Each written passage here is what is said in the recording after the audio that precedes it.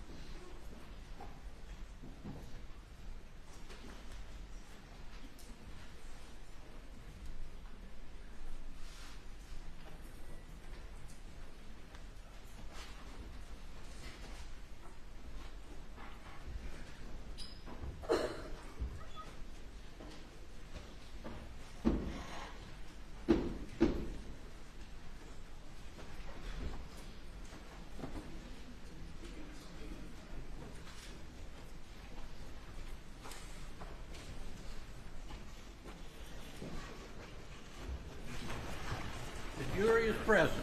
All right, thank you, sir. Good morning. All right, ladies and gentlemen, continuing on, day number 5. State's case. Next witness. May it please the court. Yes.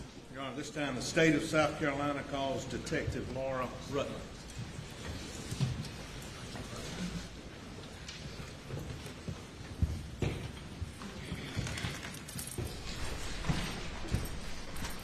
Raise your right hand, left hand on the Bible.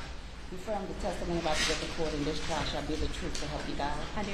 Thank you. Take a seat in the witness stand. State your name again. Spell your last name. My name is Laura Rutland, R-U-T-L-A-N-D. Good morning. Good morning. Are you nervous? Yes. Nobody's watching.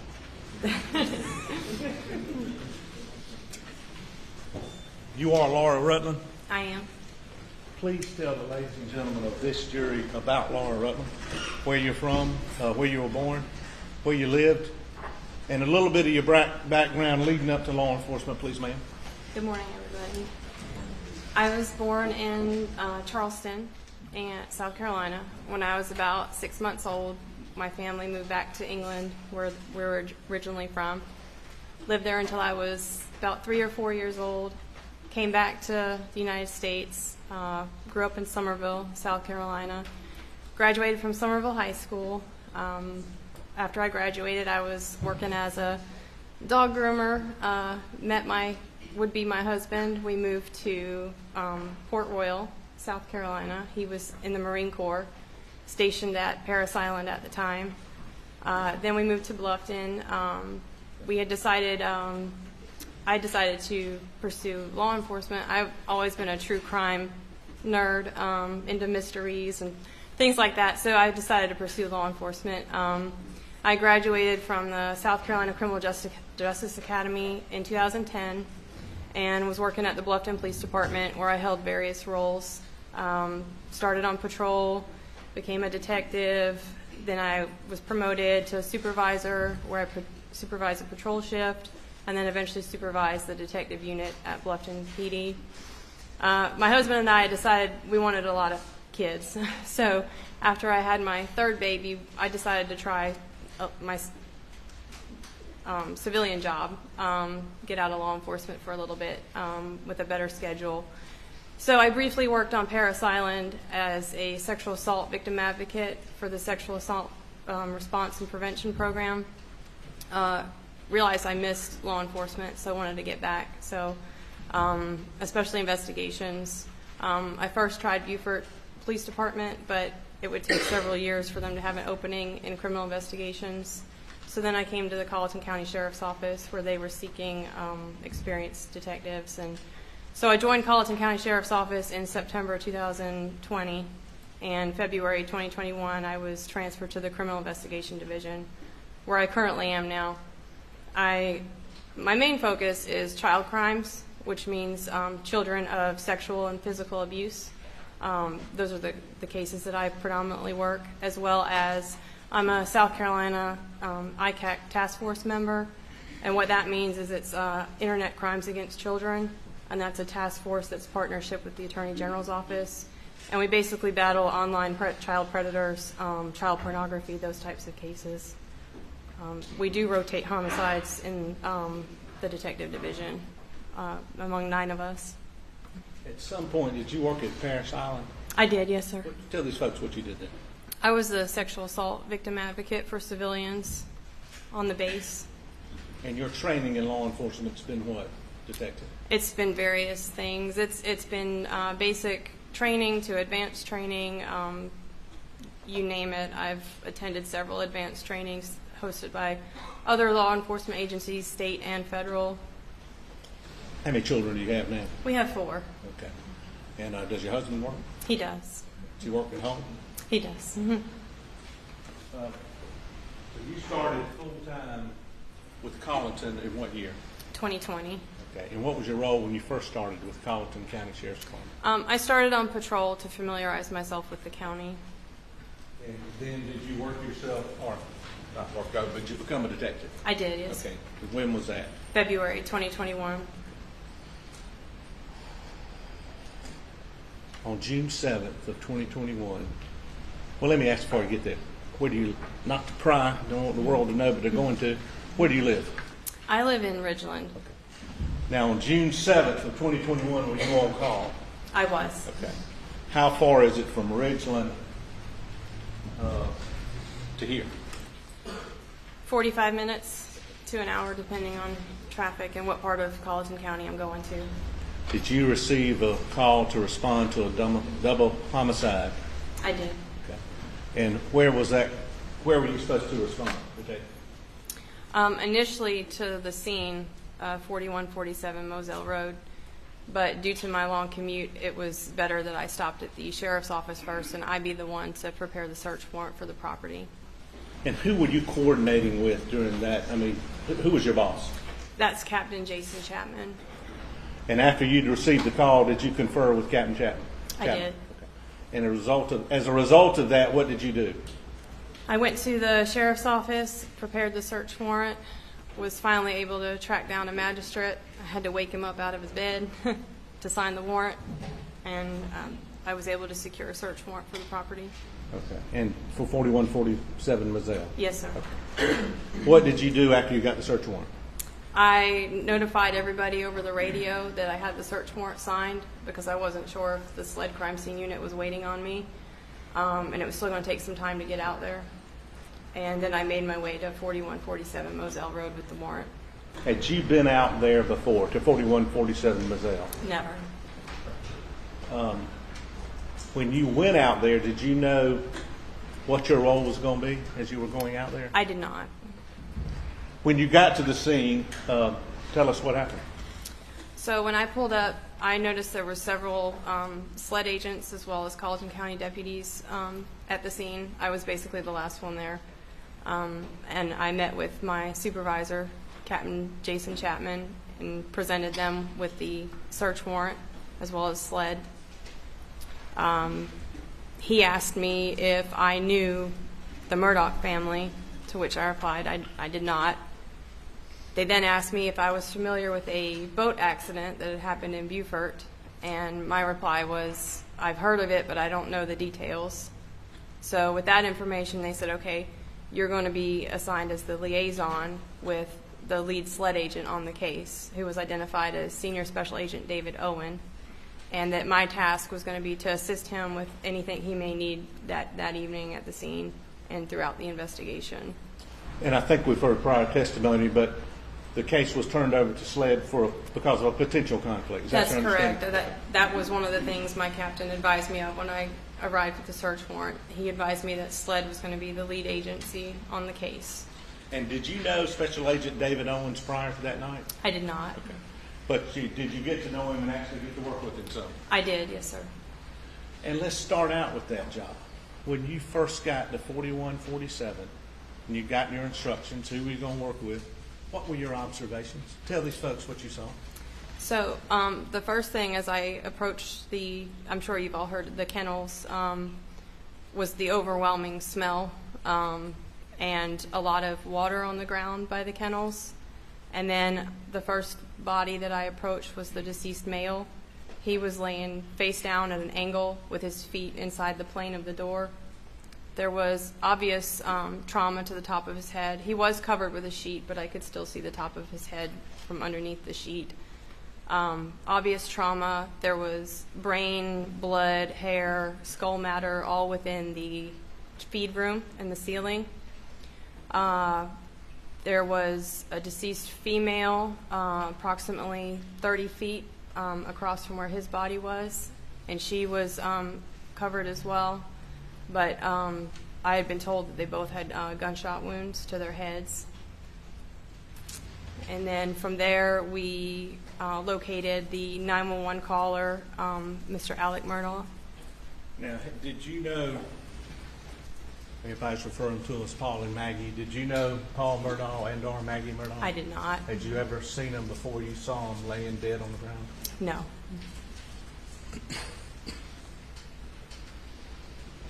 At that point, did you walk any of the rest of the scene? Not at that point. Okay. Well, tell the folks what you did do after that. We located Mr. Murdaugh, Alec, standing at the back of there was his Suburban, and then there was, I believe his brother Randy had arrived at the scene at that point, and they were standing behind Randy's truck, so they couldn't see the scene anymore. So we approached him and asked if he would speak with us. He introduced the man standing next to him as his personal attorney, Danny Henderson, and he agreed to speak with us. By this point, it had started to rain, so we utilized Agent Owen's vehicle to do the interview. Now, before we get to that, had you made any other observations about bullet holes or shell casings prior to that? Yes, there were shell casings in front of Maggie's head area, in front to the left on the ground. In between, there was like a gravel area in between the two buildings. Had you seen what's been referred to as the feed room? Yes. Okay, what did you observe in there, if anything? Inside the feed room, I did observe body matter that had been on the ceiling, as well as covered in items inside the feed room. There was shotgun wadding on the floor inside the feed room, as well as droplets of blood on the concrete. Did you see any holes in the window? Yeah, there was a window to the back of the feed room that had several holes in it. I want to skip the statement for a second. All right. Mm-hmm. After you took the statement, we're going to get into that. Did you go back and look at the scene with either Captain Chapman, and I say the scene, the shelters, the dog kennels? Did you and or Captain Chapman or anybody else have an opportunity to go back and look? I did. Okay. Tell the ladies and gentlemen, first of all, why you did that and what were your observations, please, ma'am? Well, it was such a large scene. I decided to canvas the outer part of the scene, and while I was doing that, keep in mind it was late at night, it was dark, so we had flashlights. So while I was doing that, I noted some what appeared to me to be fresh shoe impressions in a sandy part of the shed on the left side of the hangar, what we're describing as the hangar. In between some tractors in the wall of the shed, there was several fresh shoe impressions. And when you say fresh shoe impression, kind of obvious, but what does that mean? It means that they had been left fairly recently. What did they appear to you to be? They looked like a flat sandal, flip-flop type shoe, not particularly large in size, just flat. Were they one set of footprints or two based on your observation? It was one set of prints that looked like it went down one direction and possibly came back. No doubt about that in your mind? No doubt about So that. if you watch me now, was it like one set of prints going this way? Yes. And then it looked like one set of prints coming back this way? Yes, because they did overlap each other a little bit. And did you, and who was with you when you were looking at these? I was by myself initially, and then I found my supervisor, Captain Chapman, and showed him what I had found. Where were y'all walking when you were looking at the prints? We had made the decision at that point, due to the type of incident that it was, and we didn't really know what we had yet, to follow the footprints and see if there was any other additional evidence and find out where that person may have been trying to go. So what we did is we stayed to the left side of the shoe prints, closest to the tractors, and followed the prints down. Noted that they stopped at the end of the building, turned around, and came back. And I'm going to show you what's entered the state's 194. Is that what you're just referring to? No. Okay. What does this depict? That depicts several what appear to be boot prints on as well. Is this the same path y'all walked? Yes. Okay. And let me show you.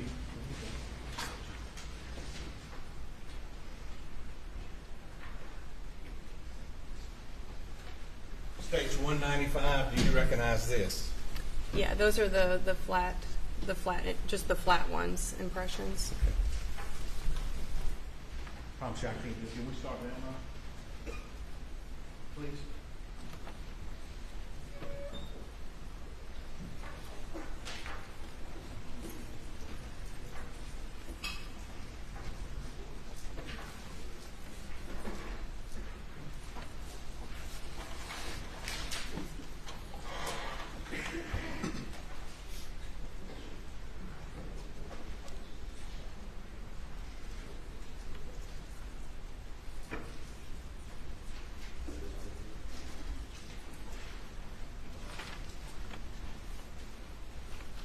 Show you what's marked States 22. Do you recognize this, and does it relate to your testimony? Yes, it does. Your Honor, States 22 without objection. Submitted.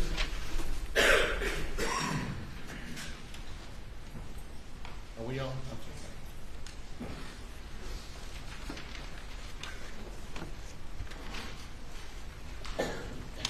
Let me go back to what's just been entered as States 22.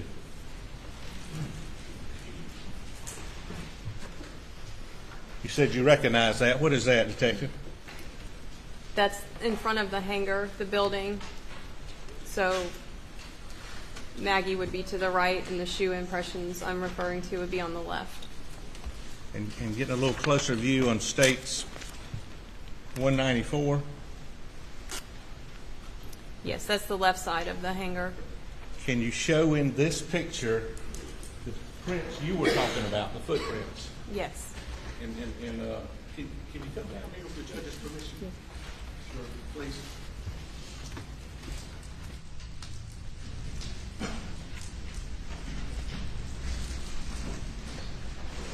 These flat ones. Hard to see, there's a big glare. Okay. And let me put it in States 195 too, Detective.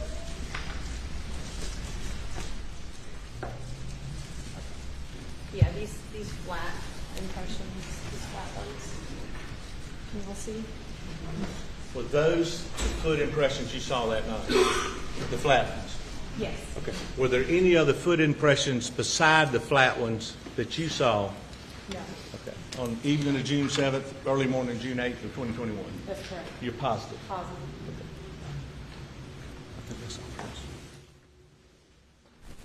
And again, when you and the captain walked, how far were you from the sandals? A foot to the left. Don't take this any bad way. But could some of those other prints be yours or the captain's, or you don't It's know? possible. Okay.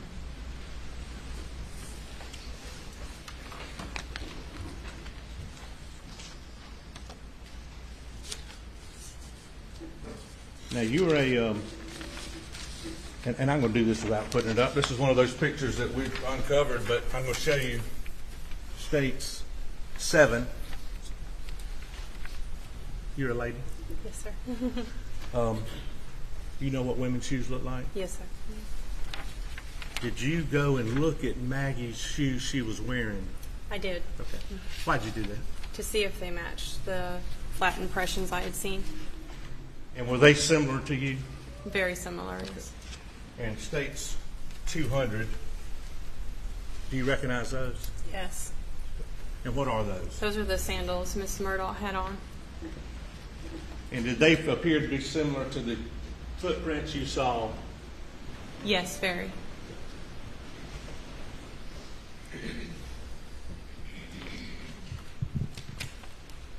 Now, did Mr.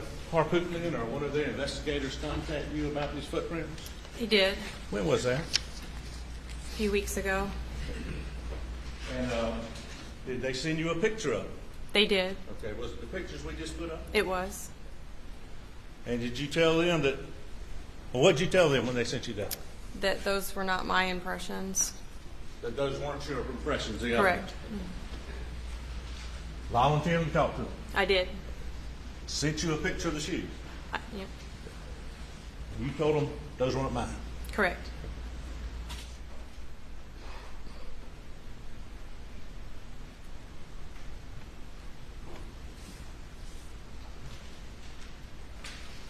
All right, let's get back to, I think you said on the defendant, Richard Alexander Murdaugh, the defendant had said, introduced you to who before you started the interview? Danny Henderson said he was his personal attorney. His personal attorney.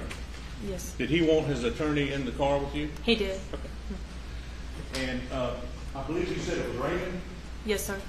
So what did y'all do to get out of the elements? We sat inside Agent Owens with sled inside his vehicle. And please tell the ladies and gentlemen of this jury specifically where everybody was sitting. Agent Owen was in the driver's seat.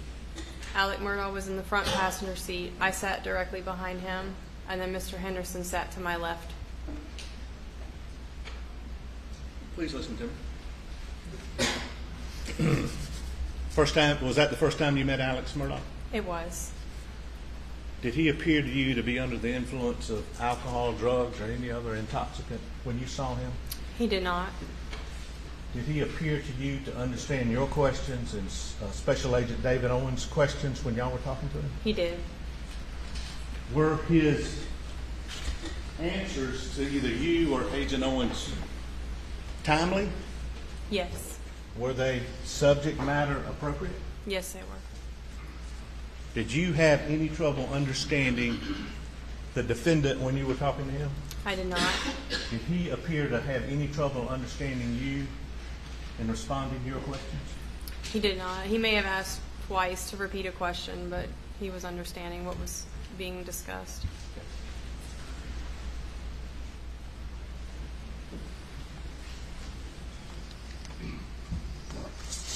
I'm going to show you what's marked States 153. At my request, did you review this yesterday? I did. And does this States 153 accurately reflect the interview you, Agent Owens, had with the defendant, Richard Alexander Murdaugh? It does. Your Honor, at this time, 153, I believe without objection. No objection. It's admitted. And with this Honor's permission and with the help of someone, we'd ask to respectfully publish.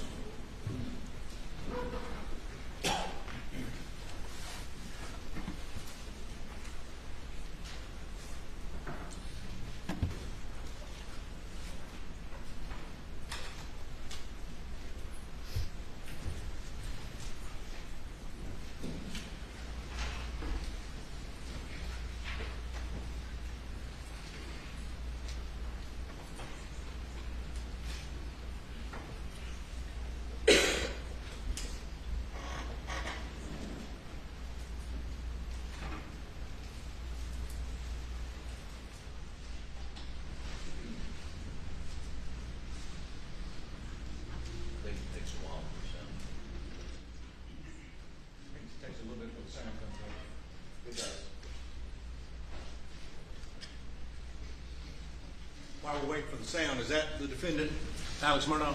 It is. Is that you back in the back? That is me. Who is that? That is Special Agent Owen. Who is that? Danny Henderson.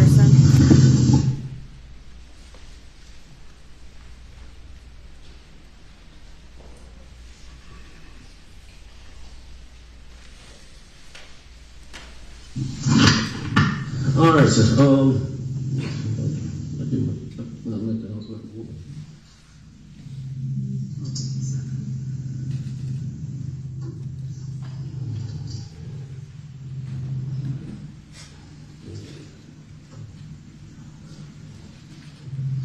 right, Mr. Murdaugh, state your full name for me, please. Richard Alexander Murdaugh.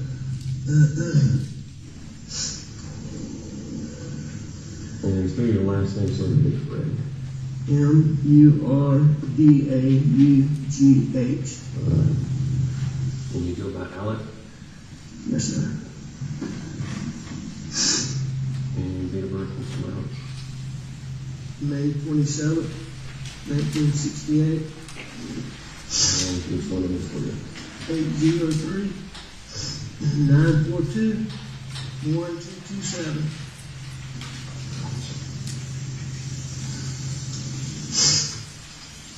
And sir, what was your name?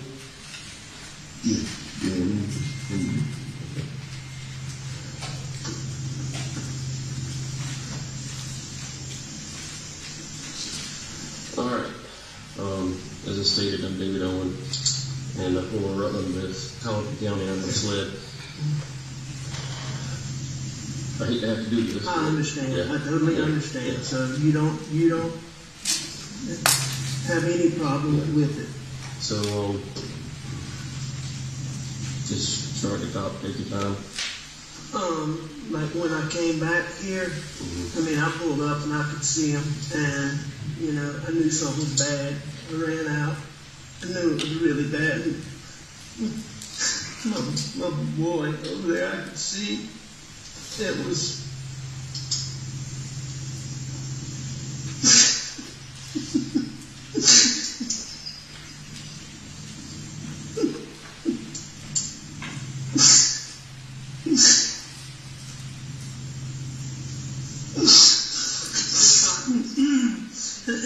I could see his brain almost.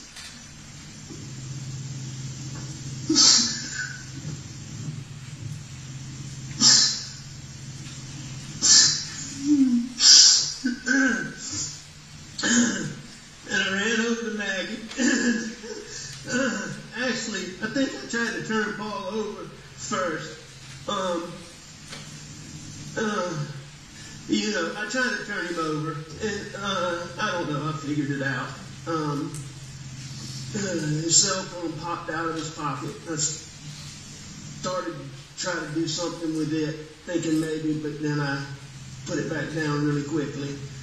Then I went to my wife, and I mean, I could see.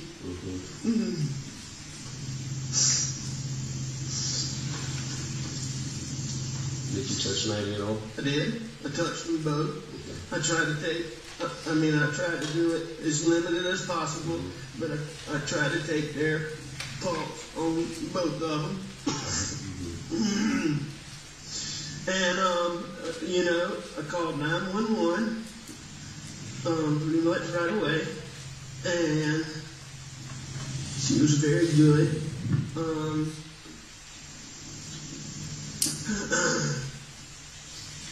I talked to her. I told her I was going to get off the phone to call some family members. I did that.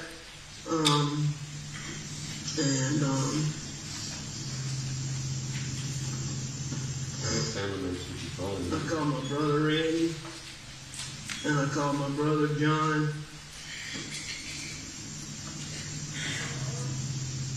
And I tried to call a little boy, a real good friend that's right around the corner from here, but I didn't get him.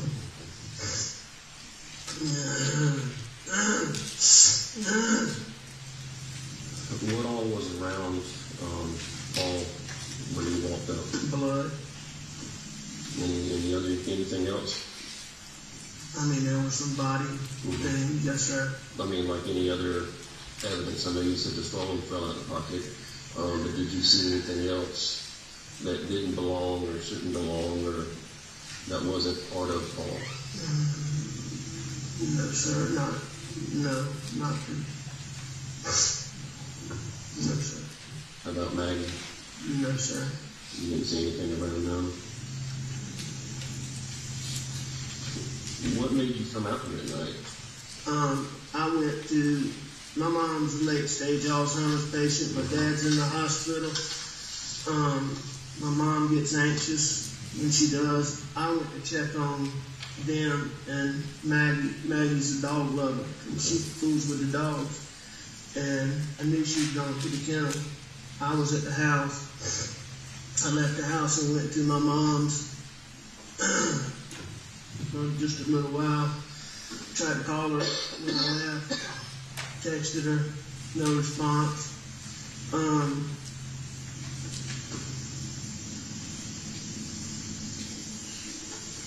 When I got back to the house was obviously nobody was in there. So I figured they're still up here fooling around. Paul's gonna be getting set up to plant. Our sunflower seeds got sprayed and died, and he was refiguring to plant the sunflower seeds.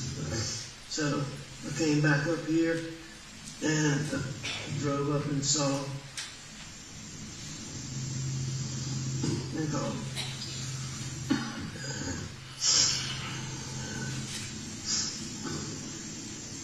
Had Maggie and Paul been arguing over anything? No. What was their relationship like? Wonderful. Wonderful. How about yours and Maggie's? Wonderful. I mean, I'm sure we had little things here and there, but we had a wonderful marriage, wonderful relationship. And yours and Paul's relationship? As good as it could be. How old was Paul? 22. You know his date of birth? I do. April 11, 96 is his brother's. April 14th, 99 is Paul's. What's Maggie's full name? Margaret Brandstetter Murdaugh. Her date of birth, sir? September 15th, 1968.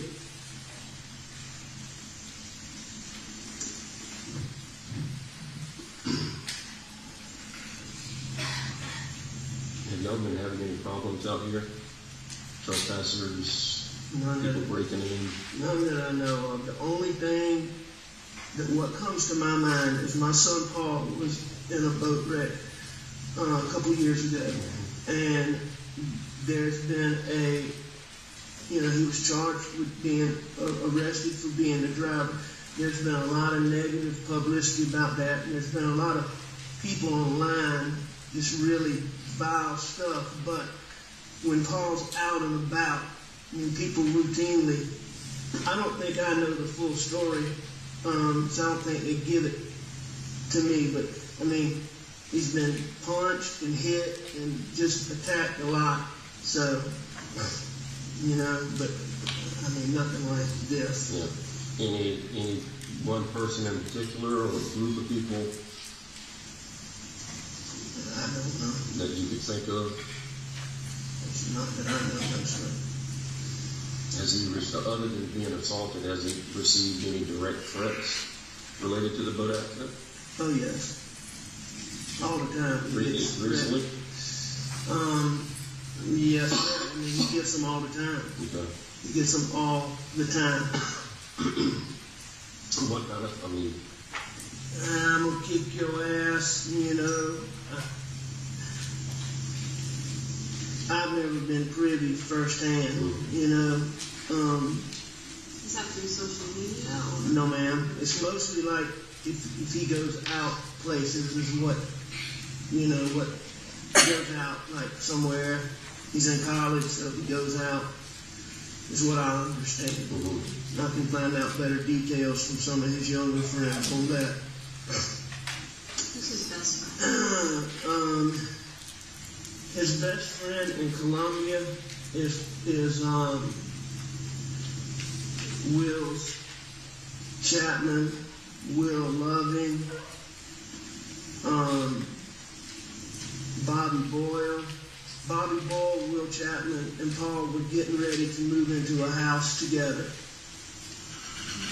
in Columbia.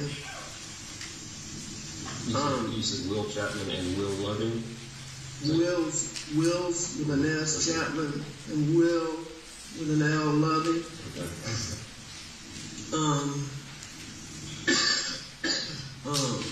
Around here, his best friends are clearly Nolan Tootin and Roland Gibson.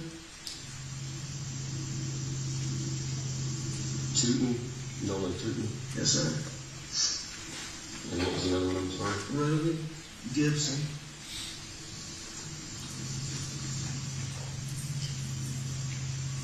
Have you talked with any of these guys tonight? Talked with Nolan, yes, sir. Is he out here? Yes, sir. I tried to call Rogan, was one of the people he's the boy that I told you lives around the corner. That's very, he's just a good, healthy young man. You mind if I open the door real quick? Go ahead. Do what you need to do.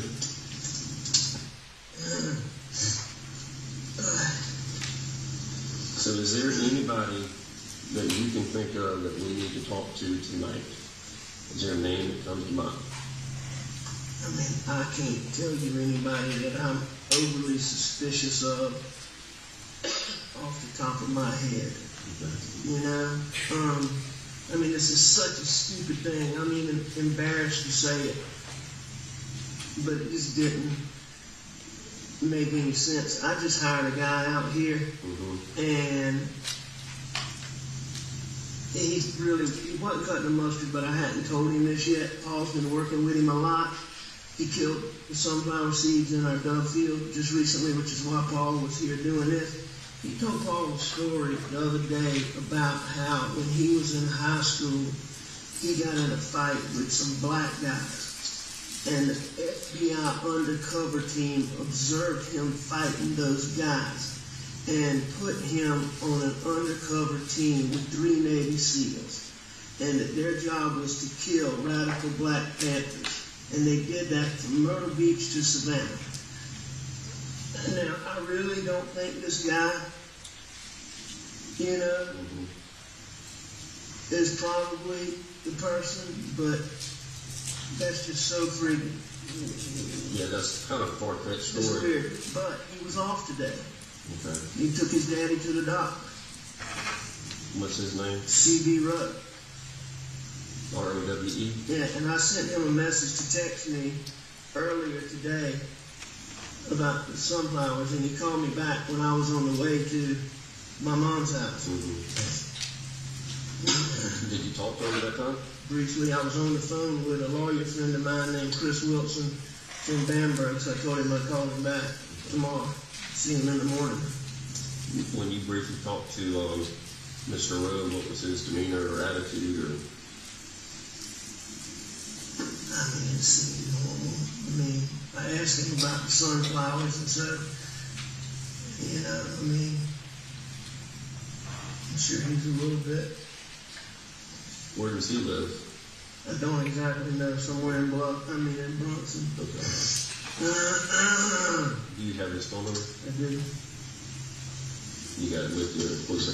I do. But I do think him and Paul got along pretty well. That's just really, really weird. All right. CD.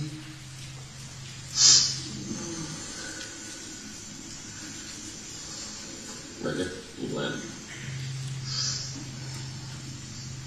Yeah, I know. He called me, so I'll do that.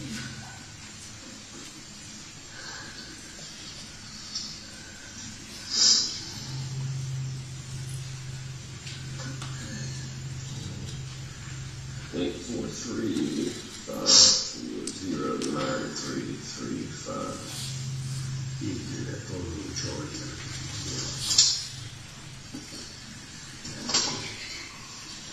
Is that an iPhone? Yes, sir. Watch it for seconds. Thank you.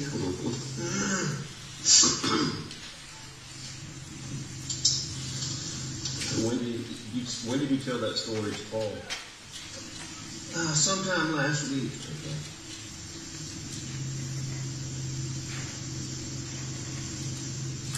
Sometime last week. My son Paul actually,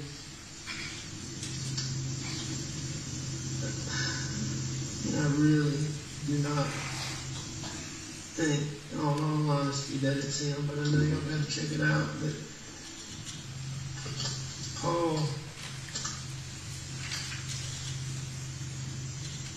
is so taken aback by it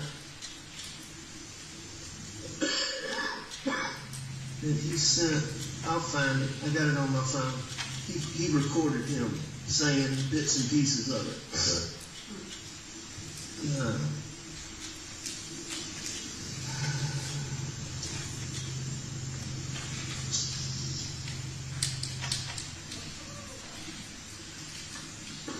But for all this weirdness, I mean, I do think they they got along pretty good. How long have you been working here? That's about 3 or 4 pay periods, so 8 weeks, a couple months.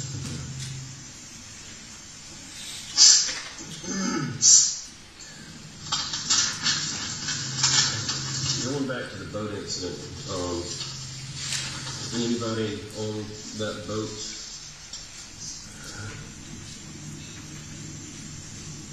really have a hard-on for Paul that you would think would come after him, or know of any direct threats from people on the boat?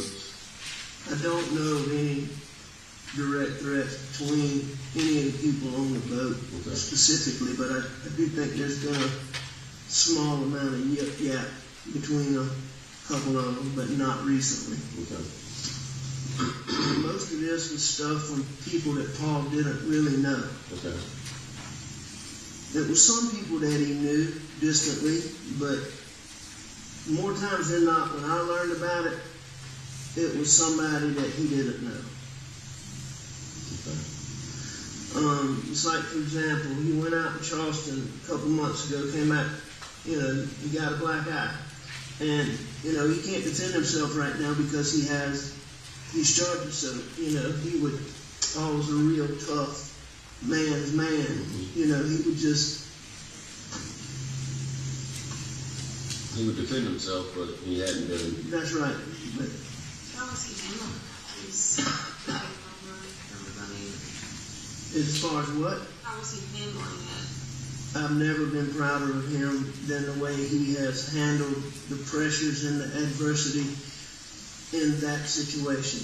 I think I've told Danny that before.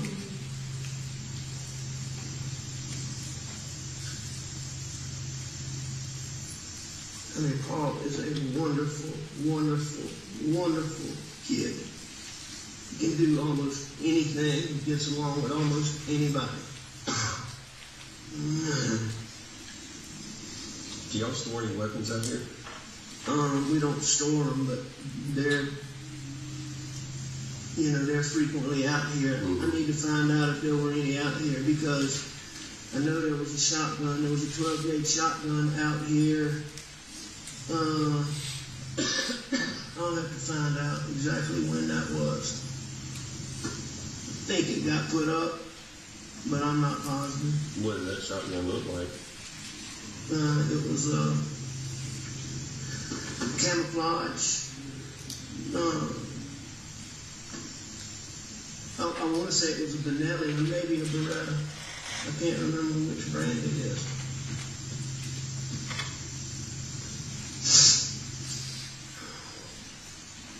But I don't think it was out here recently. But I'm not positive. And the shotgun that you had when the deputies pulled up, where did that gun come from? I went to the house and I got a gun. Probably overreacting, but... And was that when you pulled up and saw them? No, I came out and, I called 911 first. Talked with them for a little while, and then I told her. Told her? That I was going to go to the house. Okay. And that I would let authorities know when they got here that I had a gun. Okay. Do you happen to have a list of all your guns? I can make one. I don't have one, but I can make one. Okay. Well, I'm just saying, you know, so we can compare if that shotgun was out here and now it's missing. Absolutely. Try to figure that out. No, absolutely. And I know living up here in the country, you probably have more than one or two. We do. We probably have 20, 25 guns, Yeah. Shotguns, rifles. pistols. Any rifles? Yes, sir. What kind of rifles? All kinds. Yeah. All kinds. I mean, you name it across the board, we have them. Okay. I mean, they're all of them. We have a, you know, in our hunting room in our house.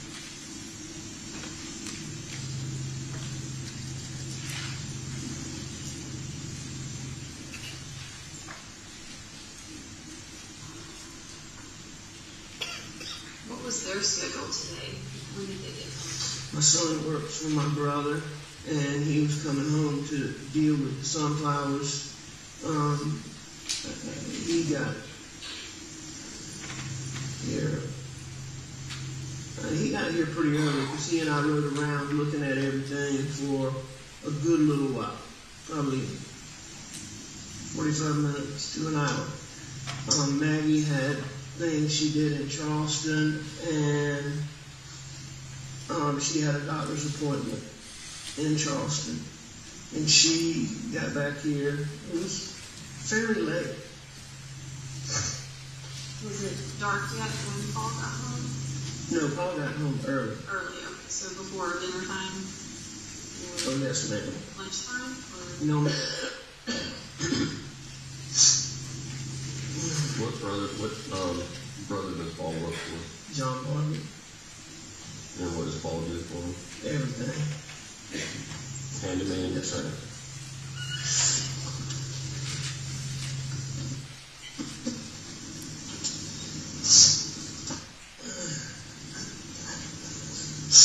Was it unusual for Maddie to feed the dogs this time of night or check on them? Oh, no. I mean, she played with those dogs all the time.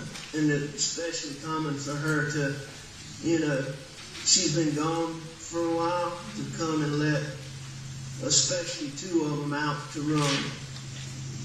So she pretty regularly comes out here in the evenings? Very regular. Comes out here a lot.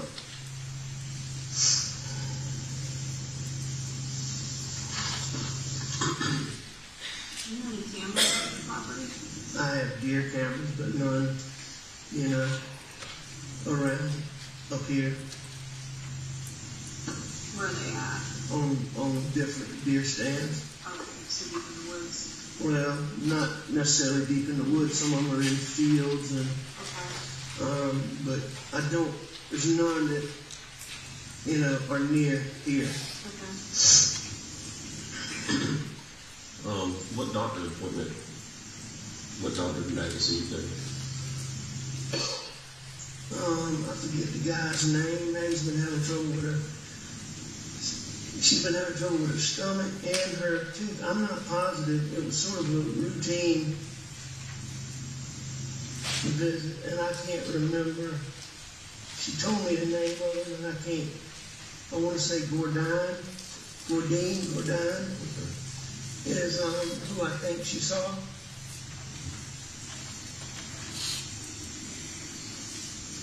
So was she back home around supper time? Or 6 o'clock, 7 o'clock? I don't think she got back quite that early. I think she got back a little bit later than that. Okay.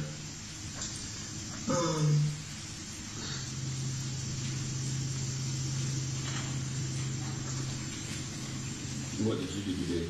Were you at the office or? No, I was home. I came home. Paul and I messed around. I was up at the house. Laid down, took a nap on the couch. Probably, I don't know, 25, 30 minutes. I got up. I called Maggie. Didn't get an answer, and I left to go to my mom's. She had said she might ride with me, but she normally doesn't when I go over there. And I think I texted her. And she's very good about answering the phone, so that was odd, or calling me back. So that was odd, but it wasn't that big a deal. And what time was that? What time was what? That you sent her a text message?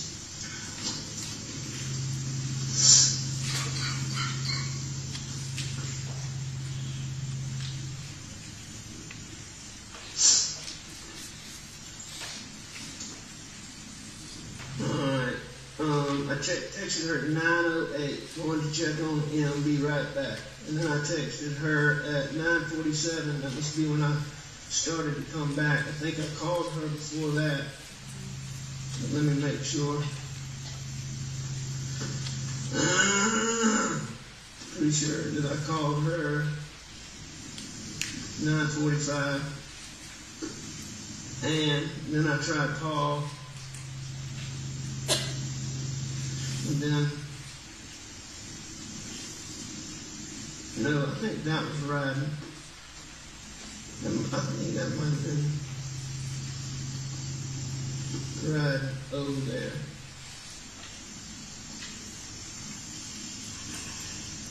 Two and three. I mean, my calls are right here. Yeah. So, obviously this is when I, at 10:06,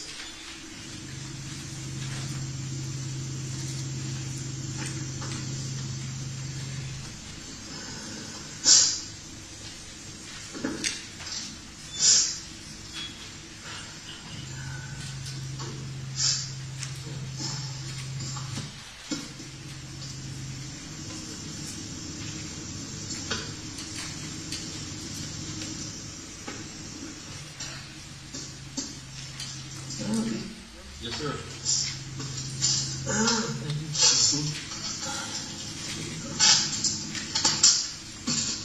Anybody else want some gum? You want any water, do that? I'm sorry, I don't need it. If you, behind Danny's head is a case of water. It's not a big deal. Yeah, I got some right here.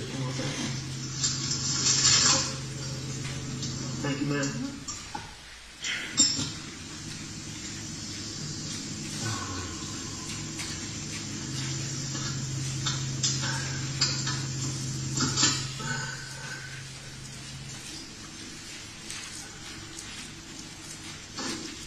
I'm sure we're going to have much more questions. I'm available to act.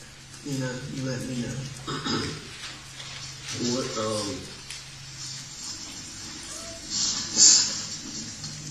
What's another number in case I can't get you on your cell? I don't have a house phone. Okay. My office number. I can give you my brother's cell phone. All right. What's Randy's? Hey, Randy's is 803-943-8881. And John? John Martin's 843-321-5508.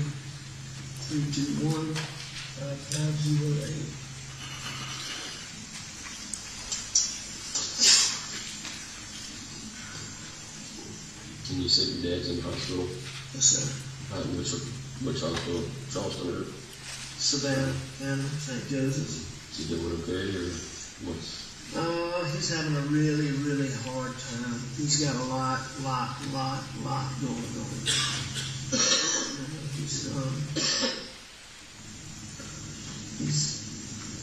He's doing okay, good and everything, but he's got a lot going on.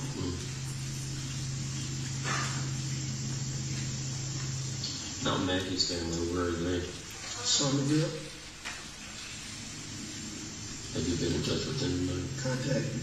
Yes, I had my brother call Bart, the wife of his sister, and the husband of Maggie's sister, so that they could go and tell Maggie's parents. I felt like they needed to hear it in person, and they were going there and calling me. So they must not be there yet. Maggie's parents in Somerville? Yes, and her mom just had a knee replacement surgery, and her dad really has trouble getting around nowadays. Do you have any other children? I do. I have a 24-year-old. That's what you said. What's his name? Buster, Richard Alexander Jr. He goes by Buster. He goes by Buster. Is he here tonight? He's on his way.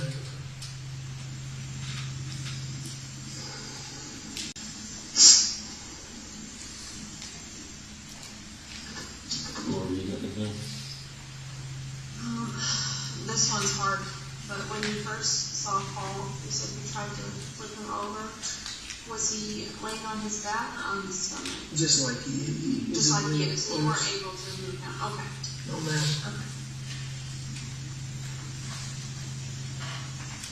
And did he help Maggie a lot out here with the animals? He helped everybody with everything. Okay. So it was kind of routine for him to be out here as well. This place is his absolute passion. Okay.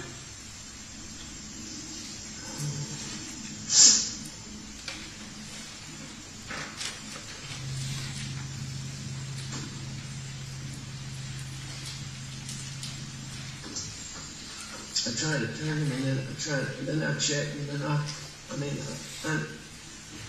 think I already did, but I checked him. And when you first pulled into the property, did you come from this direction where all our police cars are, or which way did you come I in? went to the house, Okay. and then I came from the house This way. straight here. Yes, ma'am. Okay. I mean, where my vehicle was parked is probably, Is where it was. Okay. well, no, maybe not exactly, but it was pretty close, because I came back the same route That's right, because you went back to get your shotgun. when I came back.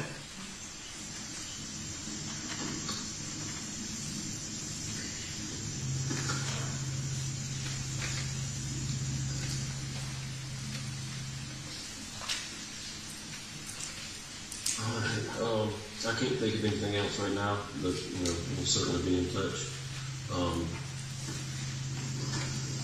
Thank y'all for everything y'all are doing. So just to kind of let you know what's going to go on, we're going to be out here for quite some time. The coroner will take custody of Paul and Maggie. Can I answer that? Yeah. What?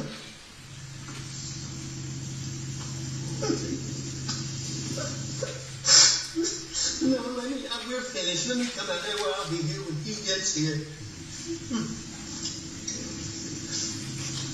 No, don't let him come up here.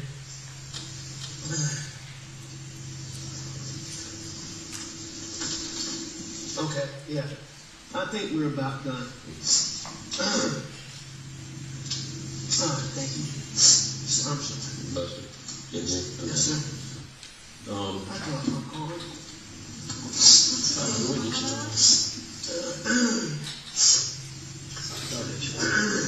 Thank you.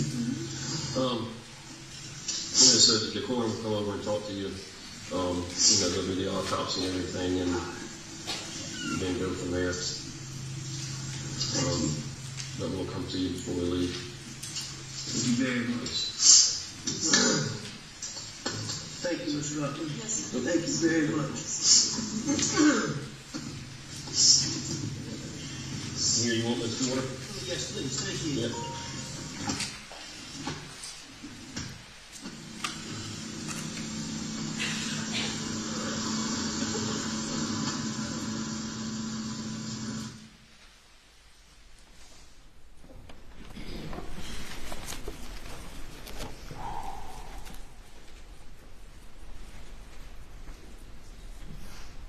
What time was that interview?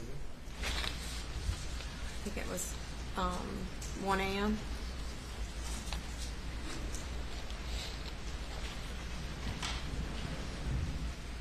Would you dispute 1257? No, that sounds correct. Would you describe that as an aggressive interview? No.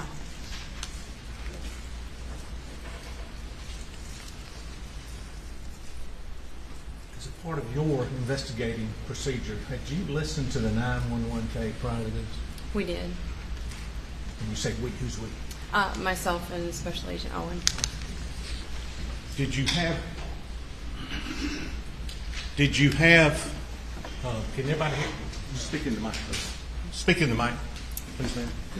Did you have that 911 knowledge in your mind when you were listening to this? Had you already heard it? Yes. And on the 911 tape, how long had Alex Murdaugh told the 911 operator it had been since he'd seen Maggie Murdaugh? He's estimated 1.5 to 2 hours. To 2 hours. 1.5 to 2 hours. And on this tape, your interview, what had he said about seeing Maggie? When was the last time he'd seen Maggie Murdaugh? That she about 2 hours. Did he say he took a nap? He took a nap. Did he say where he went after that? To check on his mother with Alzheimer's in Hampton. Okay. Did you find that unusual? I did. Why? Just the time of night. Why? With her being an Alzheimer's patient, they tend to be worse at night, so I seemed it was strange to go visit.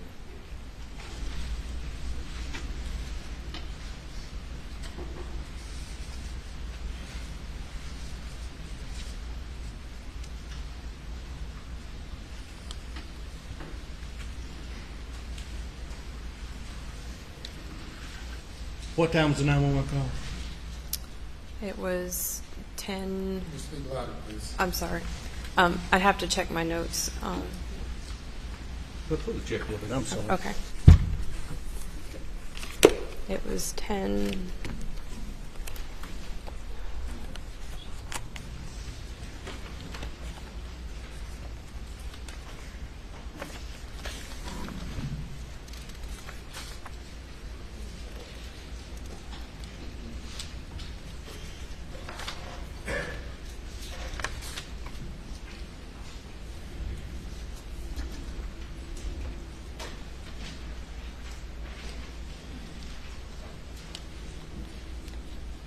$10:06.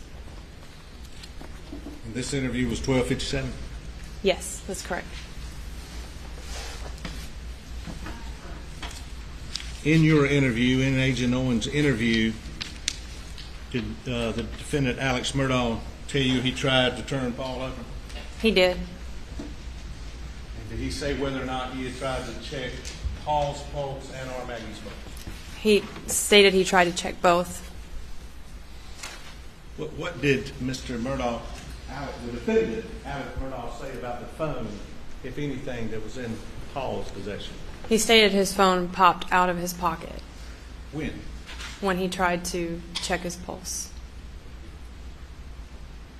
Did he try to turn him over? That's what he said.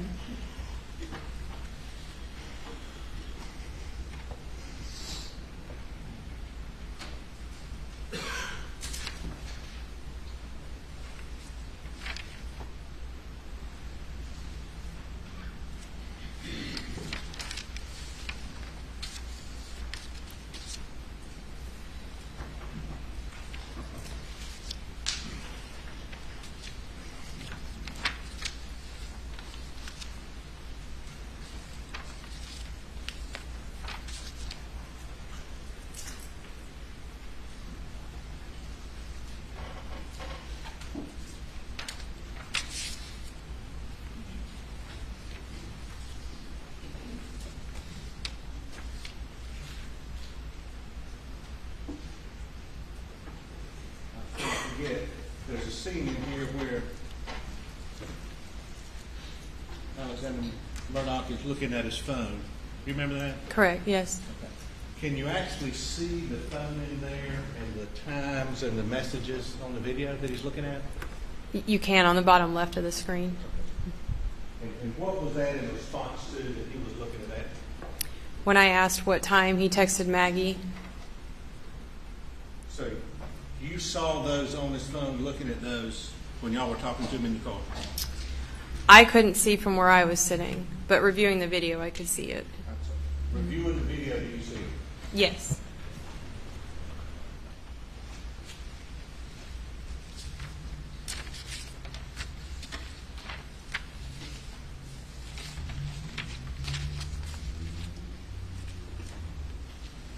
I've got it. transcript here, but at the end of the video, toward the end of the interview, did Mr. Murdaugh say again he tried to turn over his son, Paul Murdaugh? He did.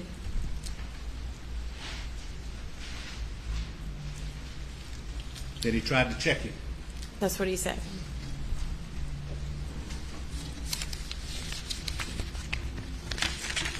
And I know I asked you at the first, but I may not have done it too eloquently. Did he first tell you he tried to turn him over? Yes, he did. And I figured it out? Yes, And his cell phone popped out of his pocket? that's correct. And everybody heard it, but then something with it thinking maybe, then I put it back down really quickly, then I went, and you can't really understand the rest of it. Yes.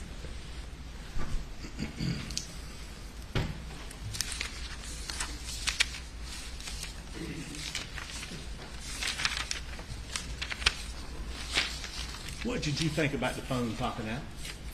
That would seem. The objection sustained. Have you ever moved dead weight?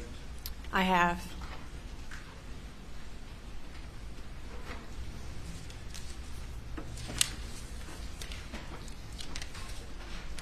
If we could start with Elmo, please.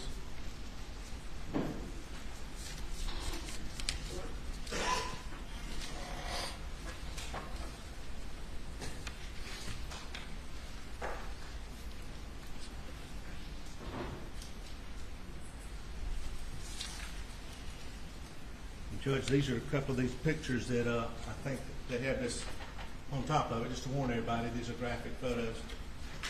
First is number 2.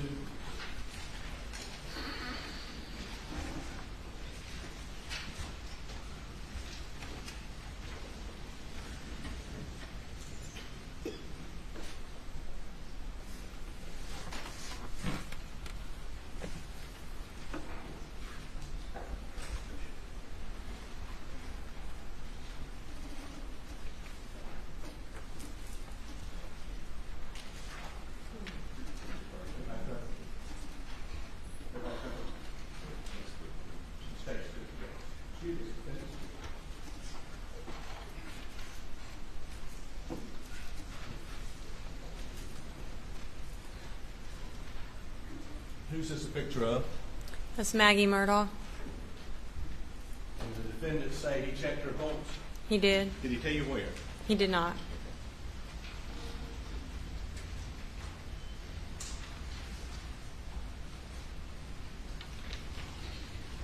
And before I get to it, did the defendant ever tell you he'd been down to the kennels that night in this interview? No. After his nap, where did he say he went? Went to check on his mother in Hampton.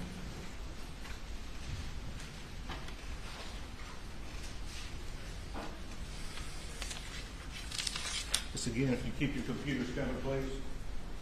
Fence 1.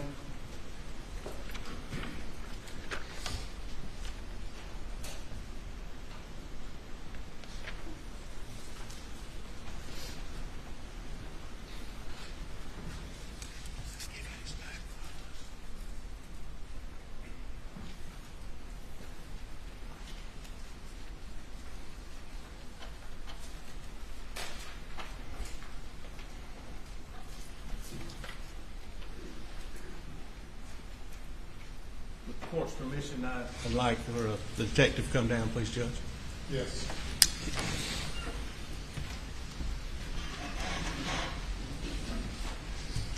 Detective, I'm going to get what you won't block and I won't block her.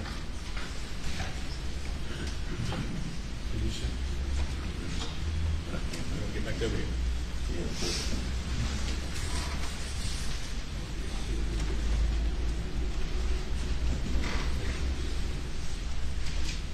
Did the defendant tell you he tried to get the pulse of his son, Paul Murdaugh?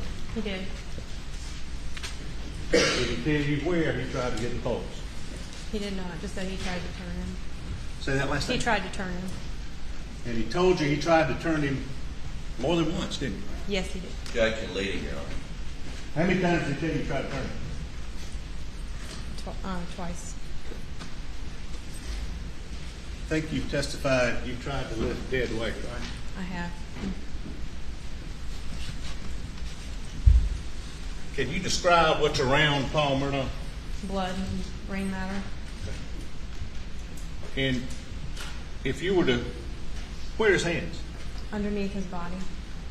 If you were to check the pulse of his hands, how would you do it? You would have to try to lift him up and get his arms out from under him. Underneath Correct. and rolling. Correct. By the way, where's his phone? It's laying on the backside of his shorts. Right there. Popped out, he said. Yes.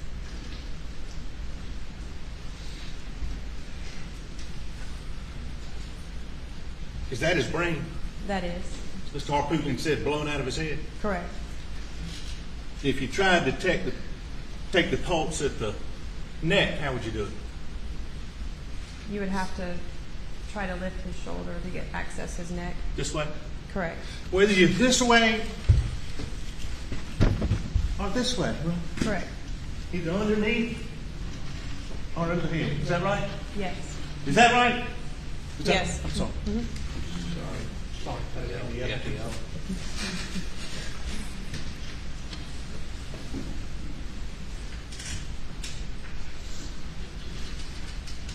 When you saw Alex Murdaugh, when you first came up to him, Is she going to sit down? Why are you questioning her not in the chair? well, I made sure something again. Judge, I apologize. I see you. Go back and sit down. Thank you.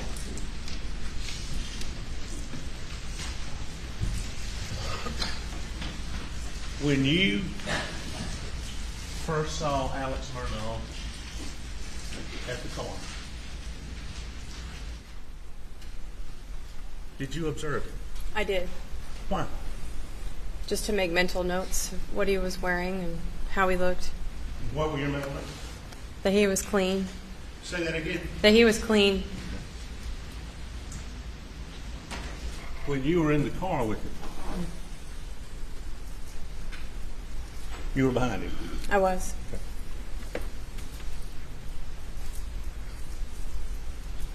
Did you observe his hands?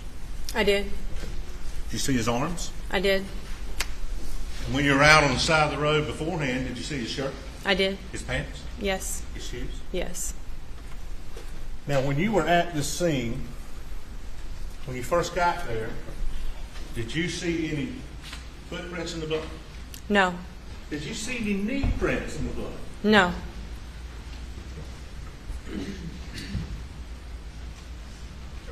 Anywhere around the body? No.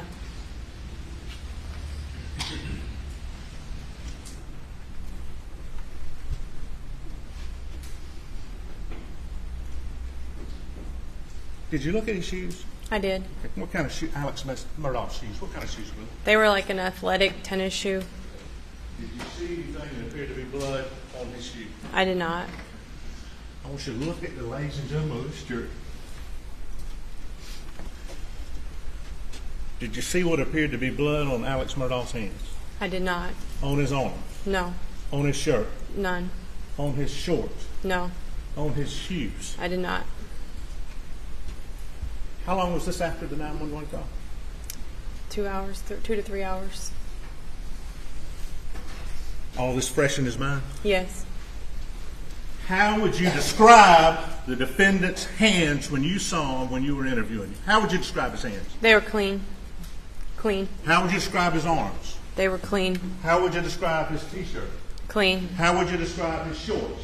Clean. How would you describe his shoes? They were clean.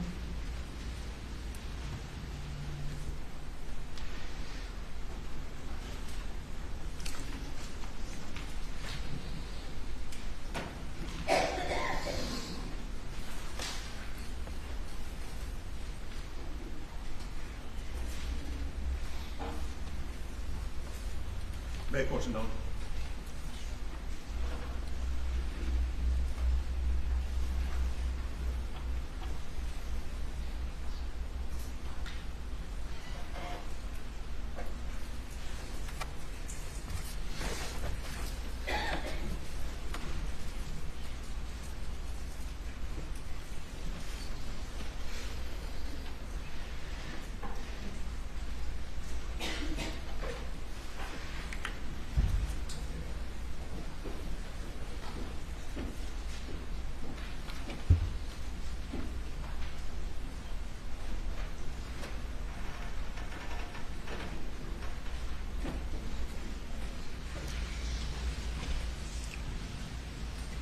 Was his phone taken that night, Alex Murdaugh? I believe so.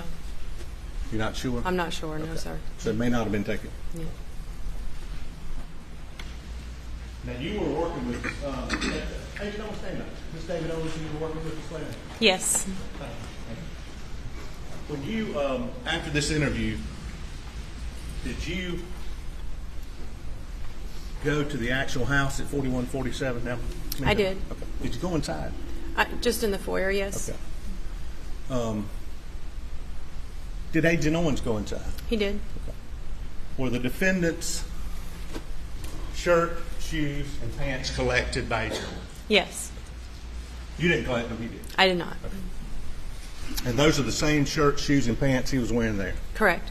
And Sled got them that night? Yes. Okay.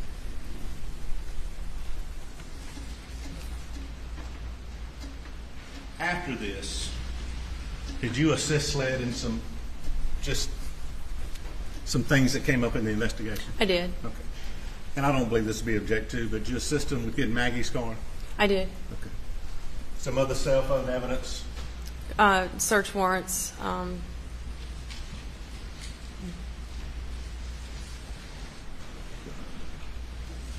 Were there a search of some of the areas that you attended? Yes. In and around Moselle? Correct, yes. Okay. Search of ponds? Yes. Okay. So you assisted Sled at some point throughout this investigation? Yeah, anytime they needed anything from the sheriff's office, Agent Owen could go through me or my captain, whether it was storing a vehicle as evidence or using our evidence bay to process anything. I was there to assist in any way that they needed. And did you assist, I guess, in the helping with Alex Murdaugh's car as far as getting anything out of that car? No, Sled processed that. Okay.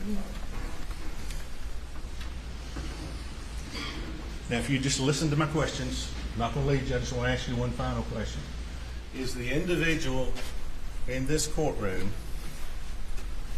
who told you he tried to take the pulse of Maggie and Paul, is the individual in this courtroom who told you he tried to turn Paul over, told you that once, twice? Is the individual in this courtroom that you took that statement from, that we saw in this video, in this courtroom, and is the individual you described as clean from head to toe in this courtroom? Yes, he is. Please point him out for the jury. He's sitting at the defense table wearing a grayish-brown jacket and a white shirt. Your Honor, we'd like the record to reflect she has pointed out the defendant, Richard Alexander Murdaugh. It does. Thank you. That's all I have. Ladies and gentlemen, we have you go to the jury room for a break. Please do not discuss the case.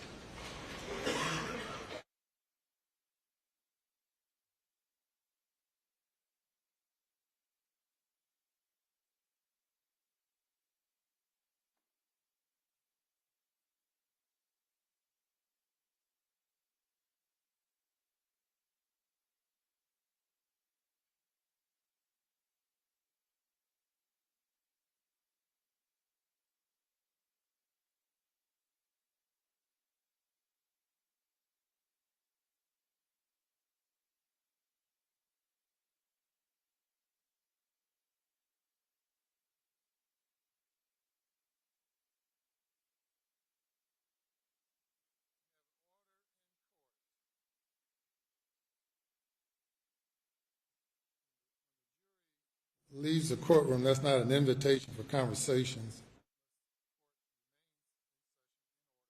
until a recess takes place. We'll be in recess for 10 minutes.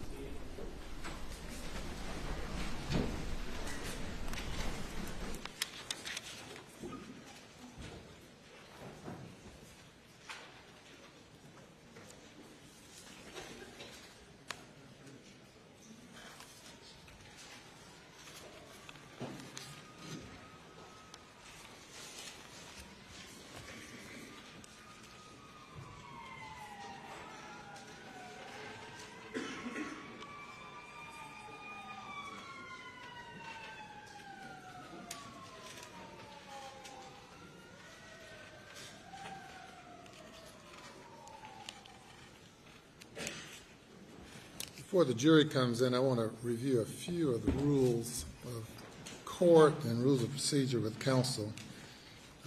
First, Rule 20 of the Rules of Criminal Procedure provides that there shall be no argument on objections unless requested by the court. And that's Rule 19. Rule 19? 18. Rule 18. No argument on objections unless requested by the court.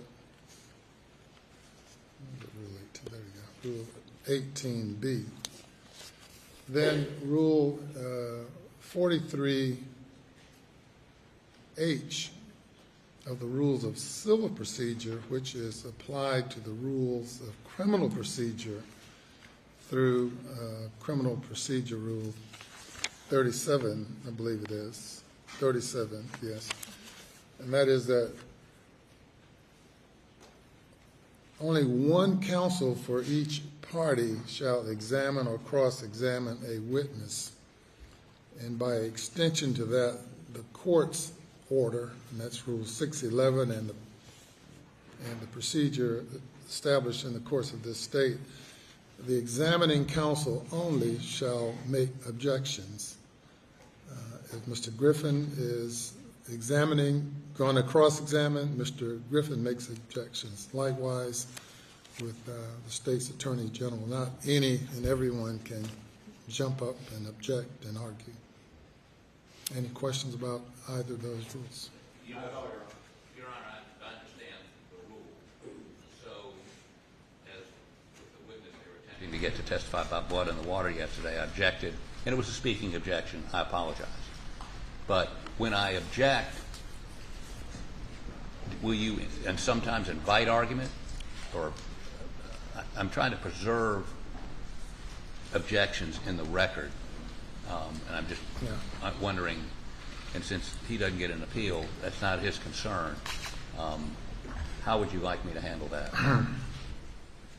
Well, the objection speaks for itself. If the parties wish to place something on the record at some point in time after a witness after the examination is over, the court will give you that opportunity. But if we have speaking objections, if one party makes an objection and proceeds to argue it through a speaking objection, I give equal time to opposing side. So we end up having a debate rather than that interrupts the trial and all of that. I certainly understand the defense's right to make a proper record, and we'll address that as is needed without there being a speaking objection. For instance, they've listed hearsay, in my opinion, and I object. Should I say objection hearsay or just objection? Yes, sir. I can do that. Yes, sir. The legal basis for the objection. Okay. Only. Not a real advocacy. Yes, sir. Yeah. Okay, I understand. Thank you. All right. Let's bring the jury.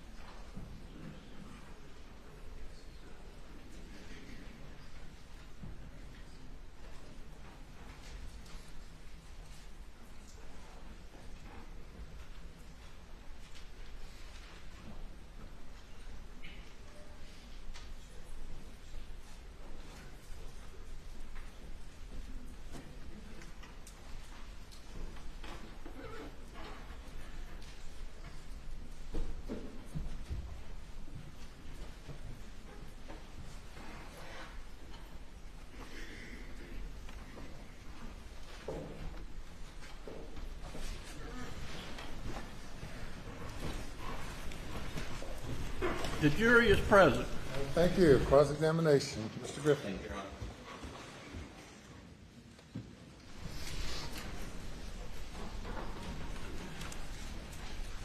Detective Cross, good morning. Good morning. My name is Jim Griffin.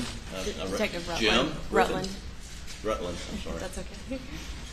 My name is Jim Griffin, and I represent Alex Murdaugh. You had testified on direct examination a moment ago that it was, you believe, somewhat unusual for Mr. Murdaugh to go visit his mother as late as 9:06 on a Monday evening. You recall testifying? I do. And you were sitting in the car when he was being interviewed, and you recall him saying that his father, Mr. Randolph Murdaugh, had just been put in the hospital that very day. That's correct. And that it was an unusual day because Mr. Randolph Murdaugh was not with Ms. Libby Randolph, and she gets anxious when that occurs. You remember that? I remember him saying something along those lines. And in that context, you don't criticize a son who goes to visit his mother who has early onset dementia on the very day in the afternoon that the father is admitted to the hospital. You're not here to criticize him for that, are you? No, I didn't criticize. I just made a mental note that was interesting. Okay. And you walked the crime scene when you arrived, and you made some mental notes and observations that you subsequently recorded in a report, did you not? I did. And one of the things that you mentally noted and then subsequently reported was that there was a tremendous amount of blood spatter in the feed room area and around where Paul was murdered. Is that correct? That's correct. And there was brain matter and organic matter all about the place where Paul was murdered, correct? That's correct. And I think you even described that there was matter, that blood that went up to the ceiling and through the door and spatter everywhere, right? That's correct. And you also told the jury that Alec was clean. And you're referring to his shirt was clean, correct? Correct. His shorts were clean, correct? Correct. You remember the litany of Mr. Metters? Shorts, shirts, shoes were clean, correct? That's correct. He was clean, correct? To my visual eye, he was clean. Yes. And to your visual eye, it did not look like he had just blown his son's head off in the confines of a feed room where splatter is everywhere. Isn't that correct? I didn't say that. Well, let me ask you. In your mind's eye, that night on June 7th, did he look like someone had just blown his son's head off, spatter going everywhere? Again, I can't say that for sure. A lot of things would come into play to affect that. Distance is one of them. Well, certainly if he appeared that way on the night of June the 7th, you, a sworn law enforcement officer, you would have initiated a process to take him into custody, I suspect, wouldn't you? No, that was not my role that evening. I was just assisting. Well, one of the things you did that evening, Ms. Rutland, was you obtained a search warrant, did you not? I did. And that was your first official duty in connection with this double homicide investigation, right? That's correct. And I'm going to show you Exhibit 3, Your Honor. I shared it with Mr. Metters during the break, and asked the witness to identify it. You recognize Exhibit 3? I do. This is the search warrant I got that night. Your Honor, we'd move Exhibit 3 into evidence this time, I believe, without objection. No objection. It's admitted. I have it. So, tell the jury, please, Exhibit 3 is, well, first, let's just talk about a search warrant. What is a search warrant? It grants us the right to search a certain item that may be potential evidence in a case. And this search warrant was for what property? 4147 Moselle Road in Islandton, County of Colleton, State of South Carolina. And it covers the whole roughly 1,700 acres of the whole property, does it not? That is correct. And it covers the house, the residence where you went into the foyer, right? Correct. It covers all the outbuildings, correct? Correct. And it covers, and it gives you the right to seize any type of evidence, correct? That is correct. Let me see if I can get Mr. Elmo to work. Can you turn it on, please?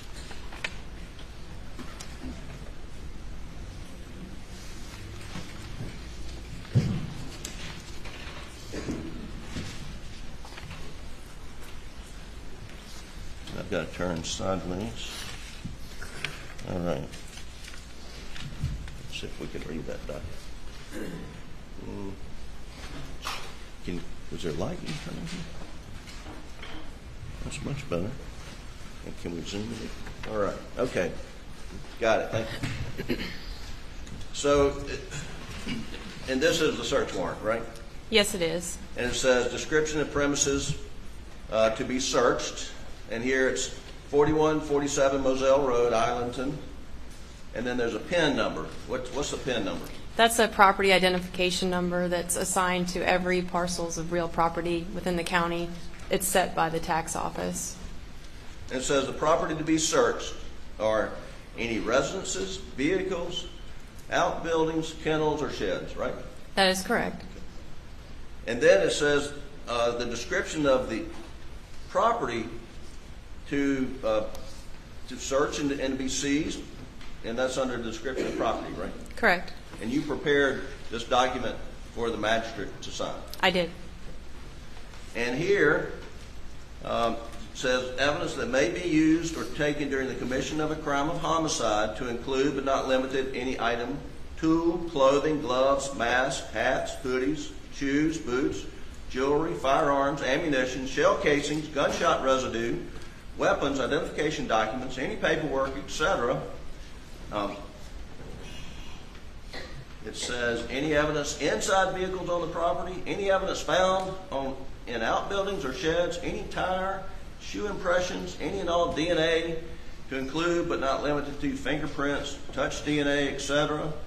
Any drugs, narcotics, drugs, paraphernalia, any and all cellular phones, phone records to include incoming, outgoing calls, text messages, voice messages, etc.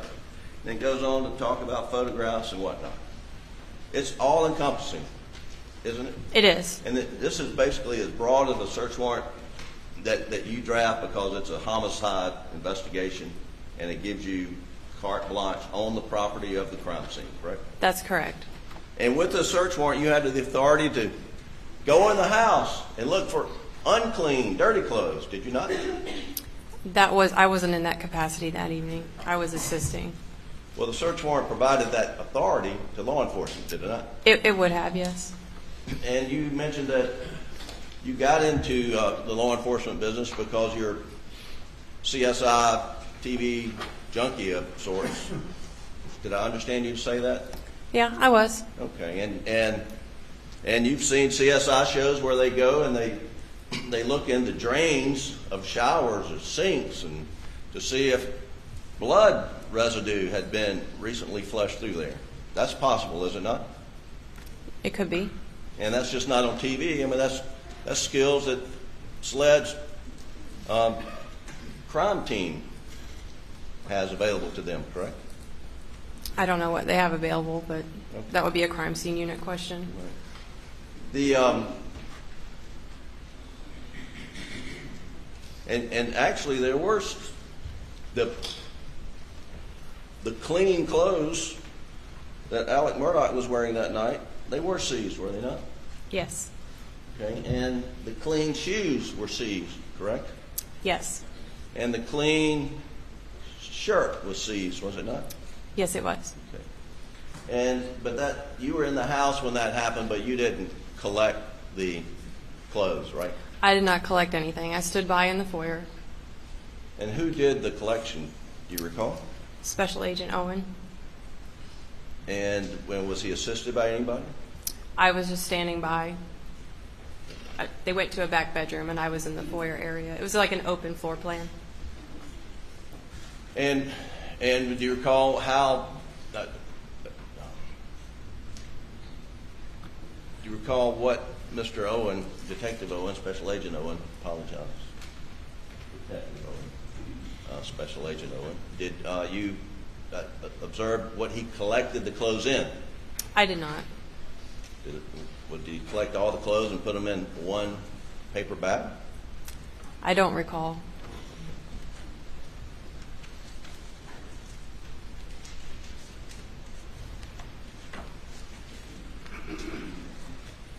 Now, the jury heard the complete video audio of the interview with Alex Murdaugh on the evening of early morning hours of June the 8th, and yet you were asked to repeat some of the things that he said, and I want to, I mean, the tape speaks for itself. I don't want anyone to misconstrue your testimony, so I just want to ask you, are you saying that Mr. Murdaugh tried to turn his son over 2 times on that tape, or that on 2 occasions he described one incident that he tried to turn his son over? The latter, that he explained twice, 2 different times. So in answer to your questions, if anyone would walked away thinking that Alex Murdaugh told you that he tried to turn him over 2 times, that would just be mistaken, and we've now clarified it, right? Correct. Okay. Now, you never asked, or Special Agent Owen never asked Mr. Murdaugh how he tried to turn his son over, correct? That's what. Correct. And so you see Mr. Meadows crawling around on the floor down here as trying to reenact something, but that night he never was asked specifically, what did you do to try to turn your son over, correct? That's correct. We did not ask that. And that night he was not asked specifically how the phone popped out of his pocket while you were trying to turn him over, correct? Correct. And that night he was not asked specifically how far were you able to move Paul, if at all, when you tried to flip him over, correct? Correct. And in fact, did he really even say that I was trying to flip him over to check his pulse? I'd have to check the transcript, but I believe he said something along those lines. Or did he tell you where he tried to check Paul's pulse? He did not.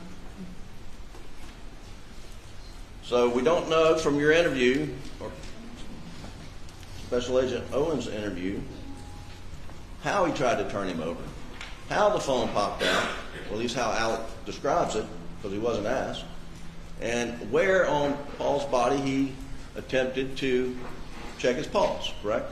Correct.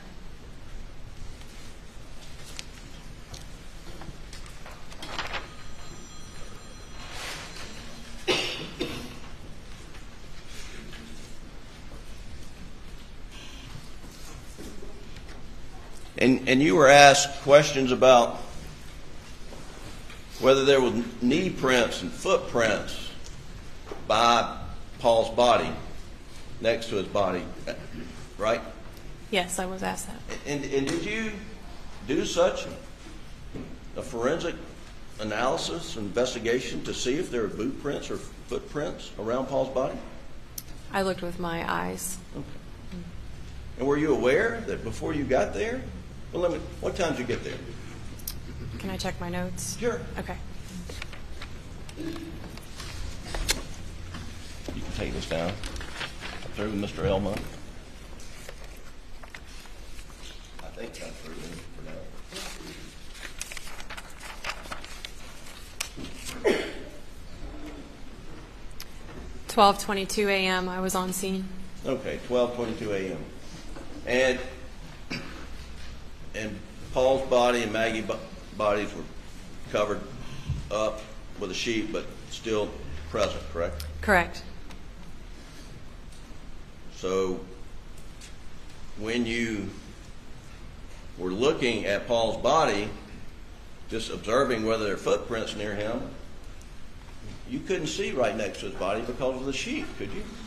The sheet was mostly on his body, not on the cement on the ground next to the body.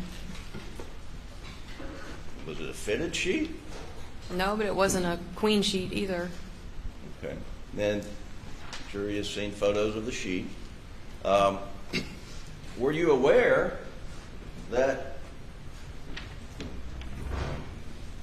Captain Chapman and others went around Paul's body and lifted the sheet up to see if there was a gun underneath him? Not at the time I was at the scene, no. Well, I take it you did not observe their footprints anywhere in the area either then, right? Not that I recall.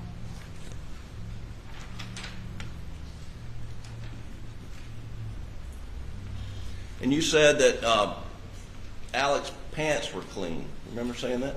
I remember saying that. What color pants did he have on? Khaki. All right. And are you aware of any forensic testing that had been done to the pants to see whether there was blood on the pants? That night? Subsequently? No, there was nothing done that night forensically. That night nothing was done forensically? Not before I interviewed him, no. Right. And you just did not observe any blood on his pants or in his pocket? No, just simply speaking with him like this, looking him up and down, I did not see any blood on him. And he didn't look like someone who had just been within feet of blowing Paul's head off, right? Again, I can't say that. There's so many different factors that you would have to take into account. Now,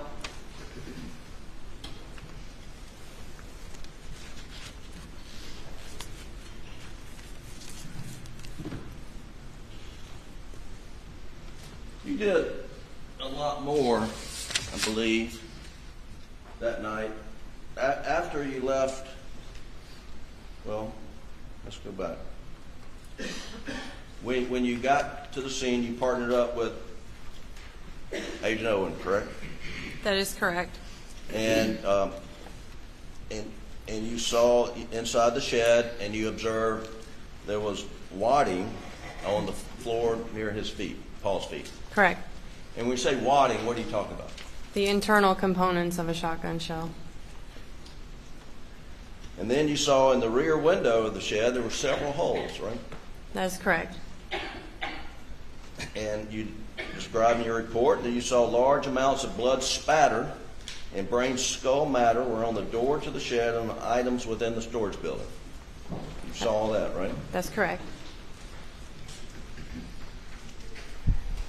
And then you went and examined Maggie's body, did you not?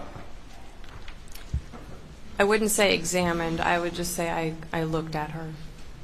And well, one of the things that you noticed when you were looking at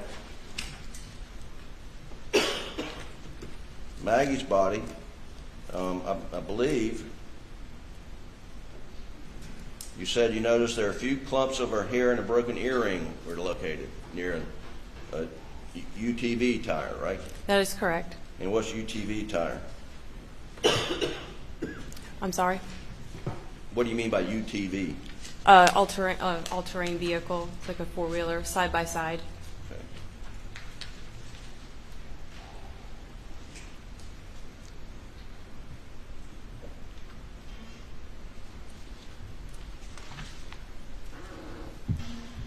And and you talked about these foot impressions that you observed, right? I did. And I said I was done with Mr. Elmo, but I'm not. Can we put these back up, please?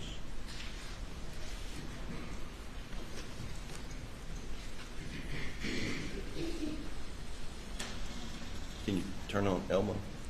It's on. Oh, there it is. How do you zoom in, Doug?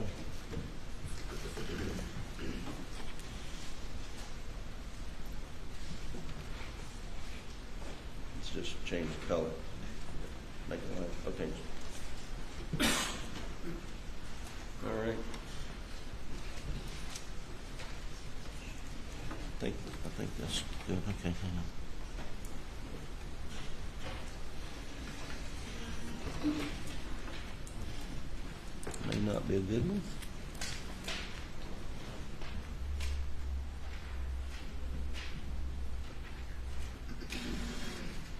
That's okay. Thanks.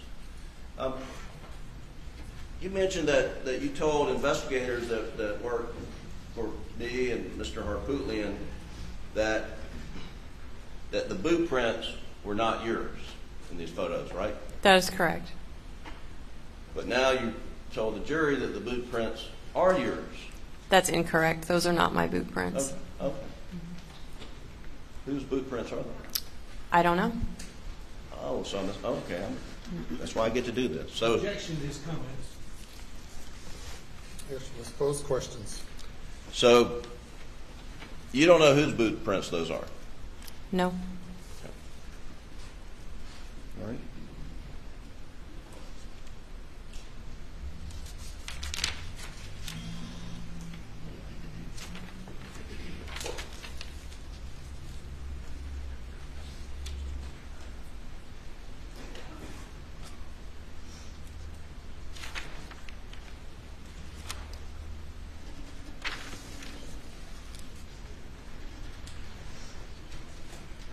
Now, one thing about this search warrant that I asked you about earlier,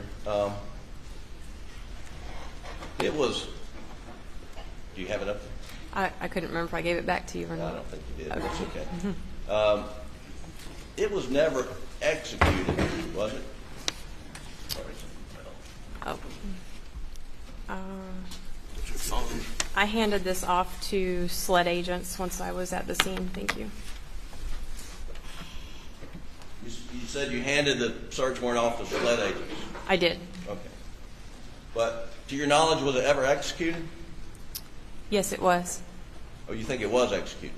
It was. And why do you say that? Because the SLED crime scene unit, I was present while they were processing the scene and executing the search warrant. And so there are two ways that law enforcement can get access to property. One is through a search warrant, and one's by consent. Is that right? That's correct.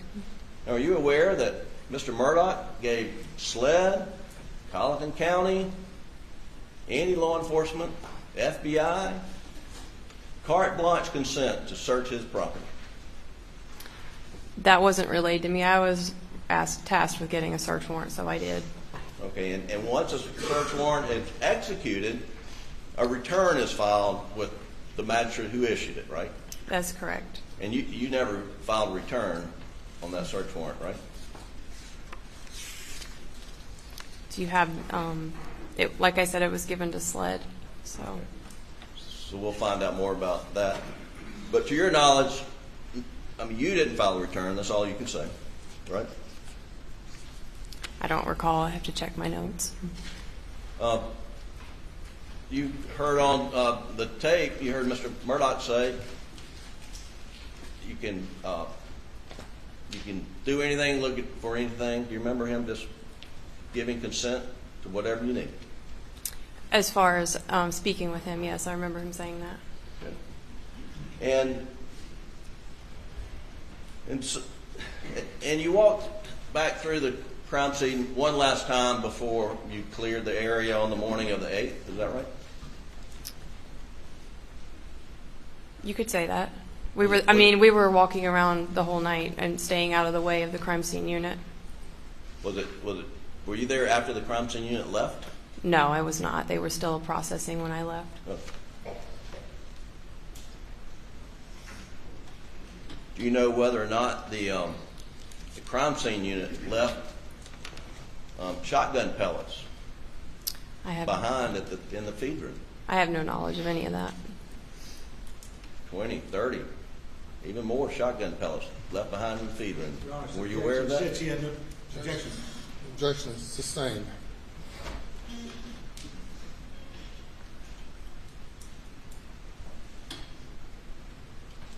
On Thursday, June 10th, 3 days, Thursday, June the 10th,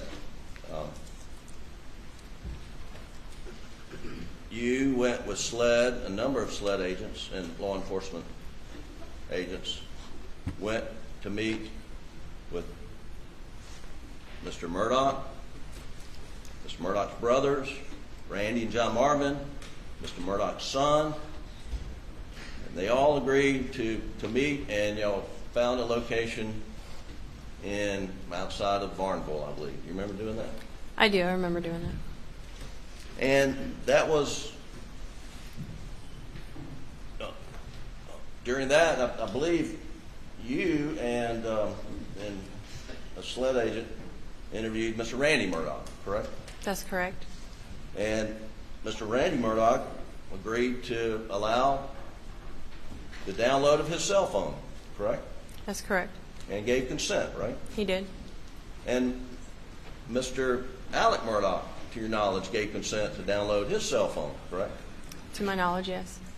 And Mr. John Marvin Murdaugh did the same, correct? Correct. And Mr. Buster Murdaugh did the same, correct? He did. And everyone gave a voluntary interview that day, to your knowledge, right? They did.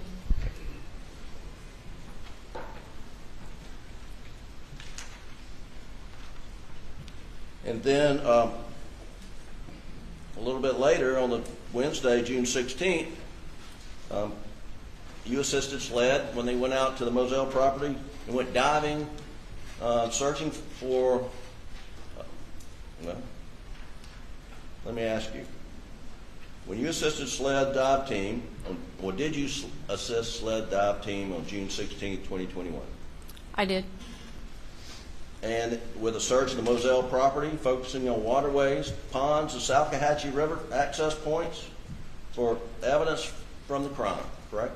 That's correct. Were you looking for the firearms that were used to murder Maggie and Paul? We were looking for anything that could have been linked to their murders. And then you utilized ATVs and canvassed the entire 1,700 acres of land. I did. That was my assignment that day. And once again, that was done with consent by Mr. Murdaugh, correct? That is correct. And then went back the next day and dove another pond on the property. You remember doing that? I didn't dive, but I was standing by, yes. You were there? Yes. And again, that was with consent, right? Correct. And then you were given consent, and you did a search of a white F-250 pickup that Paul normally drove, right? That is correct. And while you were there, Mr. Davis shows up, and Mr. Davis, you understood to be the caretaker for the dogs, right? Yes, that's what he explained his job title was at Moselle. And that, did you observe him doing his work that day? I did. Did you watch him wash down the dog runs? I don't remember that part. But you were able to look at his tire marks and make an assessment as to whether they appeared to match the tire marks that were seen under the shed portion next to the old airplane hangar, right? That's correct. He parks under the canopy next to the UTV.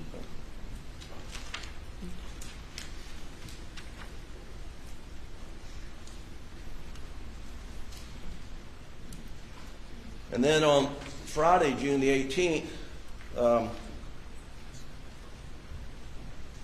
you had a meeting and you looked at some photos, I believe crime scene photos and autopsy photos at SLED, correct? I did.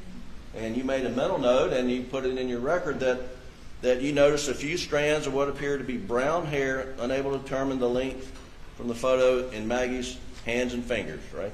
That is correct.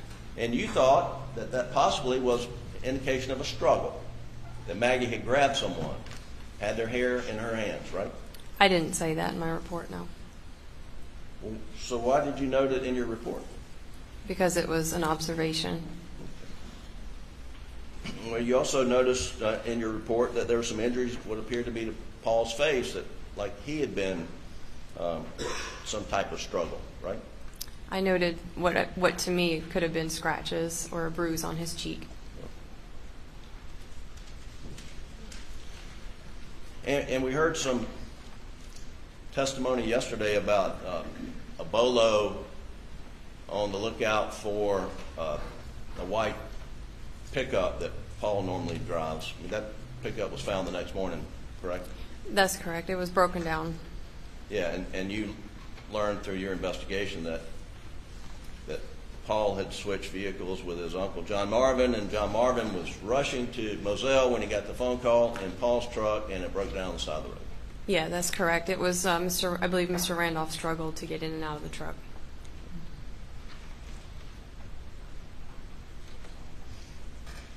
Did Colony County Sheriff's Office put out a statement to the press on the morning of June the 8th that there's no need to public to be alarmed? I don't believe that came from our office. It did not come through CID for approval. I never seen that press release. So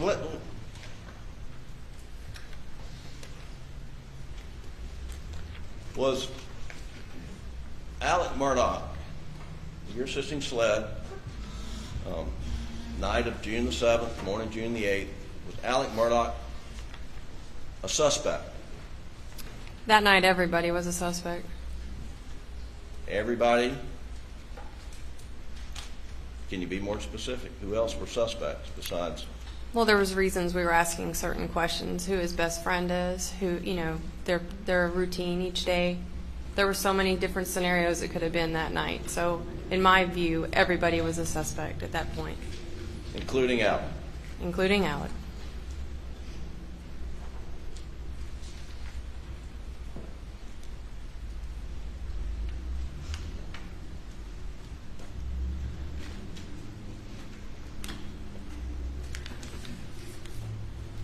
May I beg the court's indulgence to consult with that?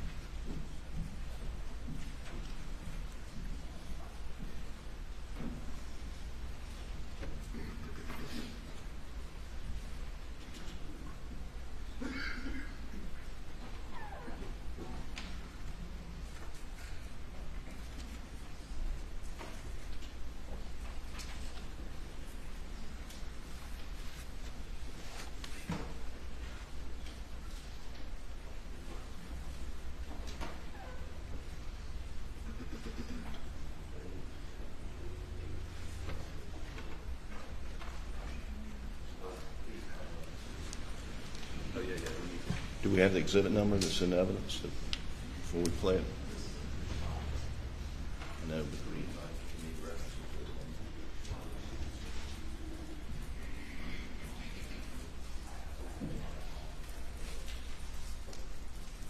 Which one's green?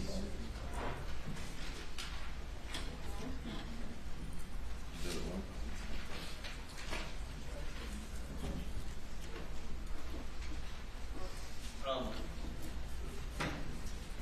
Your Honor, we're going to play a portion of Exhibit 1. We need to cover our screens. It is a portion of sensitive matter.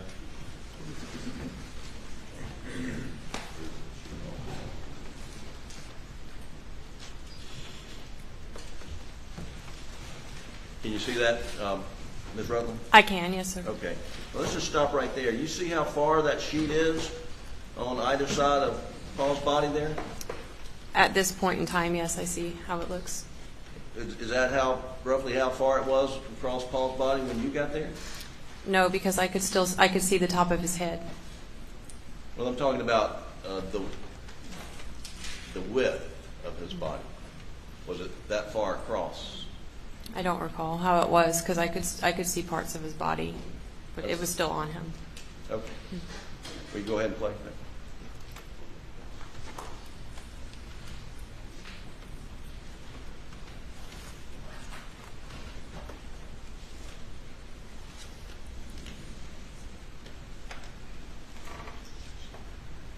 Did you notice any footprints of the agent there inside the kennel? No, I believe he's standing on the In the food room? in the feed room. Right. No, but it was starting to rain.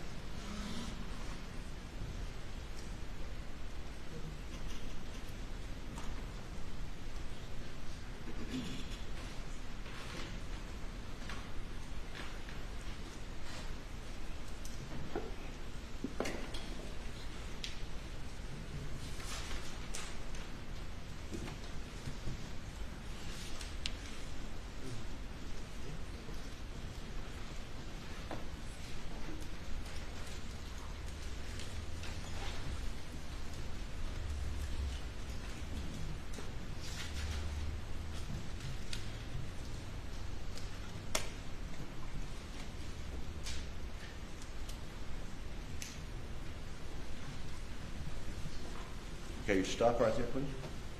Can you back it up just 5 seconds? Yeah, play it. Okay. As soon as it goes down, a little bit further.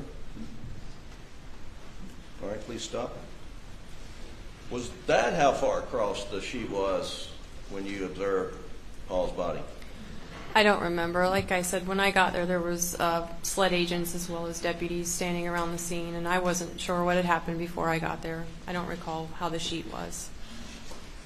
Well, was the sheet on Paul's body the entire time you were walking the crime scene? No, eventually it was removed when the crime scene unit was ready to process his body.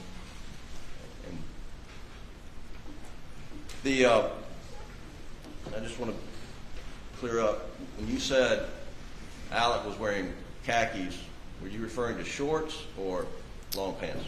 Shorts.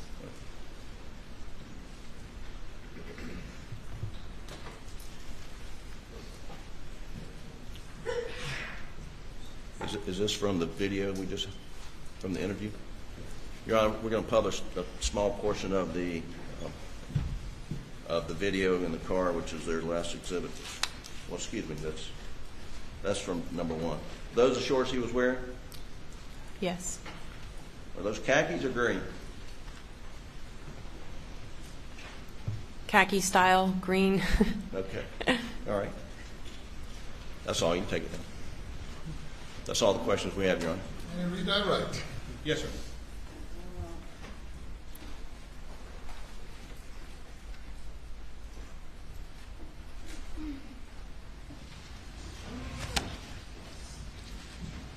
Mr. Griffin asked you about some things you did after your interview the following days. He did.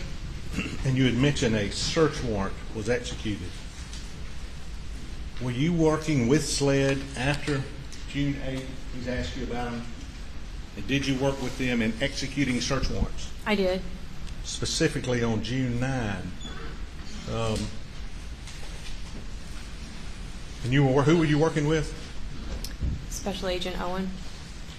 And I think did Mr. Griffin ask you, there was a truck on the side of the road that went back to her brother John Marvin? That's correct. So that was the white truck Yes. that was on the side of the road? Yes. And who did it belong to? John Marvin. Okay, and that was off the property of Massell? That's correct. Okay. So that has nothing to do with this case as far as suspect and this killing, does it? No, it did not. We processed to rule it out. What was that last thing? We processed it to rule it out. Okay. And he asked you about meeting with these folks and them talking to you. You were working with SLED doing that, weren't you? I was. SLED was investigating this case. Yes.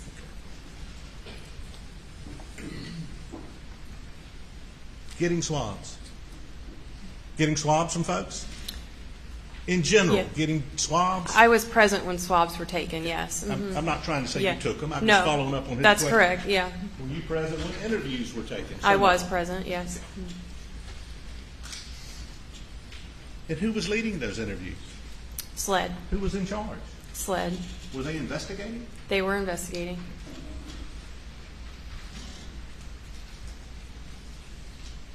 Did you assist SLED with the initial timeline on phone calls? I did.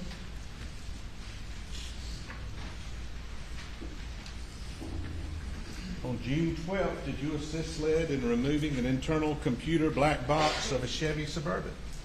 I did, by standing by. On June 14th, did you assist SLED in obtaining a search warrant for Maggie Murdaugh's Mercedes? I did. And was Lieutenant Gant in charge of that? He was. Was SLED investigating? SLED was investigating.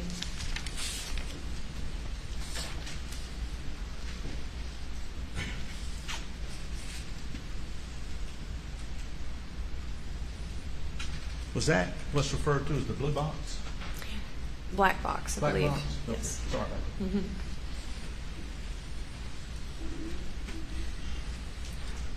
Were you with SLED when Maggie Murdaugh's Mercedes was towed? I was. Yeah. Did y'all have a search warrant for that? We did.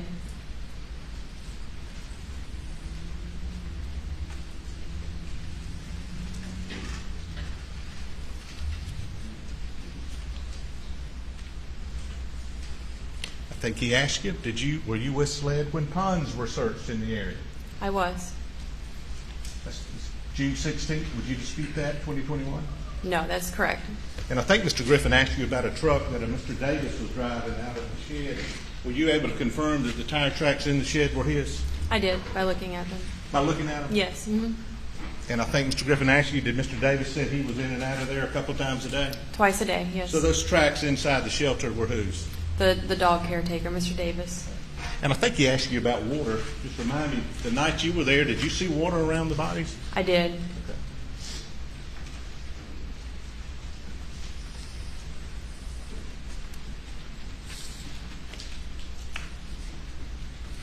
He asked you about some injuries, I think, that you had noted in your report. How did Paul fall? Face down at an angle outside the feed room.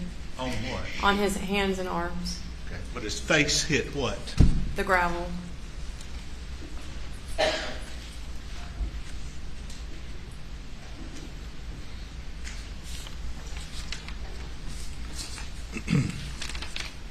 Mr. Griffin asked you about how many times the defendant, Richard Alexander Murdaugh, had mentioned to turn his son Paul's body on page 2 of the transcript or toward the front. Actually, I think I tried to turn Paul over first. You remember him saying that? Yes. You know, I tried to turn him over, and I don't know, I figured it out. Yes. And his cell phone popped out, Correct. and I tried to do something, thinking maybe, but then I put it back down. Correct. Were his words, I think I tried to turn him over. Yes. And later on, I tried to turn him, and then I tried to check him. Correct. I tried to turn him. Correct. He asked you about the sheet on the body. Did you see the front or the top of Paul's head? I did. Okay. And he asked you about the sheet over that body. I want to ask you about a sheet. When you saw Richard Alexander Murdaugh, did he have a sheet over him? He did not. Could you see his face, his hands, his body, his pants, and his shirt? I could.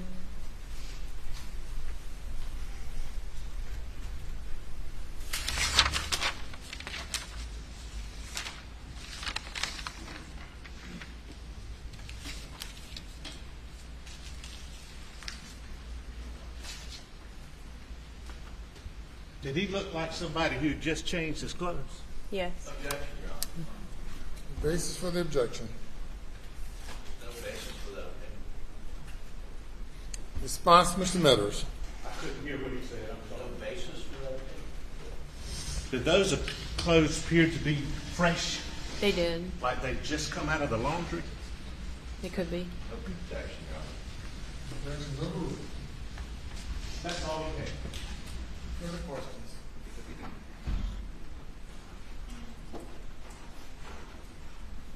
Very briefly, Your Honor, Detective, it was raining that night, wasn't it? It started to rain before we did our interview. Can you put up that photo of his shorts and shirt that we saw a minute ago?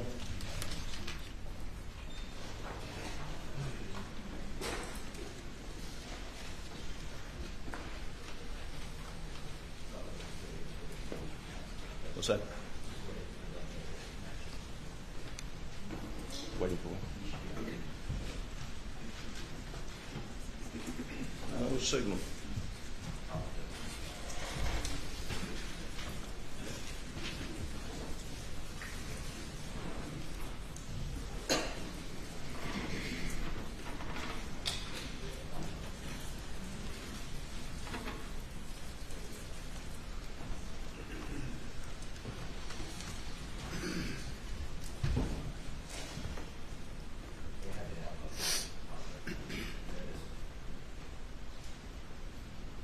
No signal.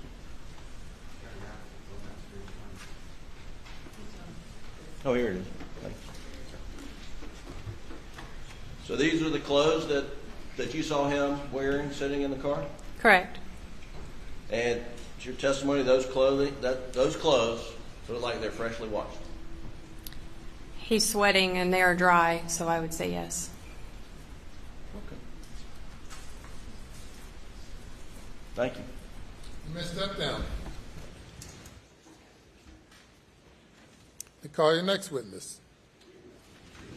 Delilah Cericion.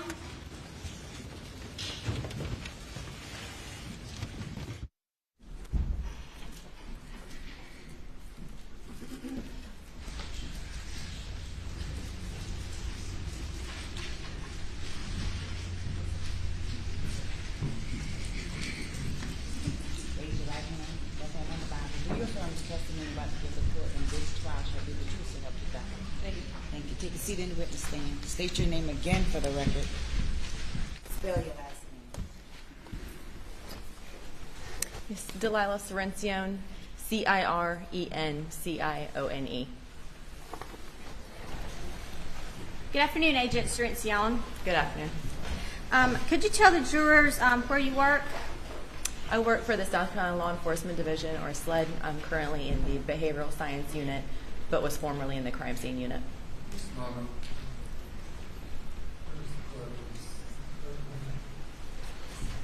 did you tell me that the mic cannot be turned up more and it cannot be moved? It's fixed? Is that better, sir? Yes. Okay. May proceed. Thank you, Your Honor. From what time or what dates were you working in the SLED Crime Scene Unit? I was with SLED Crime Scene from 2017 until 2022 in October. So on June 7th of 2021, you were working with SLED Crime Scene? Yes, ma'am, I was. And did you have an occasion to be involved in the investigation of Alex Murdaugh? I did. And what was your involvement in that investigation? On June 8th, I was requested by my lieutenant, Todd Shank, to respond to the call to medical center to collect buccal swabs or DNA swabs from 2 victims. Okay. And can you tell the jurors what is a buccal swab? A buccal swab is just a DNA swab, so it's a sterile Q-tip about this size, kind of like a Q-tip you use for your ear, and you swab the inside of the victim's cheeks for a DNA standard. Do you just take one swab? It comes in a set of 2 swabs within one container, so 2 swabs for each victim. So you rub the inside of the person's cheek with that swab? Yes, ma'am. Okay, and then what do you do with the swabs? Then it's placed back inside the sterile container, and it's put into a coin envelope where it's sealed, dated, initialed, and the time of the collection is written on the envelope. And it is sealed and dated and initialed to ensure that it is not tampered with. Would that be correct? That is correct. And if someone else analyzes or manipulates that swab, they should note that on the packaging? I'm not sure how it goes after it's out of my control, but I chained all that over to Lieutenant Todd Shank once I went back to the SLED Forensic Laboratory. So where did you turn those buccal swabs in? After I left the medical center, I went back to SLED to the Forensic Laboratory and did a chain of custody with my lieutenant, and it was then in his custody. And going back, just to be clear, who did you collect buccal swabs from? One female victim, Margaret, and one male victim, Paul Murdaugh.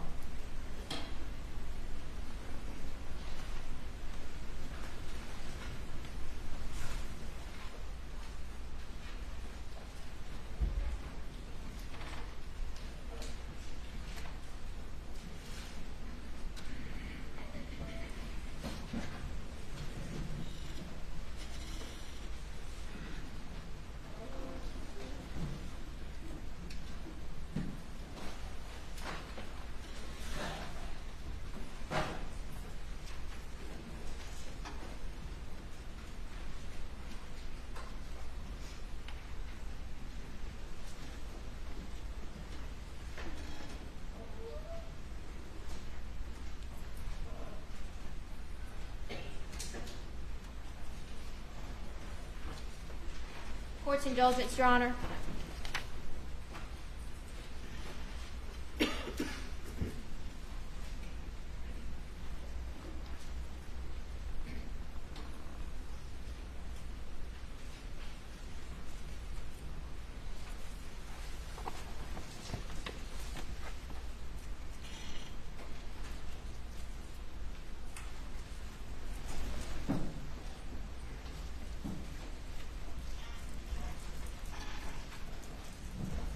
Ladies and gentlemen, let's stand for a moment.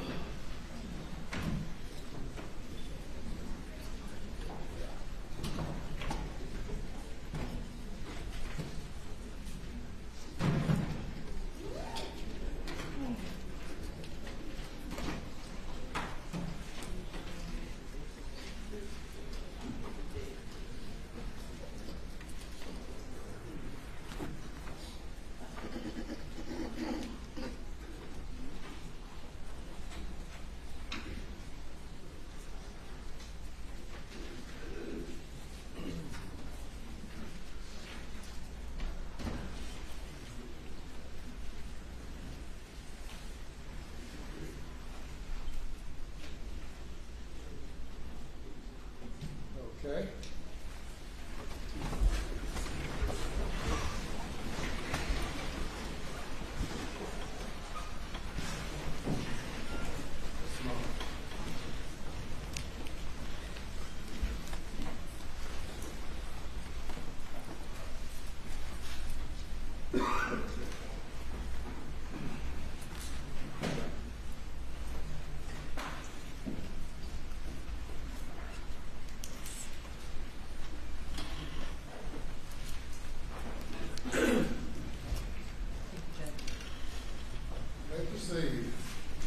Thank you, Your Honor.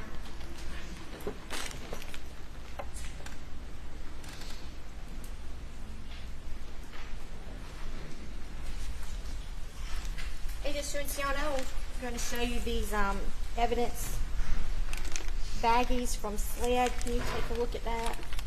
Yes, ma'am.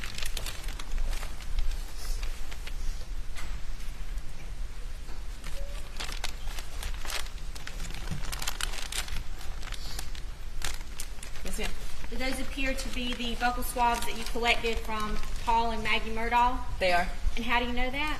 Both of these have my initials, the date, and a description on them, and they're sealed with my initials and the date. And looking at those, can you tell if anyone else? Yes, ma'am. There's a additional lab number, an item number, and 2 other initials on them. So once you collected those, it would appear that someone from the lab performed analysis on those swabs. Yes, ma'am. Thank you.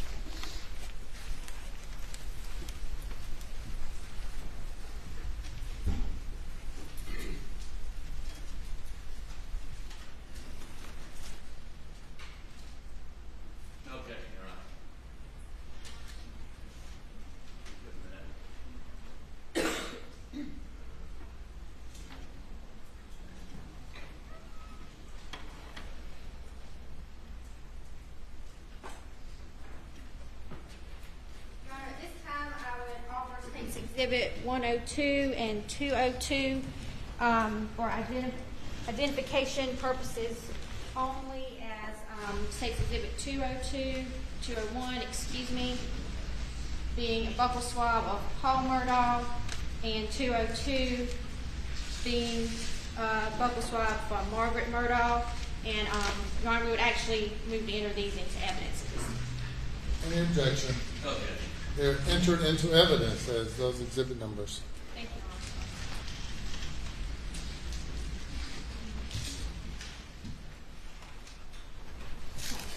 Your Honor. Agent Serencion, did you do anything else in regards to this case?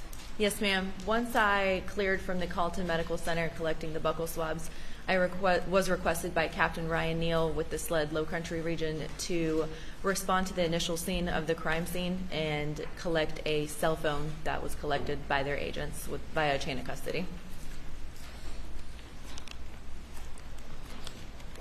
And whose cell phone did you collect from Ryan Neal? Do you know? I'm not aware of whose cell phone it was. It was an iPhone cell phone with a clear case.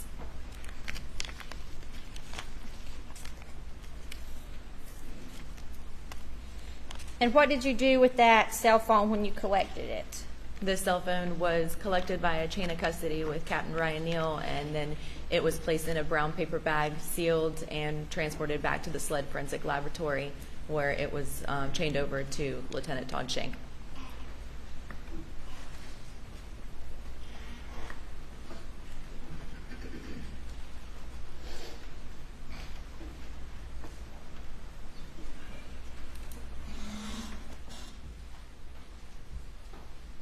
No further.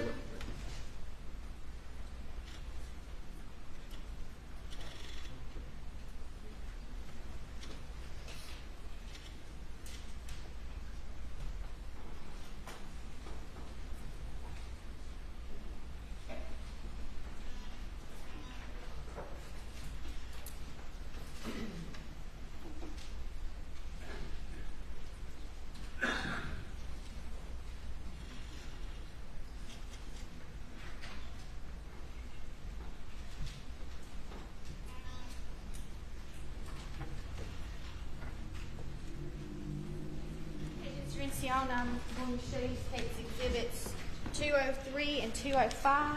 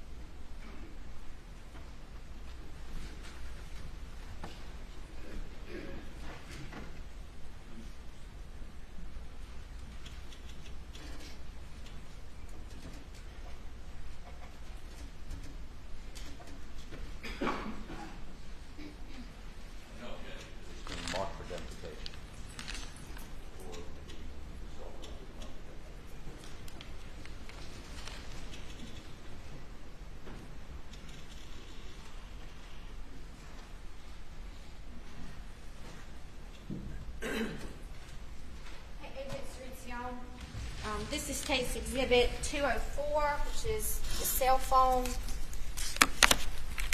along with a paper bag here.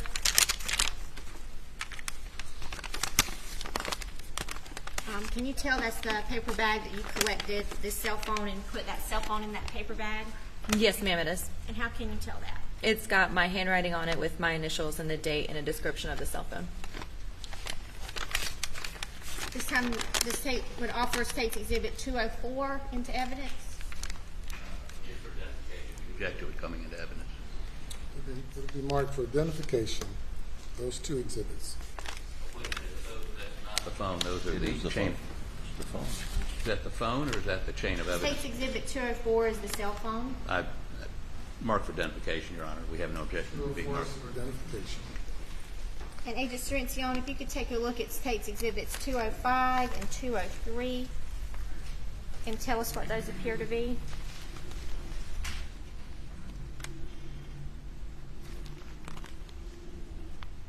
Both of these are chains of custody from myself to my lieutenant at the time, and from Captain Ryan Neal to myself, and then from myself to Todd Shank. They're both for the cell phone as well as the buccal swabs. So those forms show where you collected or received the buccal swabs in the cell phone. Is that right? They're a chain of custody, yes, ma'am. Thank you. Nothing further at this time, Your Honor. Yes.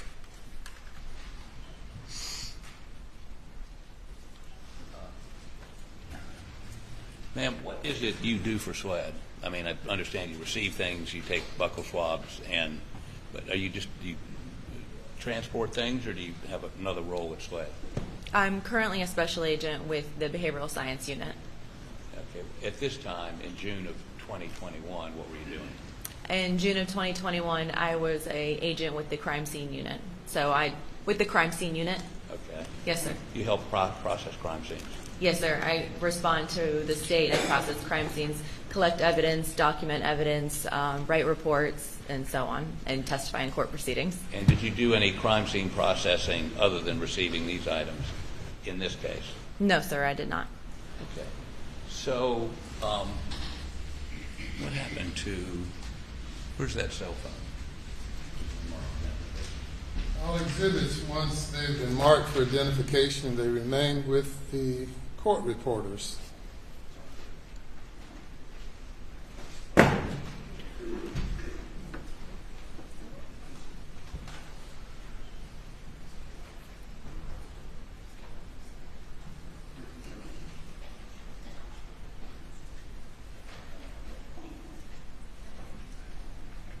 So, and I guess I put this right here. You received this cell phone. They didn't tell you it was Maggie Murdaugh's phone, did they? No, sir. But you received this cell phone on the morning of what? When? It was June 8th. June 8th, the morning after the murders. Yes, sir. It was June 8th, 2021. And where was the agent that gave this to you? Where did he meet you? The initial crime scene. Okay, at the house, by the dog pens, where? In the yard near the kennels. And okay. Yes, sir. And when you received it, was it on or off? I don't recall. Okay. Are you aware that cell phones can continue to receive information or erase memory after they're, at any point, but specifically when you're trying to preserve evidence, do you know whether to turn it off or leave it on? Anybody instruct you on that? I'm not an expert with the cell phones, so I'm not sure, sir. Okay. Secondly, do you know what a Faraday bag is? No, sir. Okay, a Faraday bag, for your edification, is something you put an electronic device in so that no one can access it. It can't receive new data. Objection, Your Honor. Is there a question? There it is. I'm getting to it. And it can't erase data. Did you know that? No, sir. You're in the crime scene. Have you ever recovered phones before? Yes, we recover cell phones, but they're typically collected directly by computer crimes or the regional agents. Okay, so in this instance, though, they were not done the normal way, is what you're saying, the usual way. They gave it to you. This way, it was just directly transferred to myself so I could bring it back to the SLED lab. And no one cautioned you about putting it in a Faraday bag or not turning it off? Not that day, no, sir. So would that have been, and who gave it to you, agent?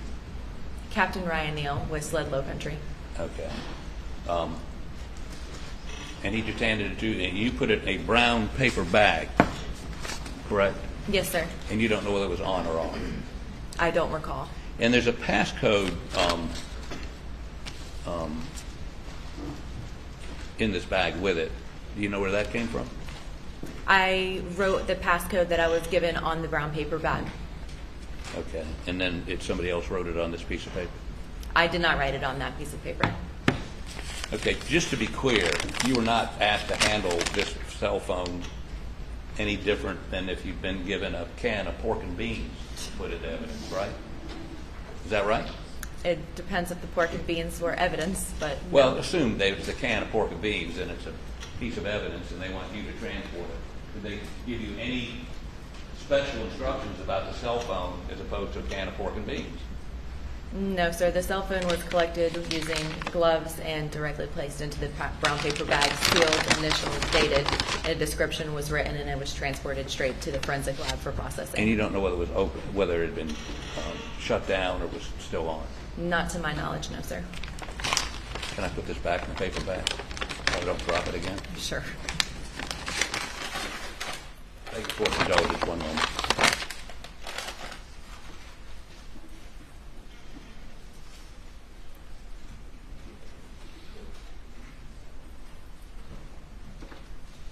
Thank you, ma'am. Redirect. Nothing further, Your Honor. Thank you. You may step down. And you may call your next witness. Do you have another witness available at this time? Yes, Your Honor. All right. You may approach. We're having to get started, Your Honor. Melinda Worley.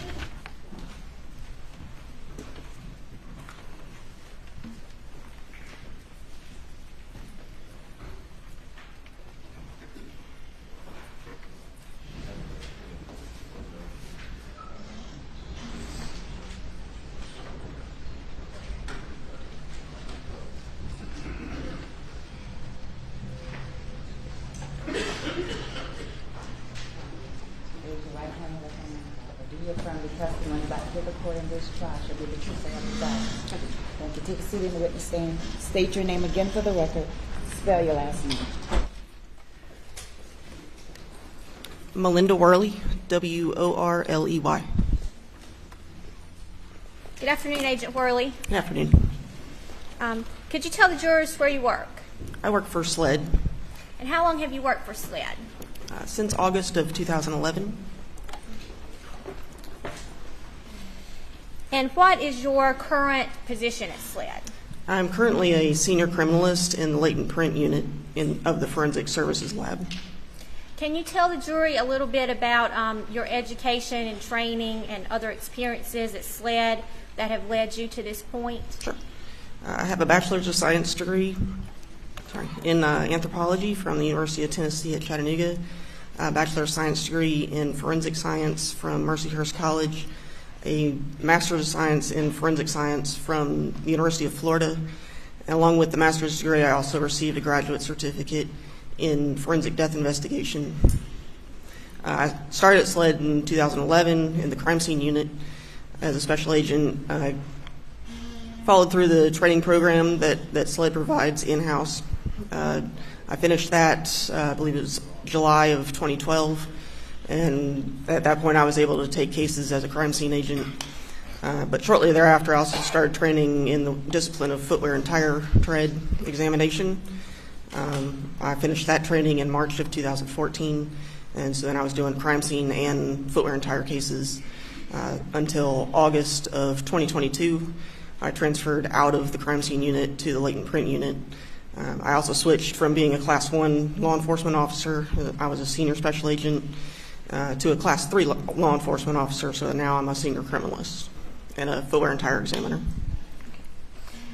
And so, I mean, as far as crime scene goes, can you tell us about any special training that you have pertaining to crime scene specifically?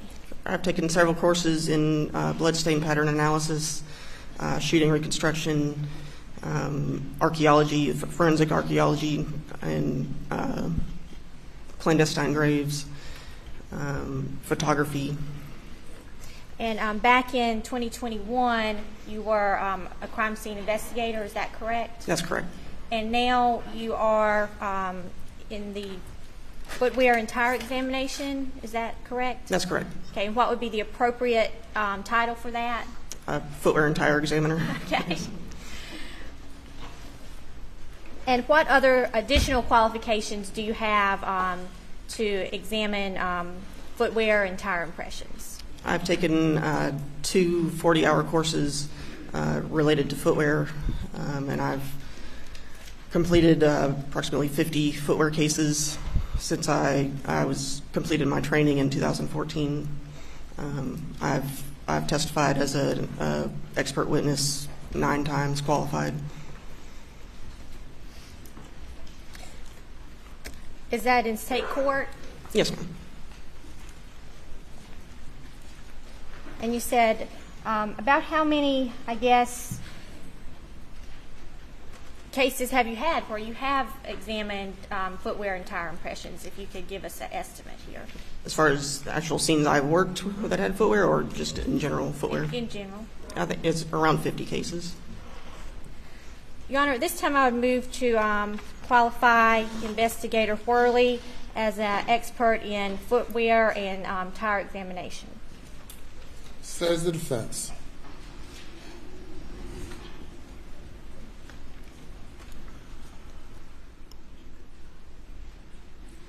No objection, Your Honor. She's obviously qualified.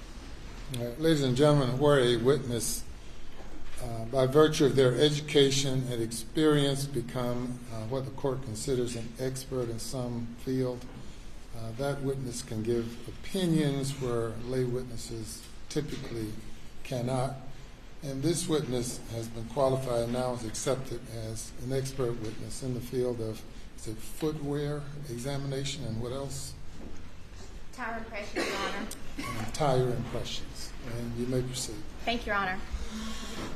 So, Agent Whirley, back in June of 2021, what was your role at SLED again? I was in the crime scene unit. As a crime scene investigator? That's right.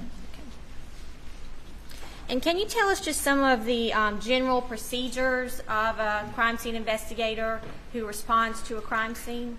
Sure. We are requested to respond to crime scenes anywhere in the state. When the sheriff's office or police department requests our assistance with a crime scene, we document the scene with photographs and draw sketches, take measurements. We collect evidence, document it, collect it, package it appropriately, maintain chain of custody. Is there any special kind of protocol that y'all follow? We do have a protocol manual, yes. Okay. Do you ever wear any type of gowns or coverings or anything like that out to a crime scene? We always wear gloves, no matter what. Depends on the scene, I guess, as far as if we're going to wear any booties or anything else. Okay. Would it be normal protocol to wear booties to an outdoor crime scene? Not the way we've operated now. Okay. Why not? It's not usually, not usually necessary, I guess, as far as watching where you're stepping and not stepping in blood or any tire or footwear impressions or anything. We just don't normally wear booties. And when you're at a crime scene, are you looking for microscopic evidence? Well, we don't carry microscopes. Other than swabbing items at a scene, we would collect potential evidence that way by swabbing it. All right, let's move on to your involvement in this case. Did you have the occasion to respond to Moselle Road on June 7th? I did. Okay. What time did you respond out there? I believe we arrived around 12:07 a.m. Okay. And are you aware of what time this the crime occurred? I'm not sure about the time it occurred. I know the time I was notified. Okay. And what time was that? We were notified around 10:33 p.m. Okay. So it took you roughly 2 hours to get out to the crime scene. Why was that? We respond from Columbia. All right. So what did you see when you got out there? The scene entailed the area where the kennels were located. There was a large workshop with an overhang on between the workshop and where the dog kennels were. There was a sort of gravel path, driveway between the kennels and that overhang. A the sheriff's office had brought out a canopy to cover Maggie's body to protect her from the rain. And what were the weather conditions? It was raining lightly. Okay.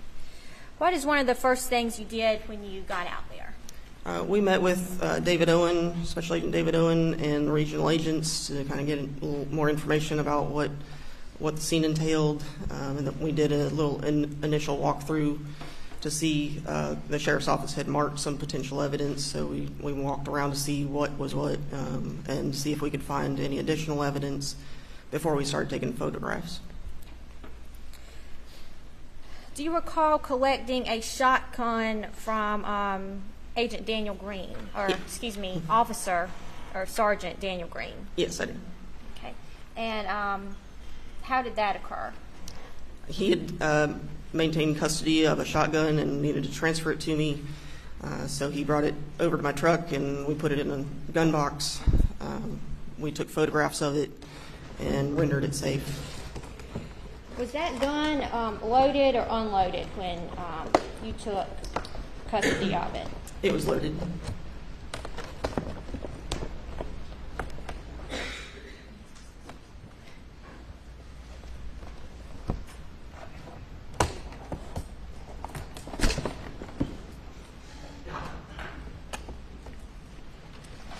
And did you unload that weapon? I did. And why would you do that? We always render a firearm safe before we transport it.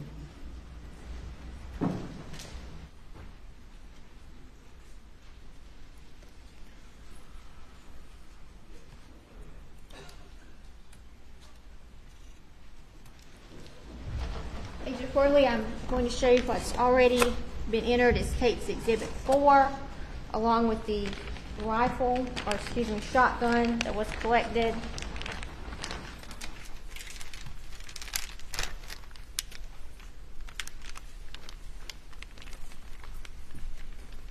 Could you tell us what you have there? One of the 2 shot shells that were in the shotgun. And that's a shot shell that you unloaded from this gun? That's right. Okay, what gauge is that? This one is 16 gauge. And the correct caliber for that gun is a 12 gauge? That's right.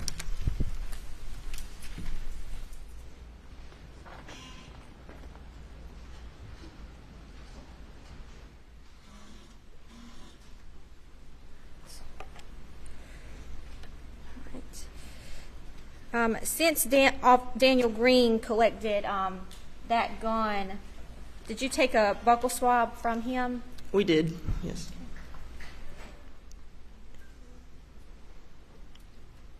And why would you do that?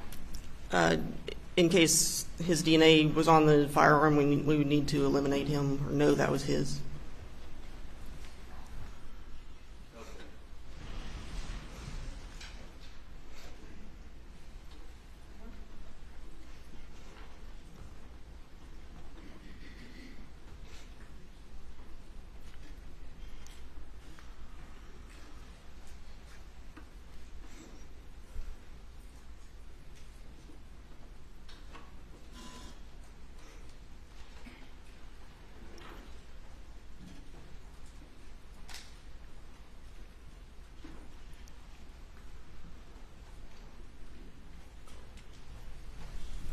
Agent Worley, this is Tate's Exhibit 249. Does that appear to be the buccal swab you collected from Daniel Green? Yes, it is. And how can you tell? It has my handwriting, my initials. The seal tape has my initials with my handwriting for the date. At this time, this tape would offer Tate's Exhibit 249 into evidence. It's admitted without objection.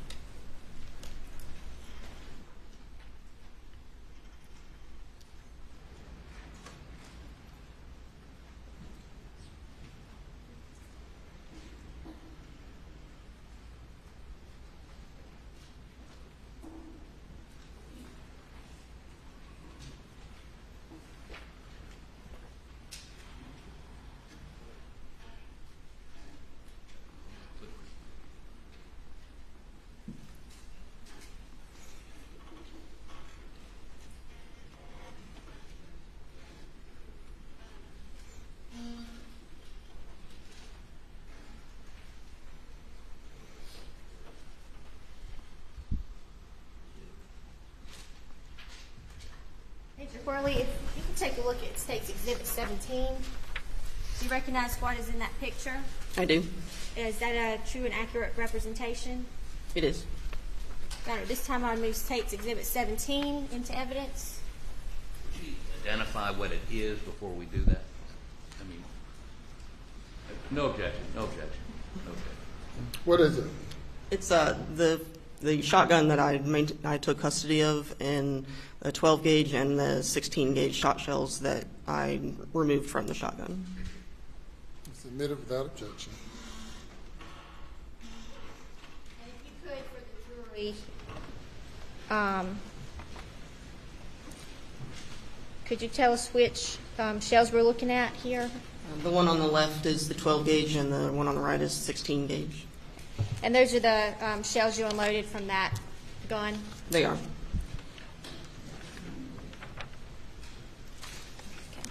And you described the crime scene.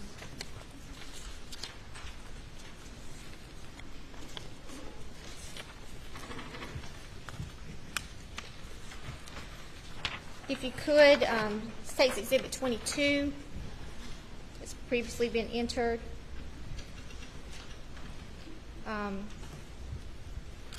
Could you describe that to the jury? That's the large overhang on the side of the workshop, the doghouse that's just outside that overhang, and the Maggie's body is lying there underneath that canopy. The kennels are in the background.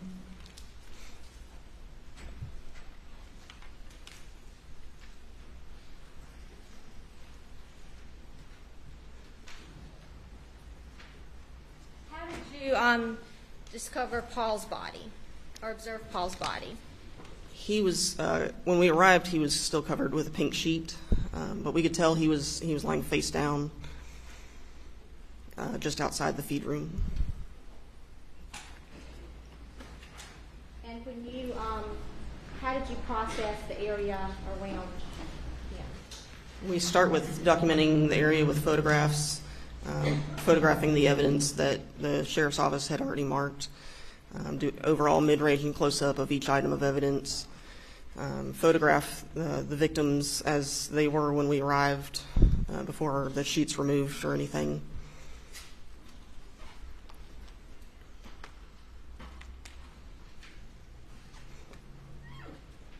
This time I'm going to publish State's Exhibit 24, which is a sealed exhibit.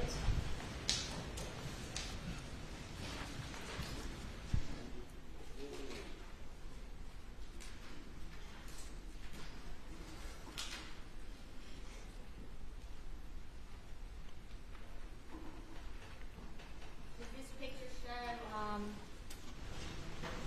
show how you found Paul's body?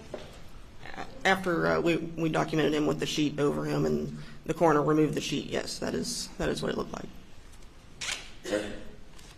And he appears to be laying outside of a feed room. That's correct. Did you process that feed room? After he was removed from the area, we went in the room to process the room. And if you look at that picture there, it appears that there's something laying on the back of his shorts there. Yes, that's right. And what was that? I was told it was his cell phone. State's Exhibit 25. Do you recognize that picture? Yes. And what is that? That is the cell phone on the back of his shorts. This time the state would move State's Exhibit 25 into evidence. No objection, Your Honor. Submitted.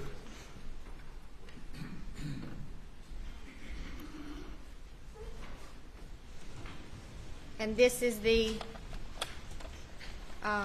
cell phone that was laying on top of Paul's body? That's right.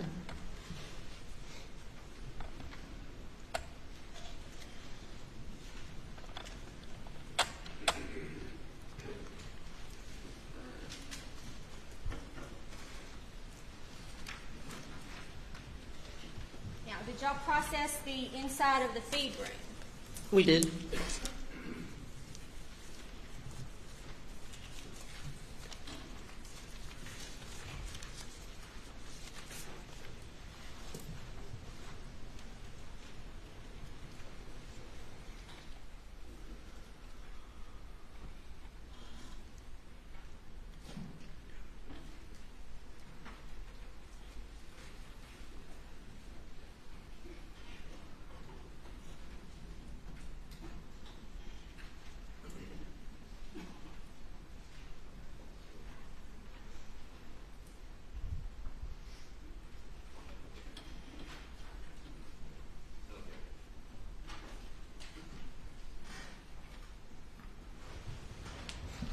Agent Worley, I'm going to ask you to take a look.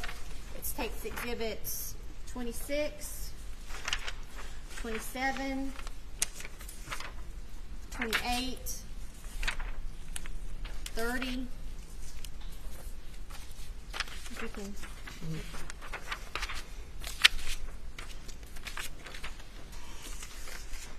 31, 32, 35, 198, 199, 38, 39, 40, 42, 43, 44, and 45, please.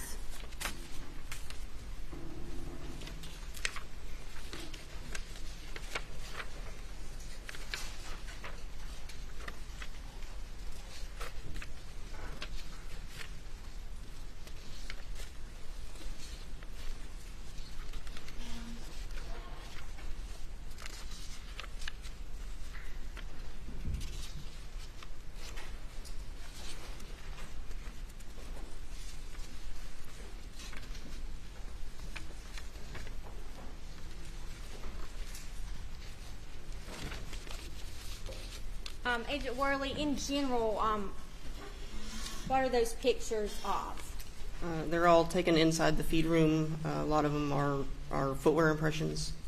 And are those true and accurate representations of the feed room as it was the night of the murders on June 7th?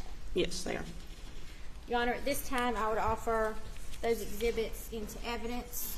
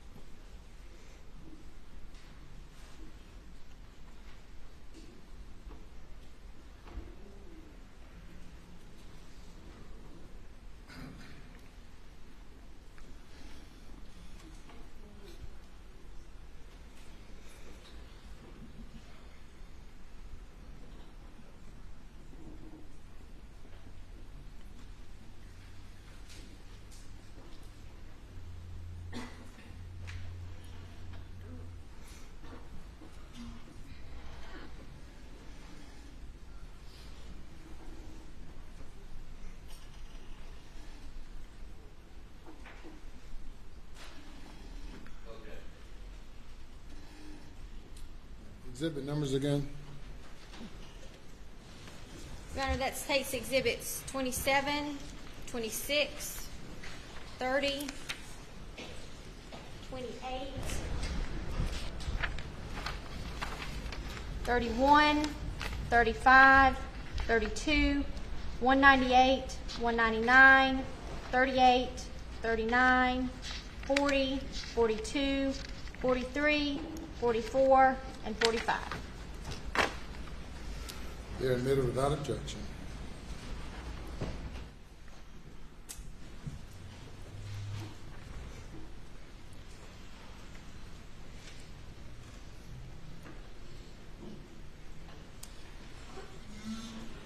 Agent Worley, this takes exhibit 27. If you could tell the jurors what they're looking at in this picture. That's a view looking from the door into the feed room. Okay. And what can we see on the floor there? Marker 1 is the shot shell wad. There's also suspected blood and tissue, possible pieces of skull on the floor. Okay. And then looking back at that window. There were several bullet defects in the window in the glass. And State's Exhibit 26.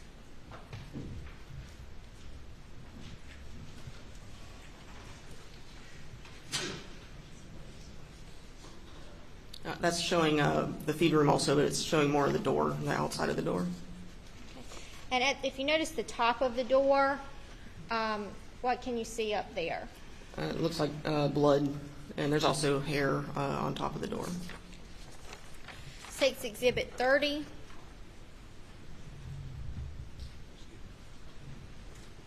That's behind the door to the feed room. Okay. And what's back there? There were two 12-gauge shot shells on the fired shot shells on the floor behind the door, and also there was hair behind the door.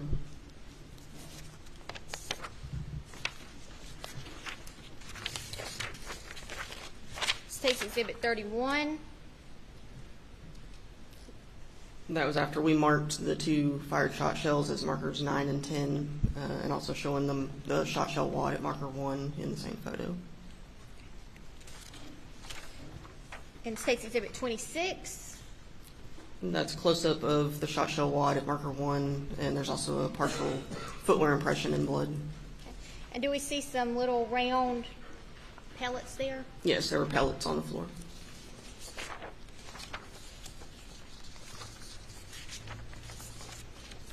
.32. And that's a close-up of the shot shells at 9 and 10.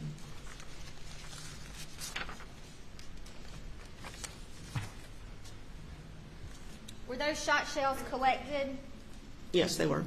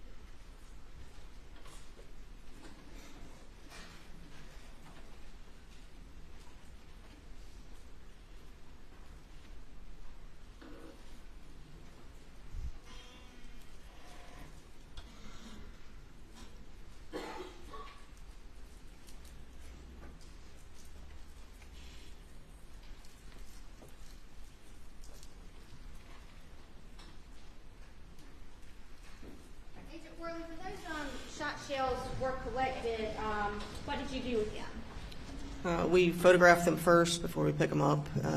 We packaged them, write the information on the packaging as to what it is, where it came from at marker 9 and 10, date and initial and time it was collected. And were they submitted to the lab and placed in these big plastic bags? I transferred them to a crime scene lieutenant. I'll ask you to take a look at these for me.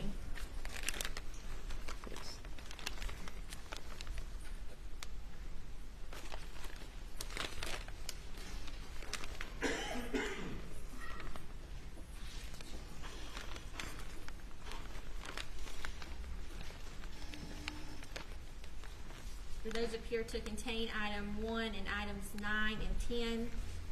Yes. And also some other items that were collected? Yes.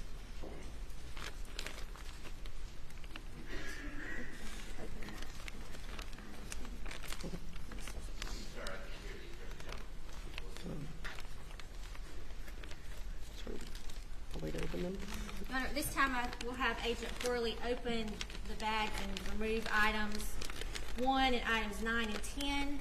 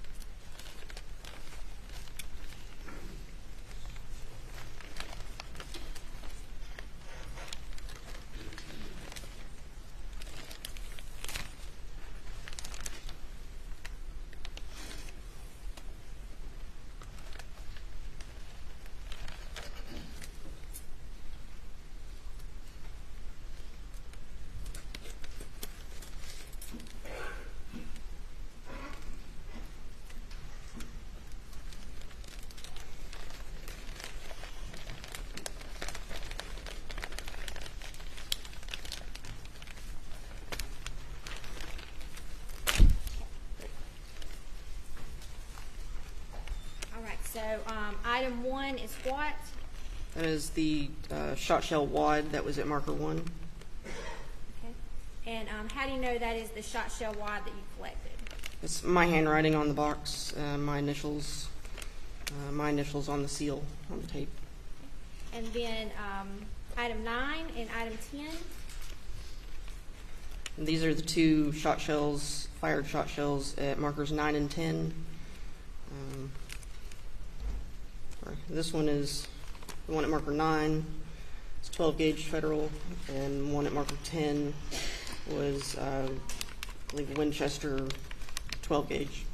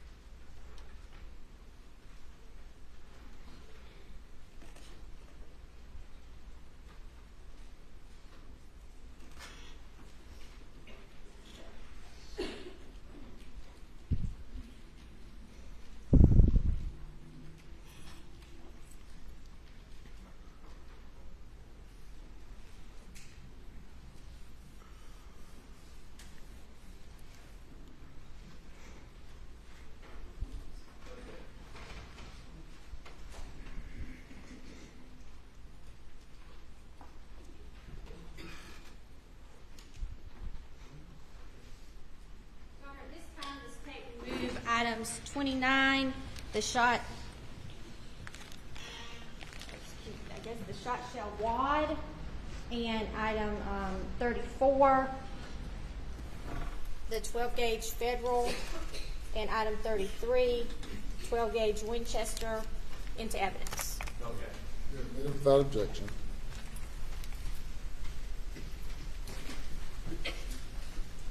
All right, also in that feed room, we were looking at what appeared to be some bloody footprints. Is that right, Agent Worley? That's right.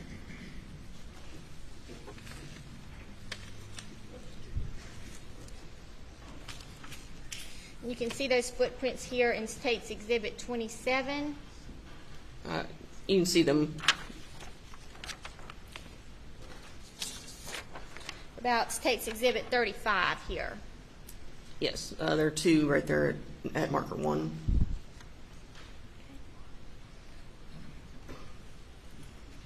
So right down in here. Yes. All right. So in your training and experience as a footwear examiner, did you have occasion to examine those footprints? I did. And did you have some shoes to compare those footprints to? Yes, I took custody of the shoes that Paul was wearing when I attended his autopsy. I was able to compare those to the footwear impressions in the feed room. And now how do you do that? We make test impressions of the shoes after they've been photographed with ink on the bottom of the shoe. I have someone similar who wears the same size, usually wears the shoe and steps on a piece of cardstock paper. We make as many test impressions as we need to make sure I've gotten all the area of the bottom of the shoe. Then I reprint those test impressions on transparencies. It makes it easier to overlay those on top of the photographs of the unknown impressions at the crime scene. And I compare the unknown impressions from the crime scene to the overlays that I place of Paul's shoes. So you make a transparent overlay and you place it on pictures to determine if they correspond. That's right.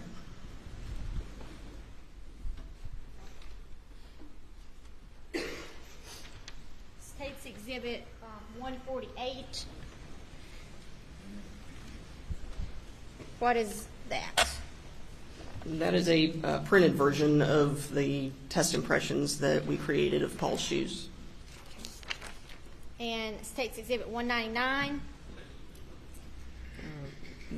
That one is the right shoe. The first one was the left shoe. And there are, I guess, two impressions of each shoe there? That's right. All right, so using the impressions you made in the photographs, did you make any determinations?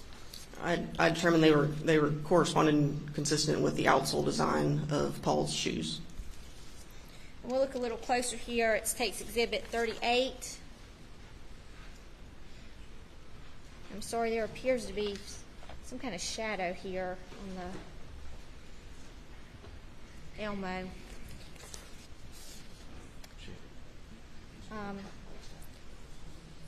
States 138, is that a picture that you used from the crime scene to compare to Paul's shoes? It is. And what did you determine regarding that? That one was also consistent with the outsole design of Paul's shoes. States Exhibit 39. Both of those were the same outsole design as Paul's shoes.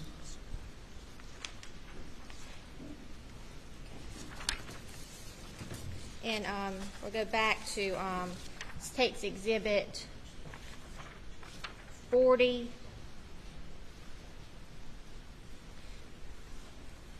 And if you're standing in the feed room, what position are those shoes facing? Those are facing the window. Facing the window. Right.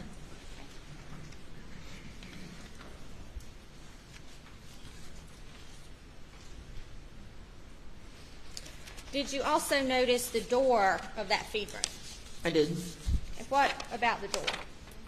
There was a lot of, I guess, blood, brain matter on the outside of the door, not so much on the inside, interior side of the door. There's a little bit at the very top, and hair on top of the door, but not on the rest of the back of the door. So States Exhibit 42 here. What can we see? That's a picture of the exterior side of the door. You can see the blood toward the top of the door. So that would be like the front of the door. Right. And States Exhibit 43. That's also the front of the door. Okay. And we can see some blood spatter up here in the corner. Yes. Would that be right? That's right. And then it appears to be hair as well? Yes, that's right.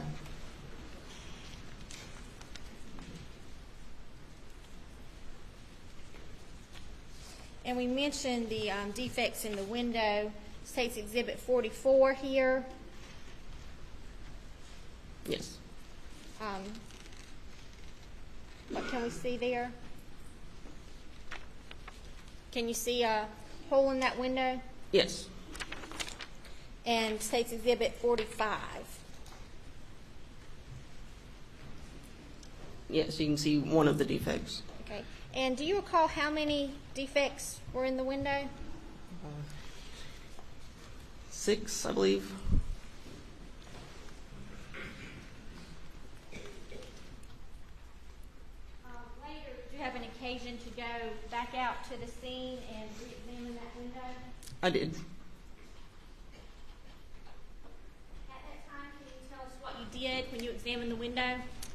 We went to further document, take more measurements of the area. We scaled the defects and took several more measurements of where those defects were in the window.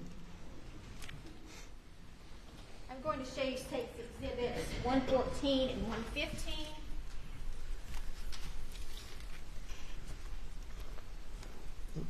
Do you recognize those images? I do. What is that? These are diagrams of the window that I created. One shows the interior side of the window and one shows the exterior side. Shows where the defects are located in the window and all the measurements that we took for each defect. Your Honor, at this time I move States 114 and 115 into evidence. They are admitted without objection. Permission to publish. We're looking here at States 114.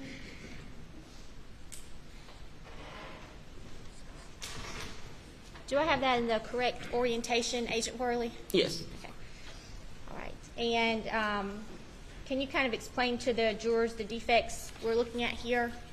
Sure. There's defects A through, I believe, G, starting from top to bottom. So it's like where it says defect A, defect B. What is that? Those were the locations of where the bullet defects were in the glass. So those are holes in the glass. Right. Yes. And that is from the inside of the feed ring. That's right. And State's Exhibit 115 here. What is that? That is the exterior side of the window. Okay. So those are the same defects, but from looking from the exterior, like from the outside of the room. Right. And what was kind of the purpose of that? In the event reconstruction would ever be done of the scene, it's necessary to have specific measurements to be able to place those bullet defects, those holes, back in the window where they were based on measurements. What else did you recall doing concerning the feed ring? We collected several of the shot shell pellets. We also swabbed the exterior doorknob of the room just for potential touch DNA. Did you collect those pellets from the feed ring floor? Yes, we did. Ladies and gentlemen, we're going to break for lunch at this time and resume at 2:20. Have a good lunch. Please do not discuss the case.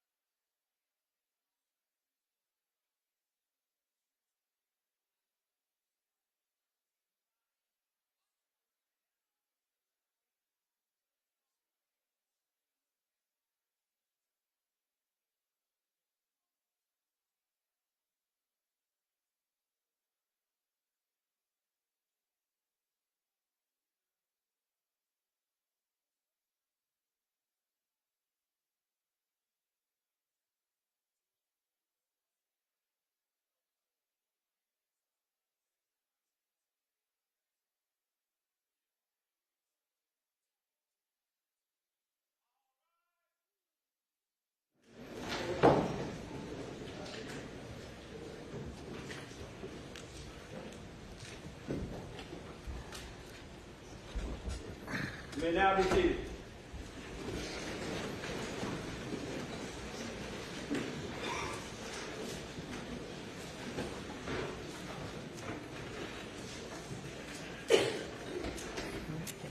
You may bring the jury.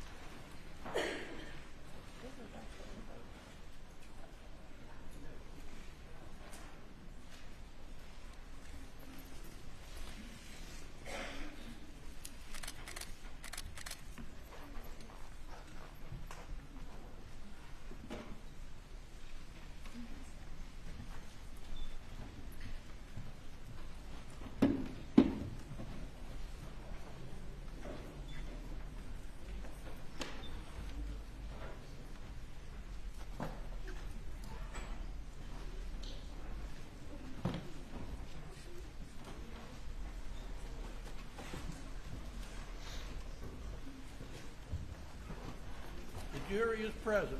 All right, thank you. You may proceed. Thank you, Your Honor.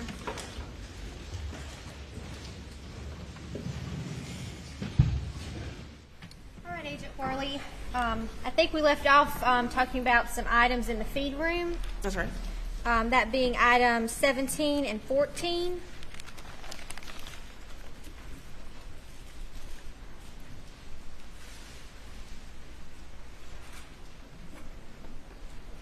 I think in this baggie that you had cut open earlier, item 14 is in that bag.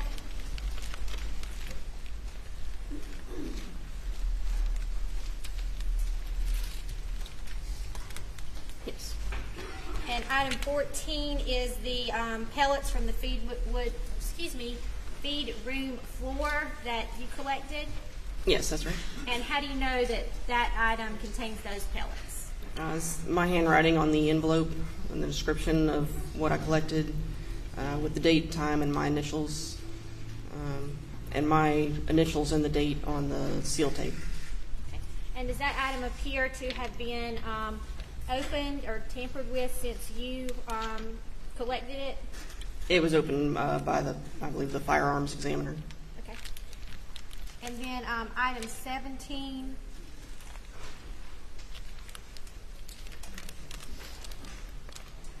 Yes.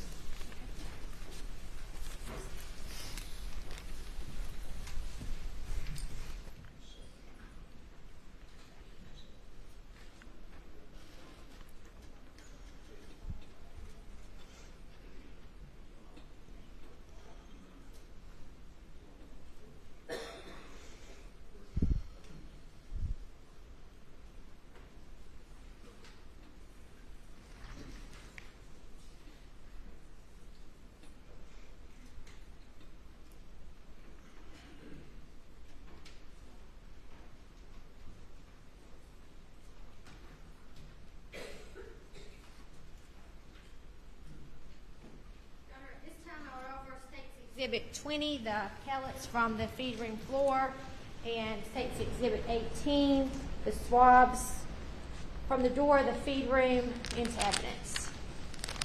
Says the defense. Sorry, no objection. You're admitted. All right, Agent Worley, let's move on to Maggie. Did you have a chance to observe her body? I did. And where was it located? She was just past the workshop overhang near the doghouse. And when you first got out there, could you see her body or was it covered? It was covered with a pink sheet.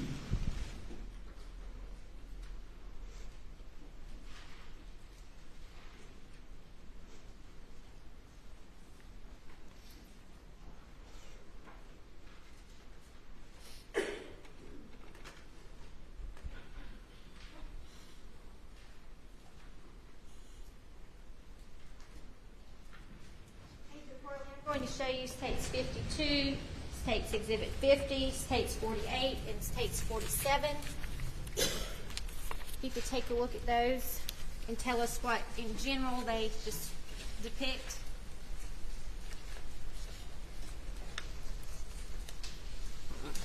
These were photos of Maggie, the way she appeared when we arrived on scene, still covered with the pink sheet. And are those true and accurate depictions of the crime scene where Maggie Murdaugh was found when you were out there? Yes, they are. Your Honor, at this time, I would offer States Exhibits 52, 50, 48, and 47 into evidence. Your Honor, we don't have any objections to these, but I think we need to go through this process, at least on 2 of them, to have them submitted under seal and a placeholder put in effect. Am I wrong about that?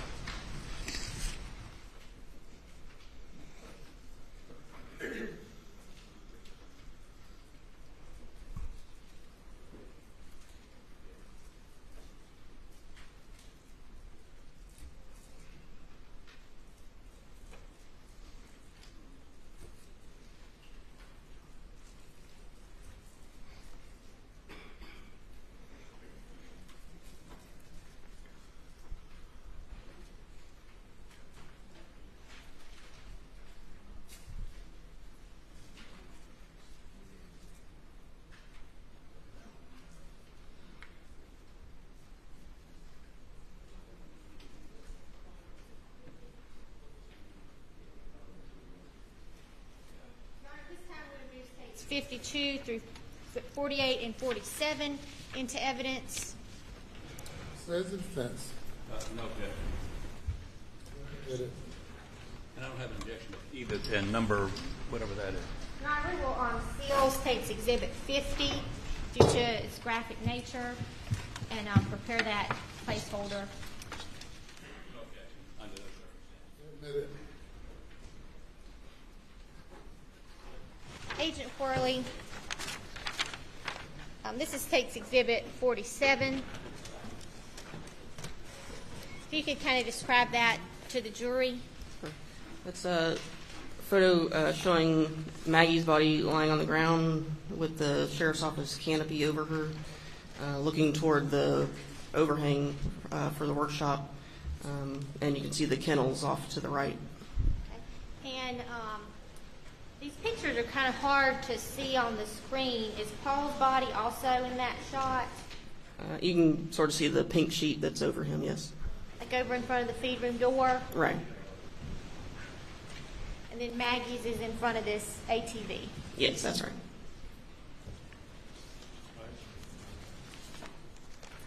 And States Exhibit 48?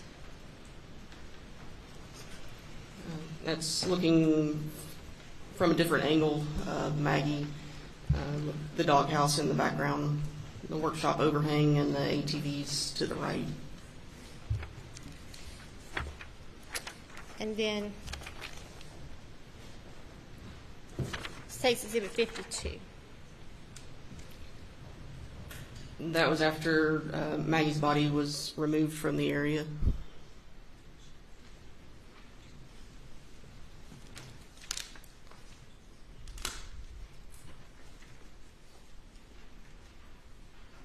This is States 50 submitted under seal.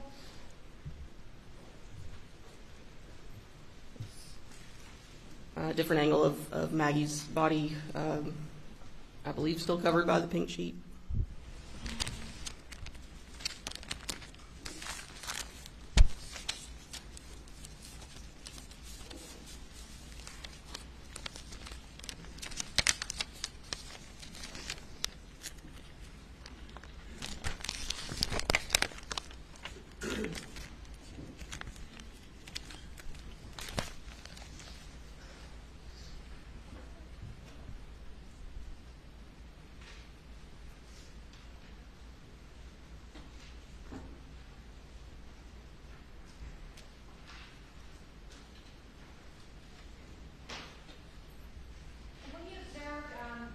Maggie's body, where was she actually, what wounds did you observe?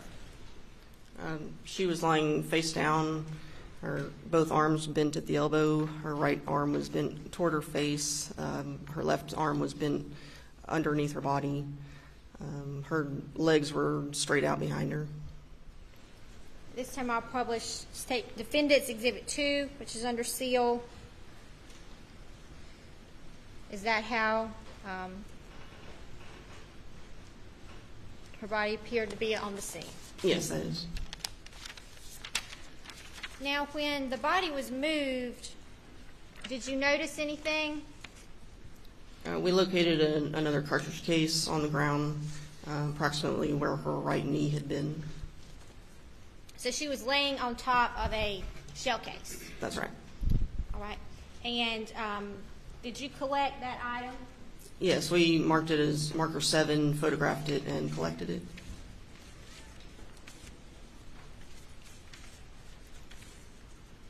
And what, do you recall what kind of round that was? It was a 300 blackout.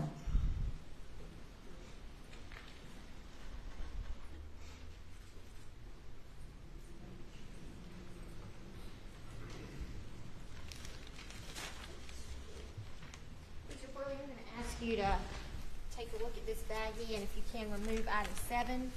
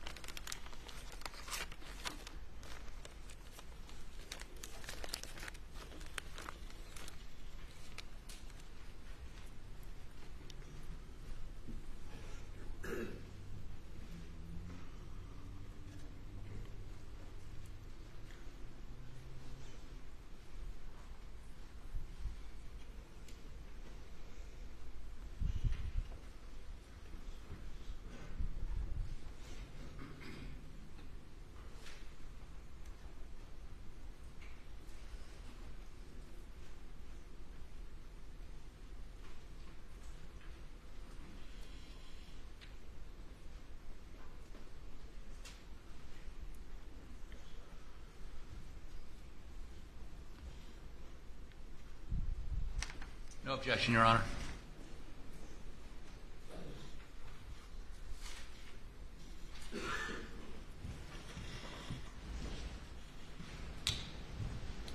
Agent for release takes Exhibit 68, item 7, the 300 blackout recovered under the knee of Maggie Murdaugh. How do you know that is that? This is my handwriting on the envelope, date, time, and initials when I collected it. My initials and the date on the seal tape. And I'm going to show, this time I would move State's Exhibit 68 into evidence. Submitted without objection. I'm going to show you State's Exhibit 61. Do you recognize that picture? Yes. And is that a, what is that a picture of? It is item 7, cartridge case, located at marker 7 before we collected it.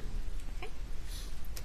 Is that a true and accurate depiction of that casing at the crime scene? Yes, it is. Your Honor, at this time, the State would move State's Exhibit 61 into evidence. Is that what you just showed me? Oh, okay, I'm sorry.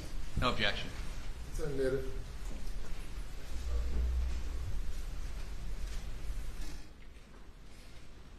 And this is the shell casing here, shell case? Yes, it is. And this is a picture of it is located at the crime scene, correct? That's right. Now, did you collect some other shell cases while you were out there? Yes, we did.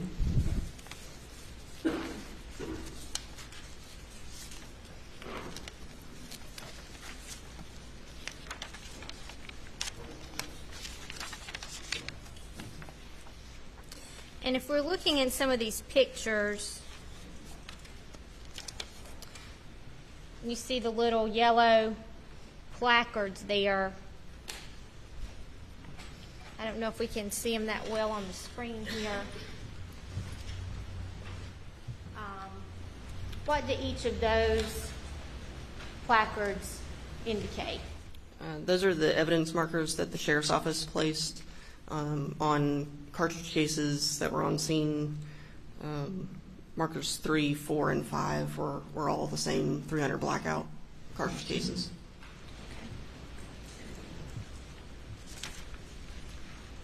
So,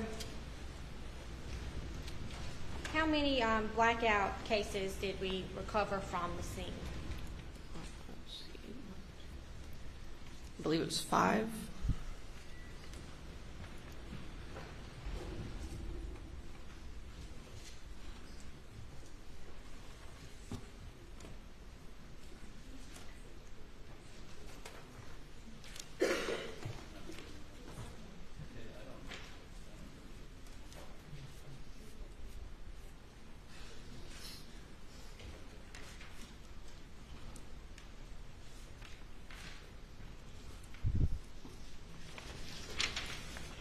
And did you collect the cases that were at the scene?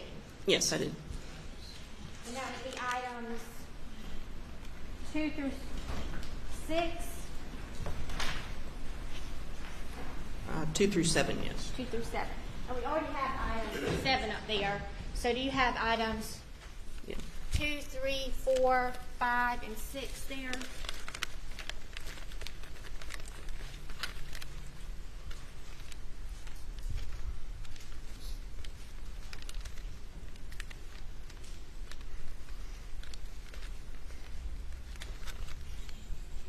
Two, 3, 4, 5, and 6. And what are items 2, 3, 4, 5, and 6? They are all cartridge cases, head stamped SNB 300 AAC BLK, collected from markers 2, 3, 4, 5, and 6. And in this case, does the item number correspond with the case with where the marker was? It does, yes. And can you take a look at these pictures?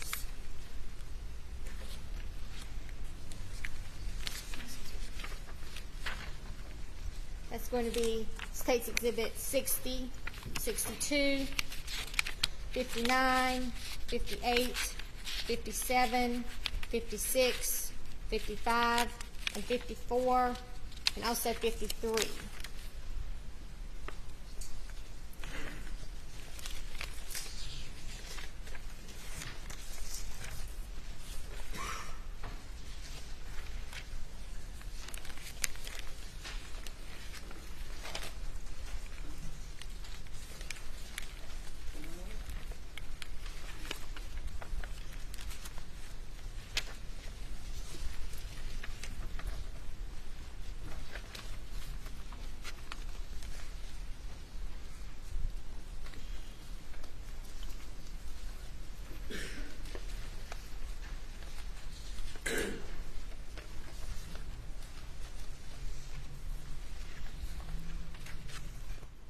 And can you tell us in general what we see in those pictures? These photos show each of those markers 2, 3, 4, 5, and 6, and before we collected the evidence. And also marker 13.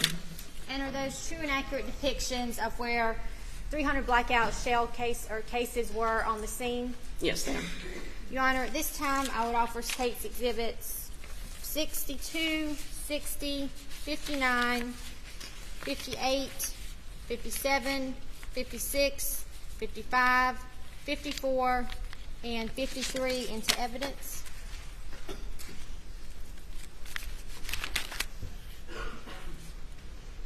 Show them to the defense. Yes, Your Honor.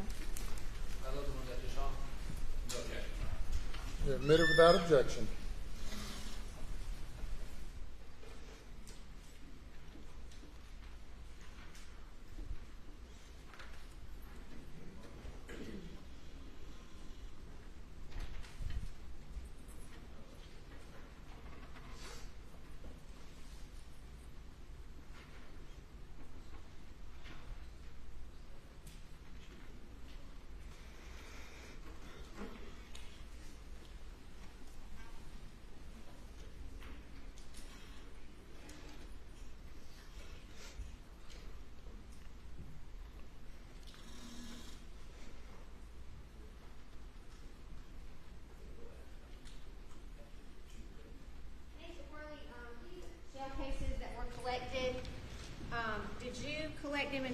in these little envelopes? Yes, I did. No objection, Your Honor. They're admitted.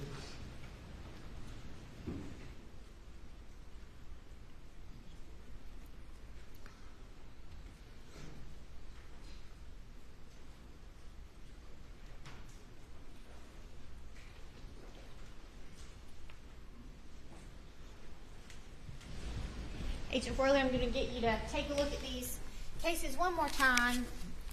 This being now marked as State's Exhibit 63. You could tell the jury what that is.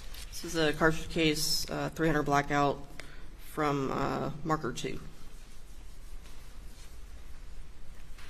And how do you know this is the 300 blackout cartridge case that you collected from marker 2? It's my handwriting on the envelope, date, time, and initials when I collected it, and my initials on the seal. What about for State's 64? The 300 blackout cartridge case that I collected from marker 3. It's my handwriting on the envelope, date, time, and initials when I collected it, and my initials on the seal. State's Exhibit 65? Cartridge case collected from marker 4, 300 blackout. Has my handwriting with the date, time, and initials when I collected it, and the initials, my initials on the seal. 66. It's the 300 blackout cartridge case from marker 5. It's my handwriting, my date, time, and initials, and my initials on the seal. And then State's 67.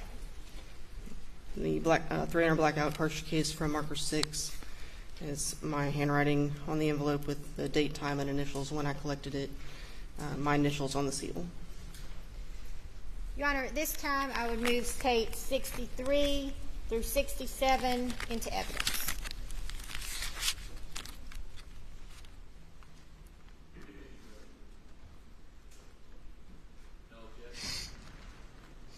They're admitted.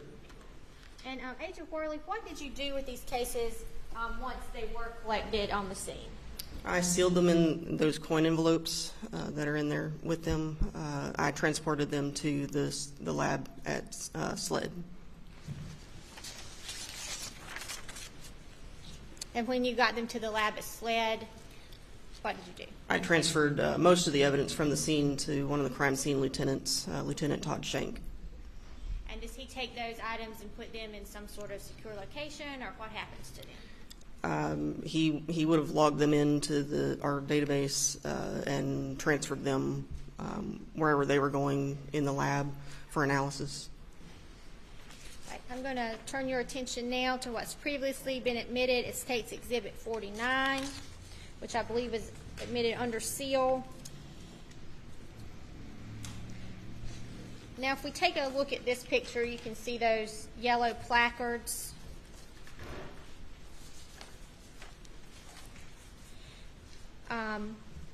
Placard 2, I believe,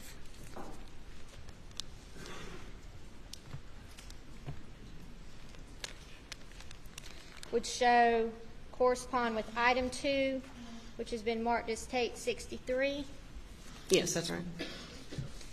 And State's Exhibit 53 here, what are we looking at here? That's that cartridge case at marker 2 before we collected it. And State's Exhibit 54. That's a close-up of the same cartridge case at marker 2.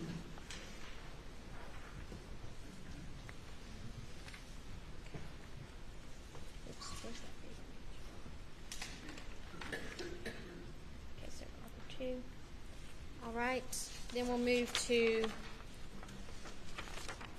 State's Exhibit 55.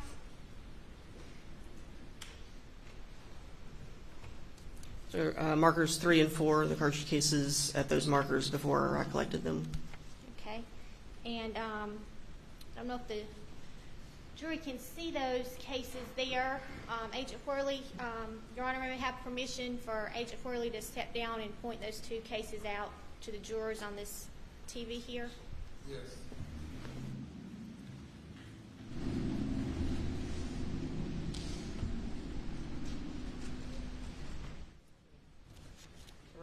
here is the one at marker 3, and then the one at marker 4 right here. Okay. And while you're here, Agent Corley, we'll put up State's Exhibit 58. And in that picture, if you could point out any items of interest for us. These are the cartridge cases at markers 5 and 6. And sure if I can see the one at 5. The one at marker 6 is right here. okay. And State's Exhibit 59 is a close-up there of Yes, this is the cartridge case at marker 5. All right, Agent Corley, if you can take your seat, please. Thank you.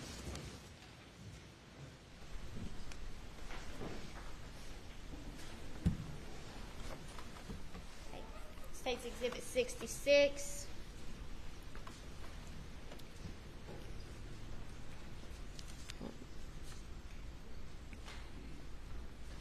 Yes. And then let's go back here to State's Exhibit 58. Also in that picture, does it look like we might have some brain matter and some hair in that picture? Yes.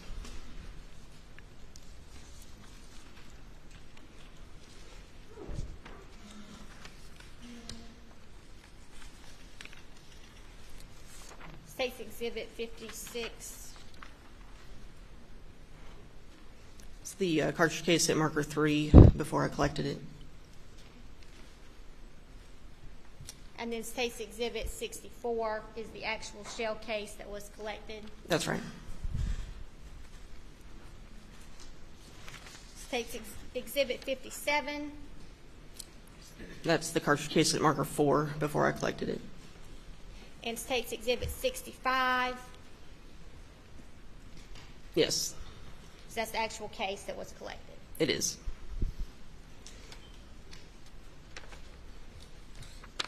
And then finally here we have State's Exhibit 60. That's the cartridge case at marker 6 before I collected it. And what is also in that picture? It's possible brain matter. And State's Exhibit 67. Yes, that's the same cartridge case. That's the cartridge case that was collected. Right.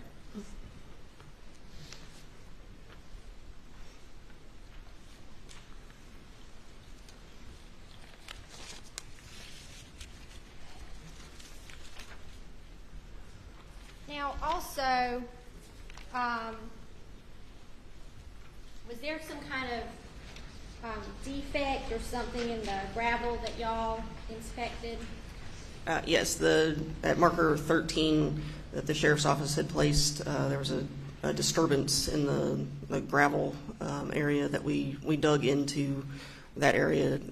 We presumed it was a bullet strike where a bullet had hit, so we dug into that area. And did you find anything when you were looking? Yes, we found several metal fragments.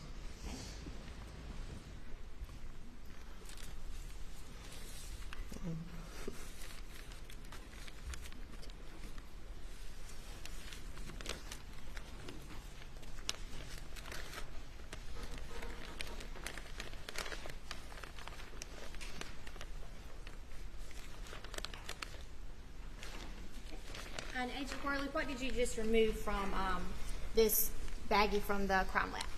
These are the metal fragments that I collected from in the ground at marker 13.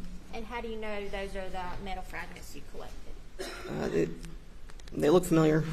It's my handwriting on the envelope, date, time, and initials when I collected it, and my initials on the seal. Thank you.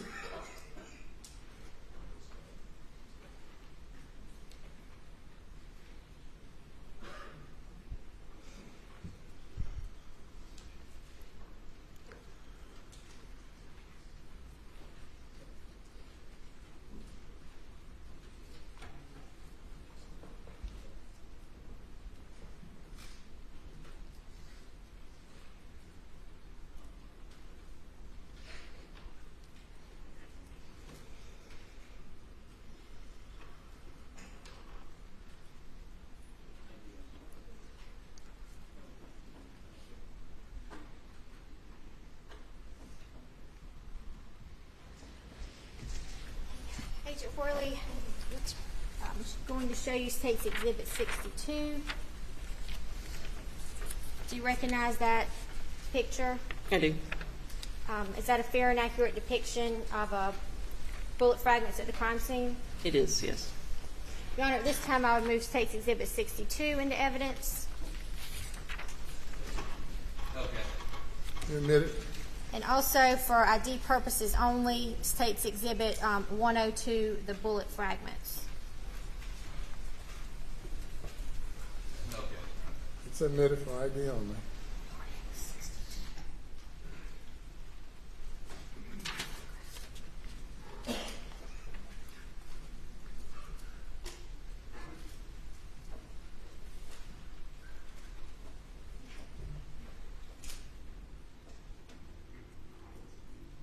Worley, State's Exhibit 62. You could tell the jury what is on that placard there. Those are the metal fragments that we collected from the ground at marker 13. All right, so what else did you see around Maggie's body while you were investigating the scene?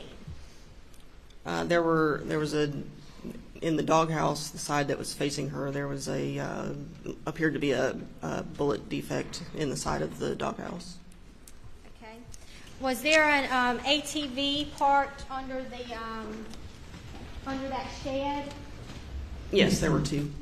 Did you notice anything about the ATV? There's appeared to be suspected biological material on the front of the ATV, sort of low down on the front of it. And where was that ATV in relation to Maggie's body? I believe it was off near her left side. I showed you State's Exhibit 49. Would that be the ATV? Yes, that's it. Okay. And on the front of that on the ATV, there appeared to be tissues, you said? Yes.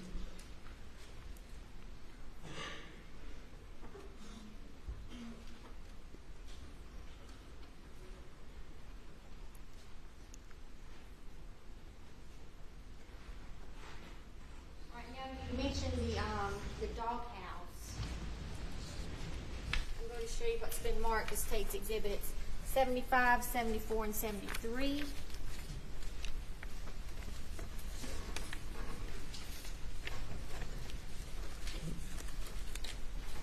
How do you recognize those pictures?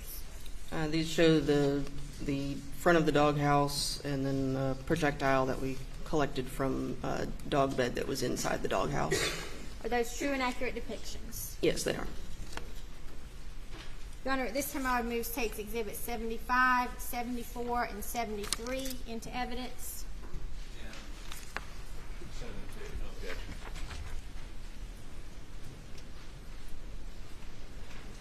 Along with Exhibit 72.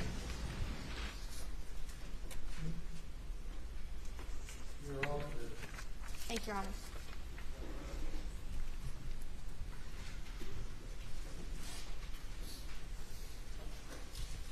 Okay, Agent Worley, State's Exhibit 72. If you could tell the jury where that doghouse you were talking about is that in that picture?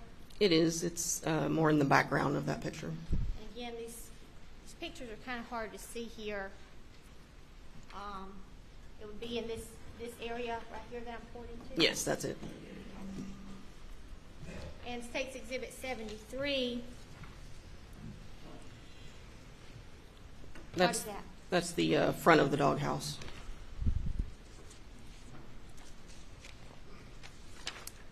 Okay, then State's Exhibits 74.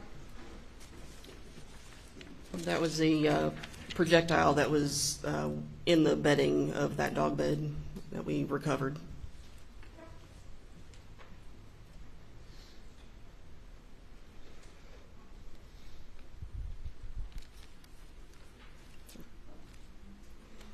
And then State's Exhibit 75. And that is the projectile that we collected from the dog bed. maybe in this bag you have here.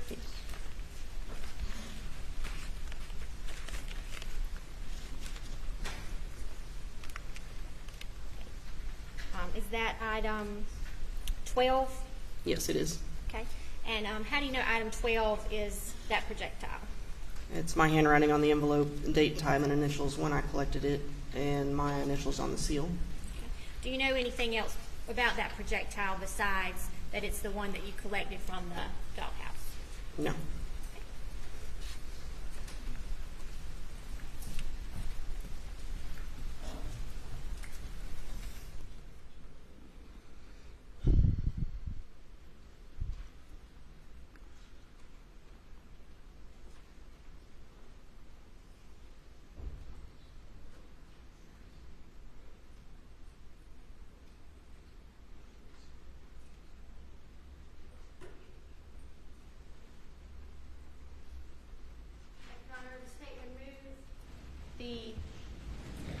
Item number 12, State's Exhibit 76, into evidence. No objection, Your Honor. Admitted. And Agent Worley, this would be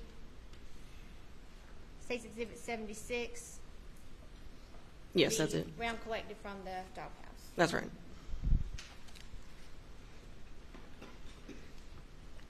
All right, now, after you had went out to the crime scene, did you make a diagram to kind of, piece together the evidence where you could see everything and how it kind of relates to each other? I did. On scene, I do a rough sketch showing where evidence was located, where the victims were located. I take measurements to show where things are in relation to each other.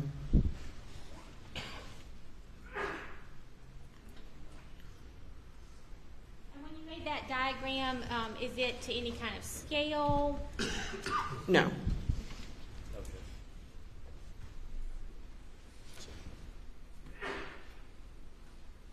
Honor, this time the state removes State's Exhibit 77 into evidence. No objection. Submitted. Permission to publish. Okay, Agent Worley, is this the diagram that you created after being out there on the crime scene? That's the final diagram I created with a computer, yes. Your Honor, may Agent Worley step down to kind of go through the diagram with the jurors? Thank you.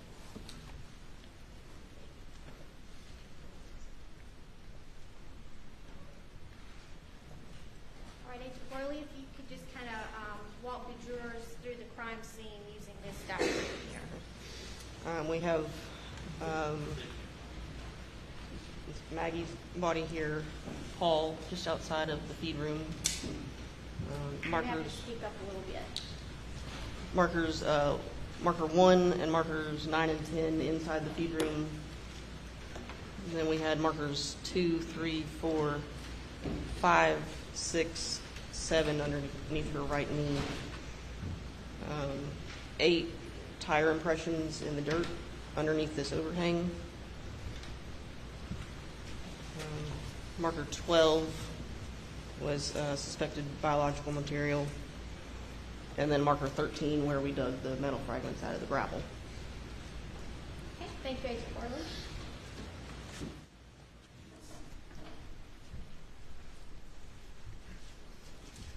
Now, you just mentioned some tire impressions being here at item 8. What do you know about those? They went straight through where the overhang was, went from one end to the other. Did you do any kind of analysis on those tire impressions? We photographed them with examination quality photographs on scene. I never had any, test impressions of any tires to compare them to do actual comparison in a report, no. And why was that? Why didn't you do any analysis on the tire impressions?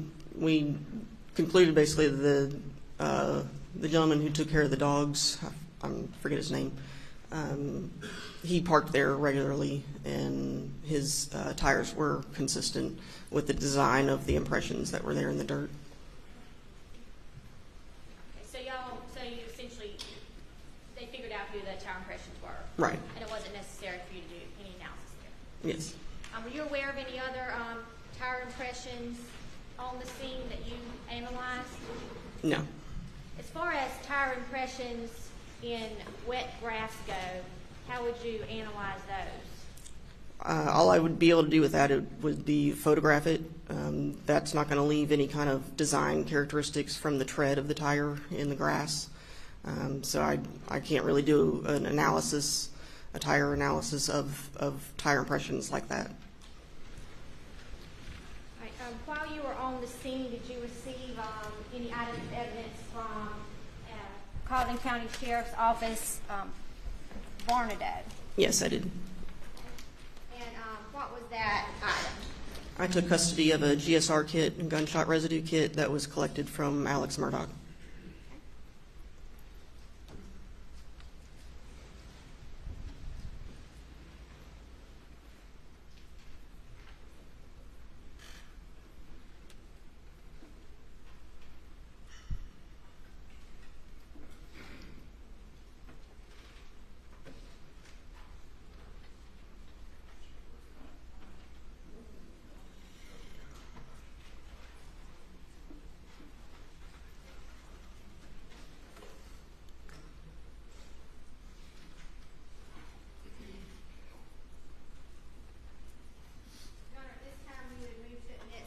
Exhibit 13, the GSR kit that Agent Worley collected from Cleveland County Sheriff's Office, Varnado.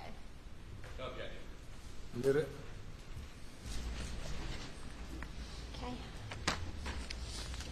Also, in the course of your investigation, did you gather some items of evidence from SLED agent Katie McAllister? Yes, I did. Okay, and when did you collect those items from her? On June 9th. And what were those items? Can I refer to my notes?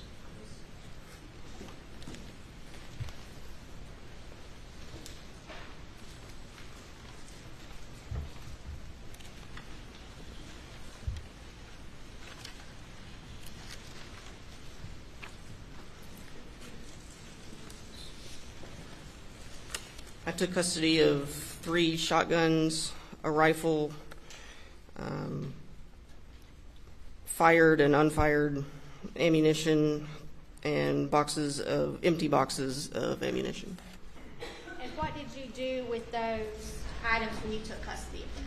I transported them to the lab at SLED and submitted them to the lab. And all of this would, of course, be recorded on a chain of custody sheet. That's right, yes. All right, moving on.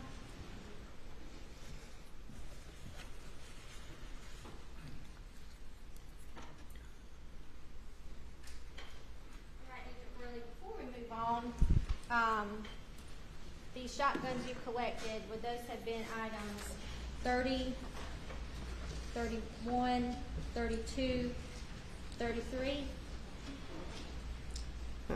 Yes. Okay. And then you collected item 34, which was a 30-round magazine containing 300 blackout cartridges.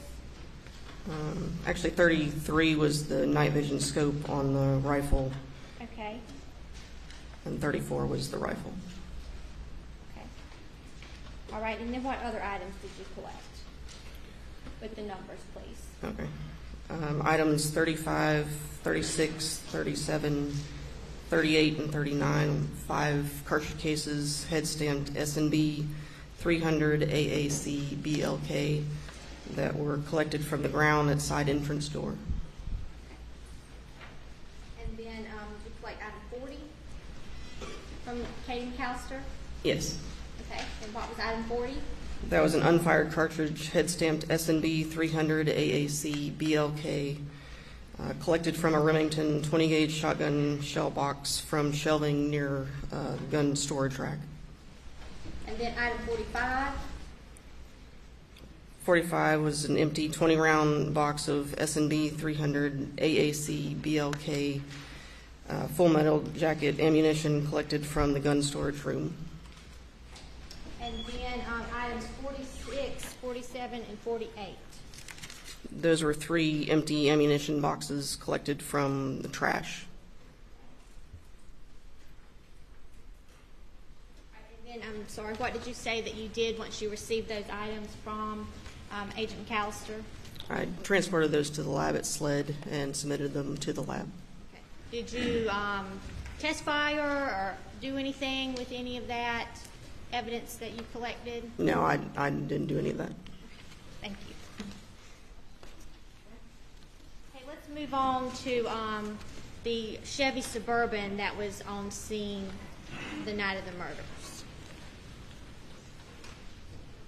Did you observe that vehicle when you got to the scene? I did.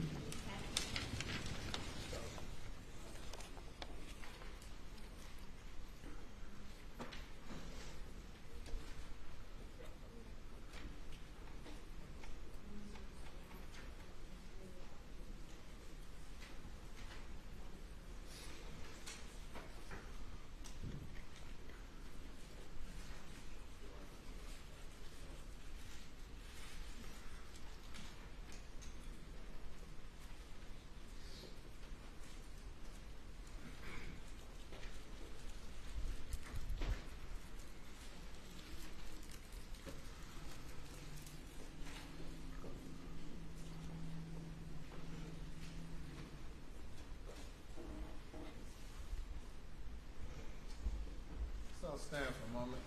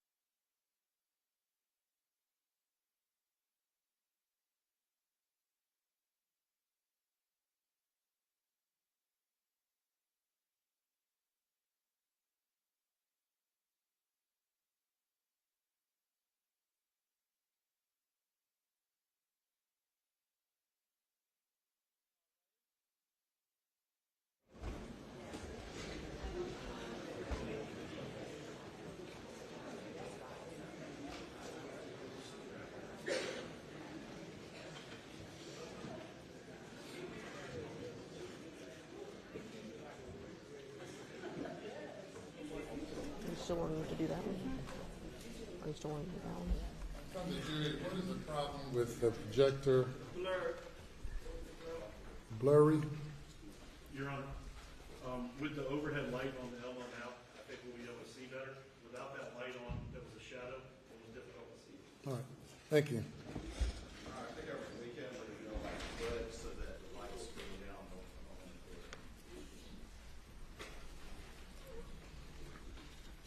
May it please the court, Your Honor? Okay, Agent Worley, if you don't mind taking a look at State's Exhibits 104, 96, 97, 99, and 93.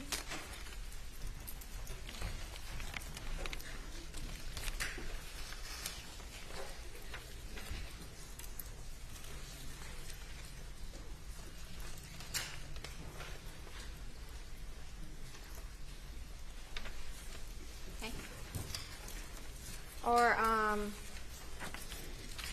Exhibits 93, 99, 97, and 96, true and accurate depictions of the Chevy Suburban. Yes, they are. And State's 104, is that a true and accurate depiction of some ammunition that you located? In the other vehicle, yes. That was located in a white F-250? That's right. Your Honor, at this time, I would move State's Exhibits 104, 96, 97, 99, and 93 into evidence.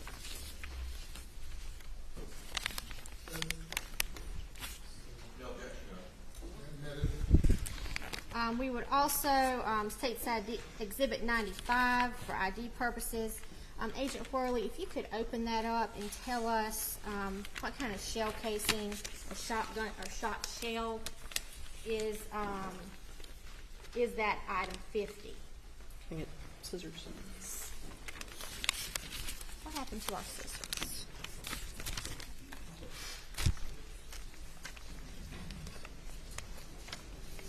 I think they're gone. Thank you. Thank you.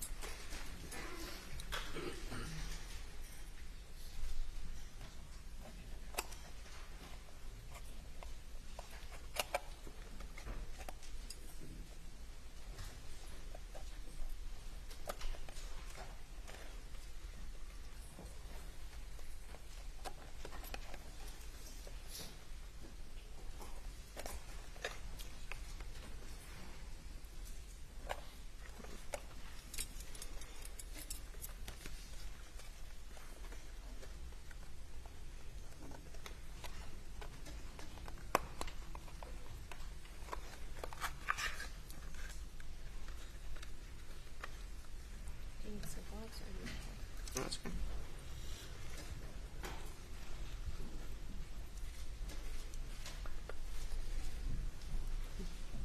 Okay, so what is State's marked for ID is State's Exhibit 95? It's a 16 gauge shot shell, unfired. A 16 gauge shot shell. That's right. Okay. Now I think when it was collected, it was marked as a 12 gauge shot shell. That's right. So what happened there? I just made a mistake. I wrote 12 gauge instead of 16 gauge. It's clearly a 16 gauge. Okay, and that is the shot shell that was collected from the floorboard of the Chevy, the back floorboard of the Chevy Suburban? That's right.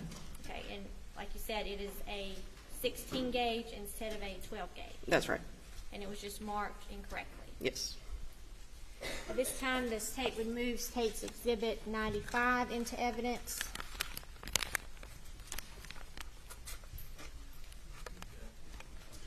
No objection. As Submitted well. without objection. Thank you, Honor. The State would also move State's Exhibits 83 into evidence. And if Agent... It's admitted. Agent Worley, if you could take a look at State's Exhibit 83.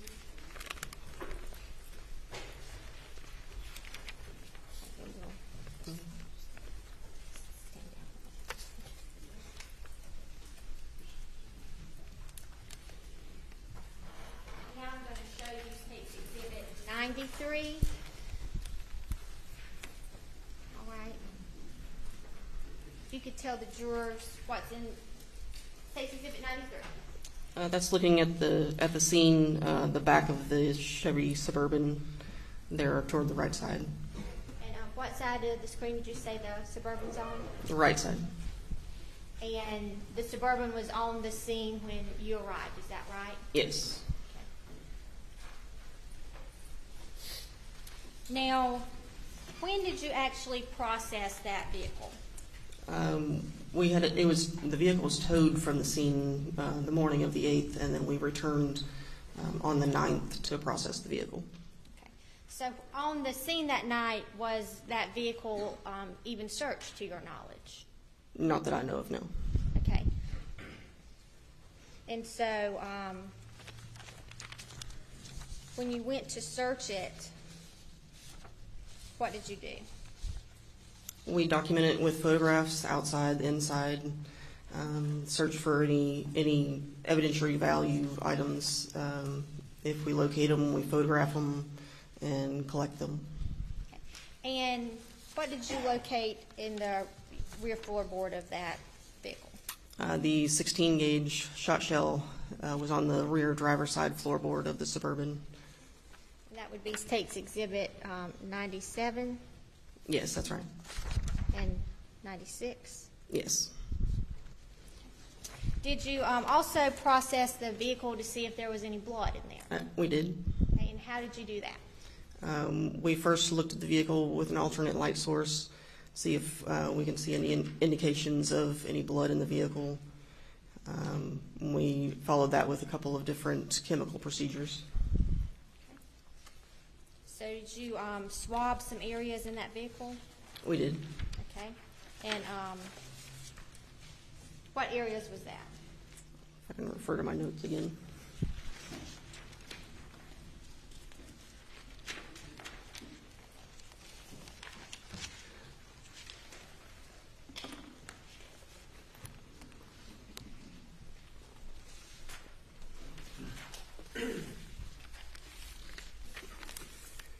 There were 10 areas total. There's the lock, unlock buttons on the driver's door, the driver's door armrest, the driver's side running board below the driver's door, the driver's floorboard, the front edge of the driver's seat, steering wheel, center of the driver's seat back, the front passenger door above the armrest, the front passenger seat bottom, and the front passenger seat back. And State's Exhibit 83 is the actual swabs that you took from that vehicle. Yes, those are. And were those swabs presumptive for blood? Yes, they were. Were those swabs presumptive for blood? Yes, they were. And State's Exhibit 99 is where? That's the steering wheel of the Suburban.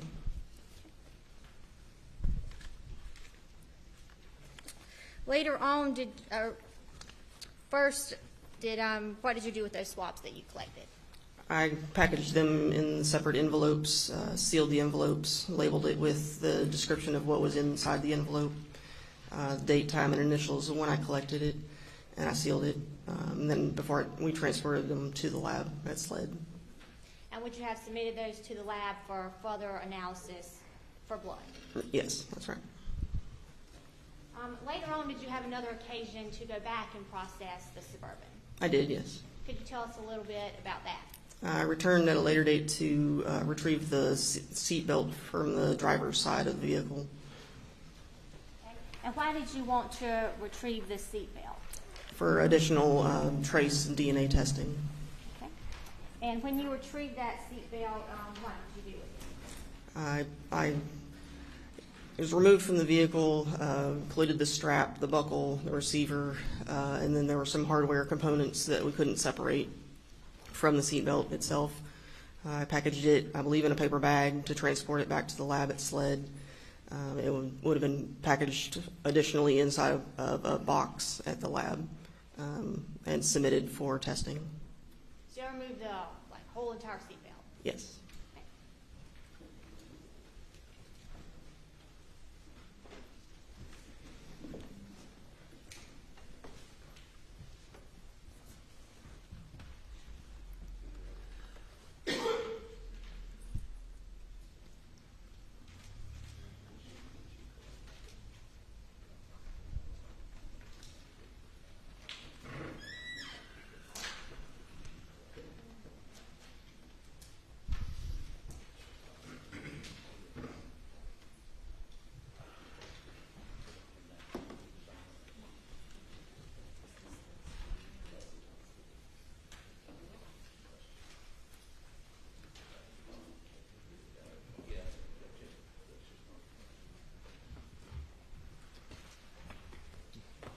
All right, Agent Worley, State's Exhibit 100, which is a little heavier than you would think for a seatbelt here. Can you tell us if that is the seatbelt you collected? You want me to open it?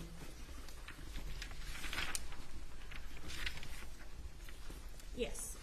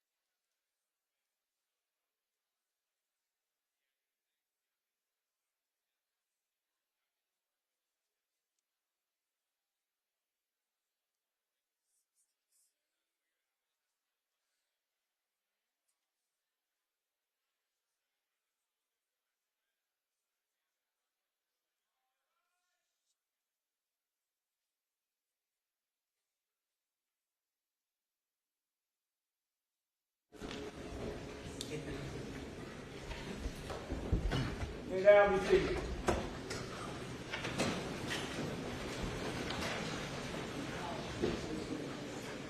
May bring the jury.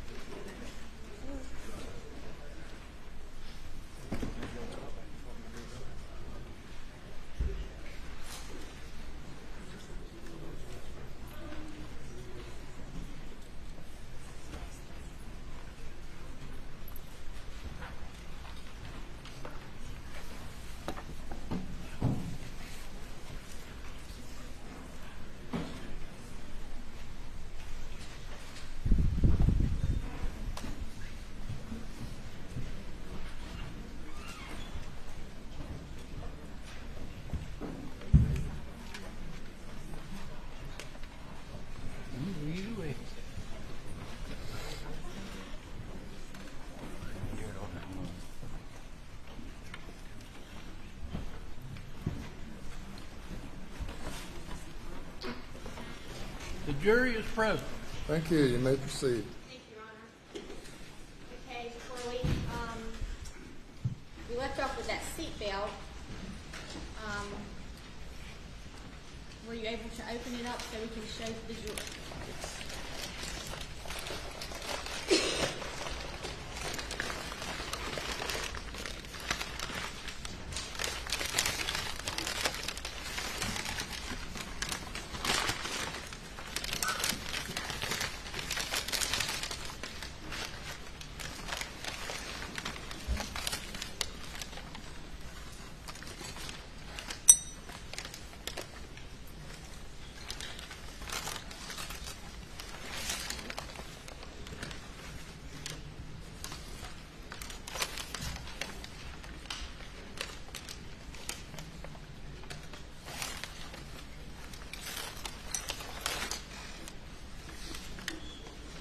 Okay, so if you could tell us, what we have there.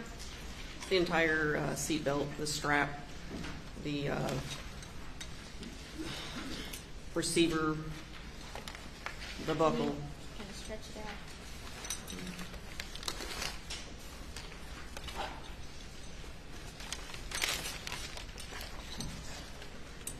Where it was mounted on the side of the vehicle.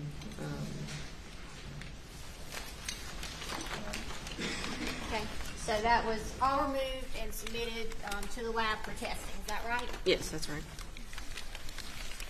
Your Honor, the state removes case exhibit 100 into evidence.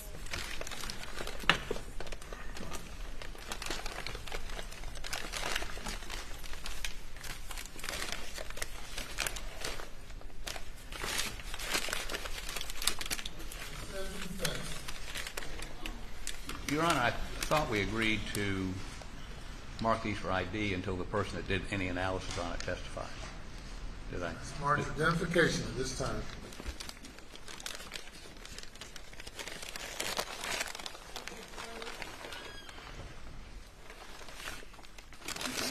And if you'll turn your attention to the screen there when you can set that seatbelt down.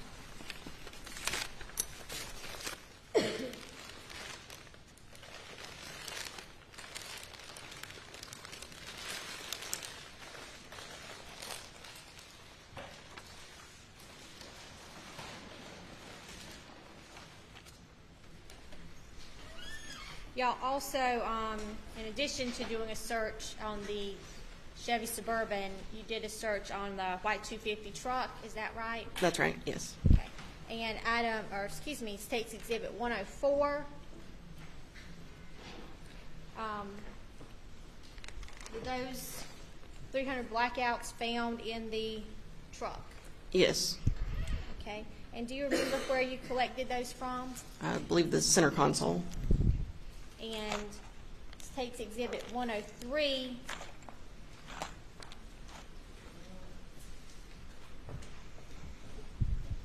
could tell us, is that the 300 blackouts that we're seeing on the screen there that were collected? Yes. And how do you know those are the blackouts you collected? It's my handwriting on the box with the date and time and initials when I collected it. My initials on the seal tape on the box. Your Honor, this tape would move State's Exhibit 103 into evidence. I'm sorry, which?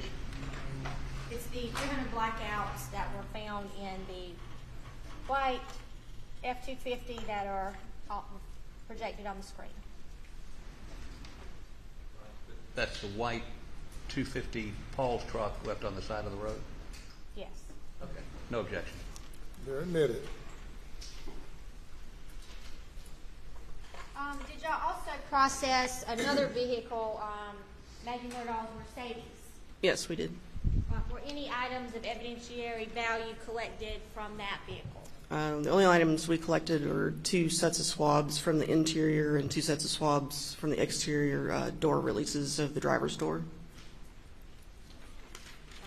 Did you attend the autopsies of Maggie and Paul Murdaugh? I did.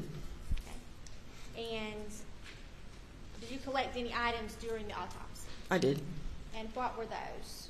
I can refer to my notes.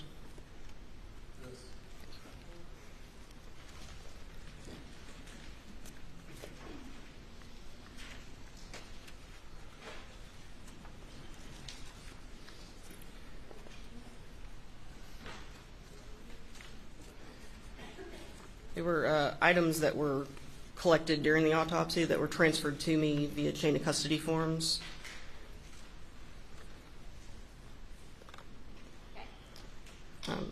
From Maggie, I got clothes, fingernail clippings, projectile fragments. Okay. And from Paul, I also got his clothes, fingernail clippings, shotgun pellets, and wadding fragment from left shoulder and head, plastic wadding from left axilla or armpit. And when you collected those items, what did you do with them? I transported them to the lab at SLED and submitted them to the lab for analysis.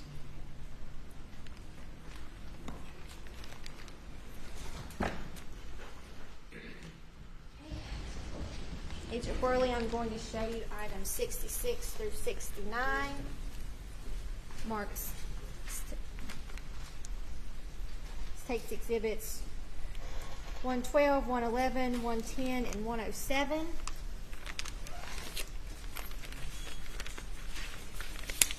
Are those items you collected from the autopsy? Yes, items I took custody of at autopsy. And what items are those? The shotgun pellets and wadding fragment from left shoulder and head, the plastic wadding from left axilla,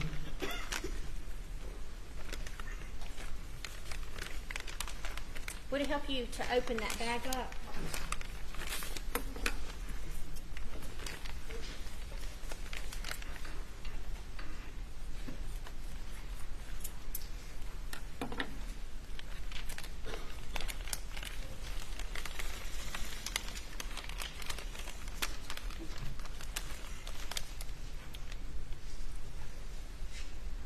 and the projectile fragments from Maggie. Okay, so if we'll take those items out one by one. Okay, so what is that item there? This is item 66. Yeah, 66. Okay, and what is that actually? That is the projectile fragments that were collected from Maggie at autopsy. Okay, and how do you know that? That's how it's labeled. Okay. We'll mark item 66 as State's Exhibit 112. Okay, what else do we have?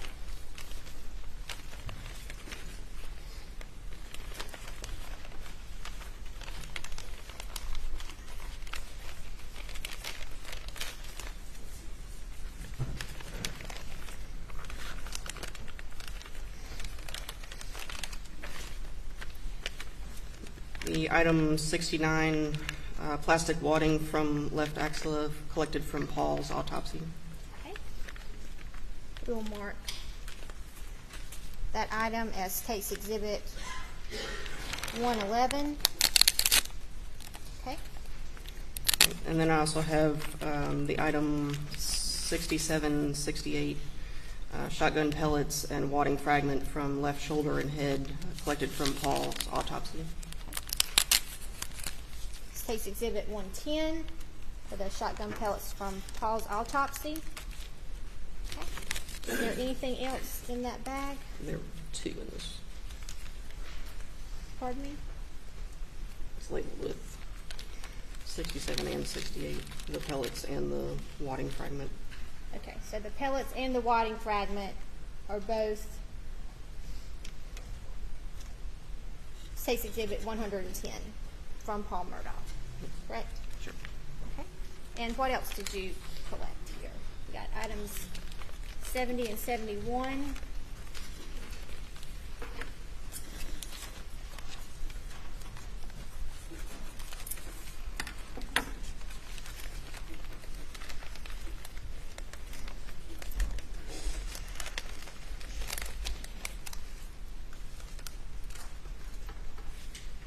$70 is the left-hand fingernail clippings from Maggie.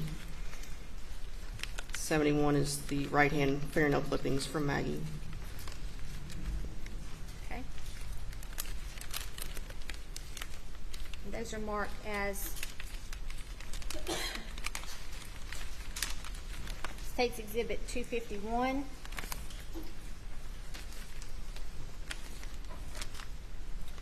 And what is that item? This is a metal fragment that was collected. It was caught on the dress that I collected from Maggie's autopsy. I collected this metal fragment at the lab at SLED.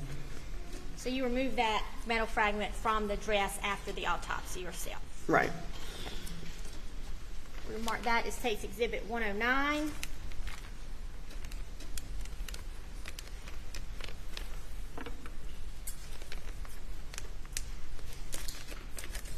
You continue to block the view of 2 jurors. I apologize, Your Honor. Sorry.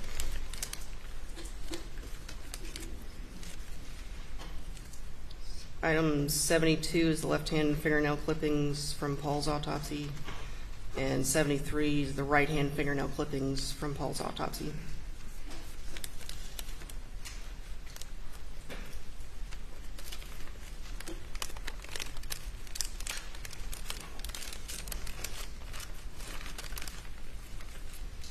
Mark as State's Exhibit 252. Then State's Exhibit 113. What does that appear to be?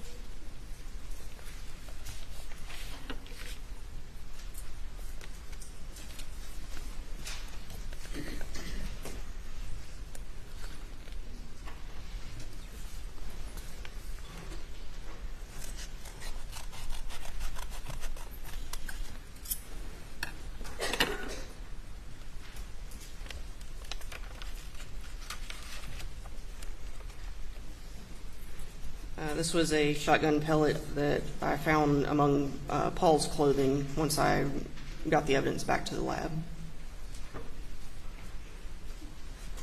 Thank you.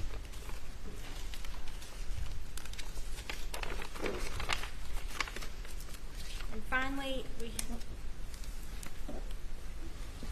have State's Exhibit 36.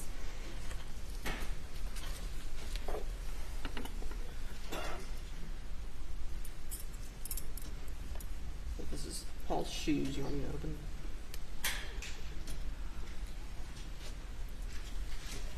You can open.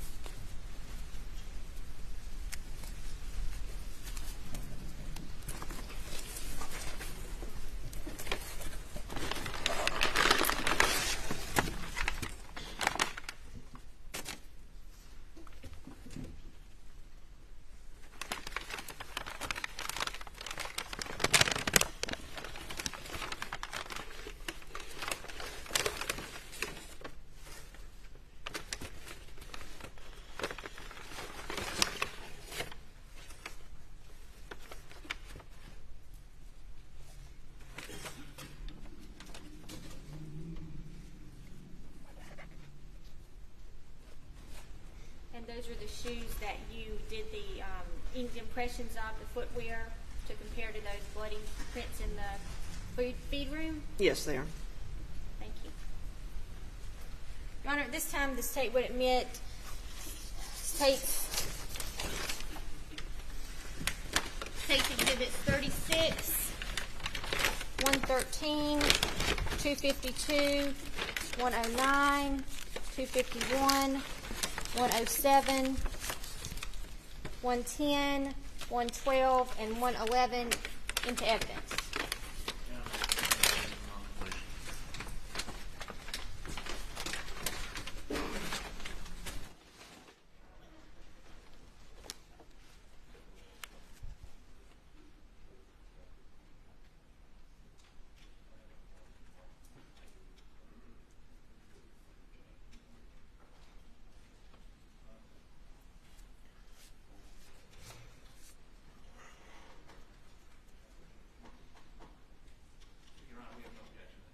Identification, but without the chain being completed, we would object to admitting them into evidence. Which of those exhibits did not have any type of analysis done? You know, I suspect they all did, but I'm sorry.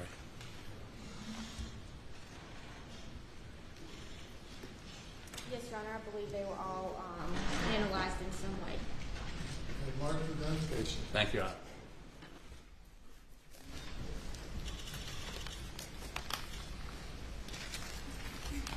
Okay, Agent Worley. Also in this case, we just talked about Paul and Maggie's clothing. Did you analyze the defendant's clothing? I did. Okay. And I think we said earlier that his clothing was collected from Agent David Owen? Yes. And you received that clothing into your custody and submitted it into the SLED lab? That's right. I took custody of the clothing before we left the scene. So what kind of testing were you involved in regards to the defendant's clothing? We processed the T-shirt and the shorts with LCV. It's a presumptive test for blood. Okay. Now, what is LCV? Leucocrystal violet is a presumptive test. Looks for hemoglobin component of blood. Okay. So what happens when you put it on something? If it's reacting to the presence of blood, it's a presumptive positive test, and it'll turn purple. Can LCV react to other things besides blood? It can. Like what? Bleach, rust, I think are the main ones. Okay. All right. So when you process the defendant's clothing with the LCV, what did you find? There were several areas of staining that we had a presumptive positive result, several on the front and a few on the back of the T-shirt. And what about the shorts? The shorts, there were a few on the front and back. So when you got that presumptive test with the LCV, what did you do with the shirt then? We documented the entire process with photographs, starting from taking it out of the package to before we did anything at all with it. We took photographs of the front, the back, inside and outside. Once we sprayed it with the LCV and saw all the stains that we saw on it, we rephotographed it again with a scale, without a scale first, then with a scale for each stain. Then we laid the shirt flat and labeled each of the stains with a letter and photographed it again with that letter and a scale in the photograph for each of the stains. And you did that for the shirt and for the pants? Yes. Okay. And as far as your analysis goes, after the shirt was processed and shorts were processed with the LCV, did you do any further analysis? No, I did not. Okay. And now after something has been sprayed with LCV, what happens to that object? Over time, any area of the object that came in contact with the LCV will oxidize and the entire thing will be purple. Okay. So like right now, if you sprayed this paper with LCV and it didn't turn like purplish blue. Would it eventually turn purplish blue even though there's no blood on this paper? Yes. All right. Let's move ahead to the search of Moselle. Was that property eventually searched by yourself and other agents? It was. And when did that occur? September 13th, 2021. And that was several months after the murders took place in June? That's right. Okay. And what parts of the area or the residence were searched? We searched the entire residence. The main focus was the gun room on the first floor. Okay. So could you kind of, I guess, describe the property and the areas that were searched? There's the main residence, and then also there was a cabin closer to the kennels that faced Moselle Road, and then also the workshop that was located near the kennels. Okay. And is the residence a fairly large residence? It is. Okay. And you searched the entire residence? Yes. And you mentioned the focus was on a gun room? Yes. Where was that located in the residence? It's on the first floor.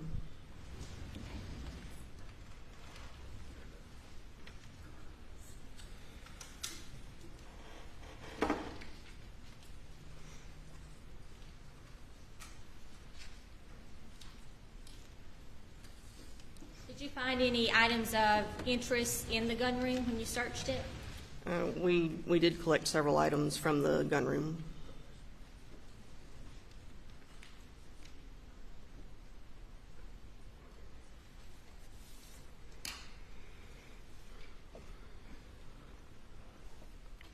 Was the workshop area of the residence searched?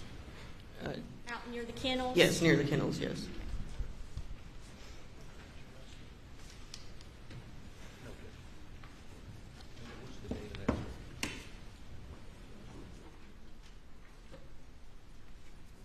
Agent Worley, I'm going to show you State's Exhibits 124, 123, 122, 121, 120, 119, 118, 117, and 116. Could you tell me if those are pictures taken during y'all's search that day?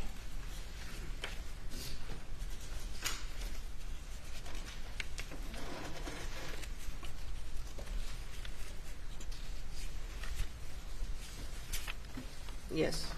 Are those true and accurate depictions of the search of the residence in Moselle and the workshop area? Yes, they are. Your Honor, at this time, I would offer State's Exhibits 124, 123, 122, 121, 120,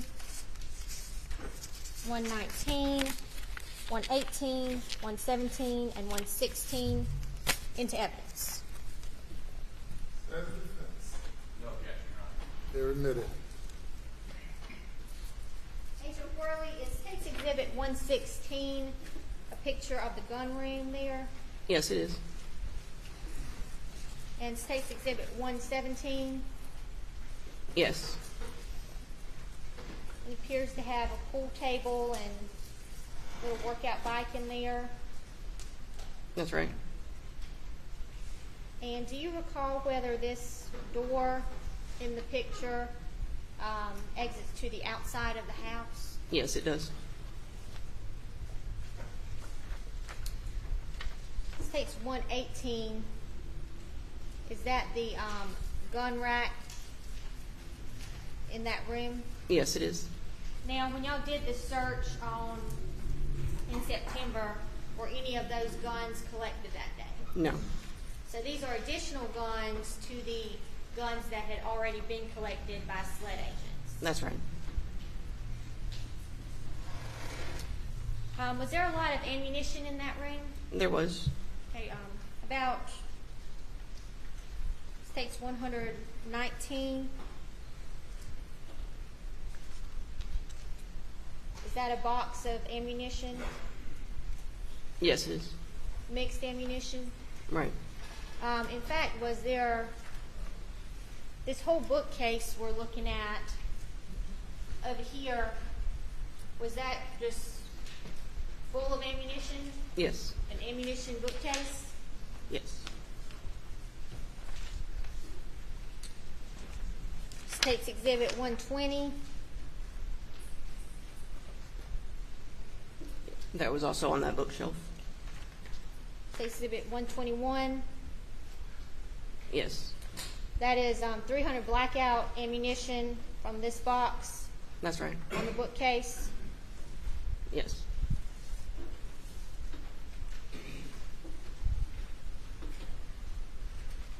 And was some of this ammunition collected? It was. And you said you also searched the work shed or hangar out near the kennels? Yes. State's Exhibit 122. Is that ammunition that was found in the workshop? Yes, it was in that red bin on the workbench. Okay. And we see ammunition in a little, like a wire tub, and then in this tray. Yes. Specifically in Exhibit 123, what types of ammunition was some of the ammunition that was located?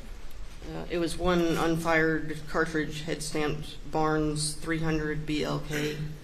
It's the one on the left. And then the 4 unfired shot shells, head stamped 12 gauge Federal. And item 124. And those were the boxes of 300 blackout ammunition photograph. And you said y'all collected some of those for evidence purposes? Not at this one. No. But some of the ammunition that y'all found was collected for evidence purposes. Is that correct? Yes.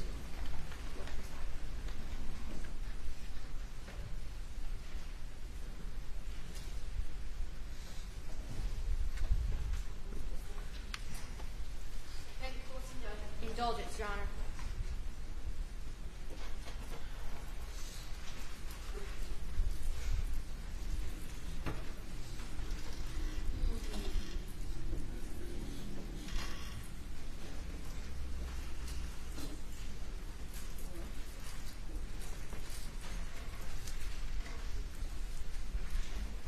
Stand again while we're in indulgence.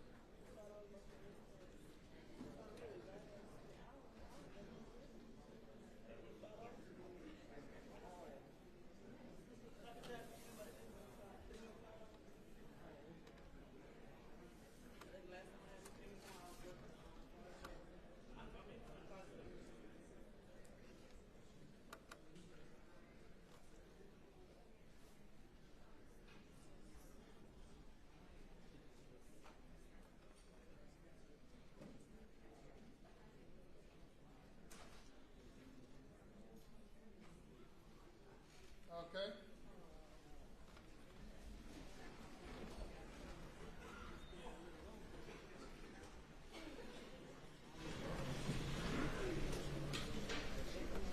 Thank you, Your Honor.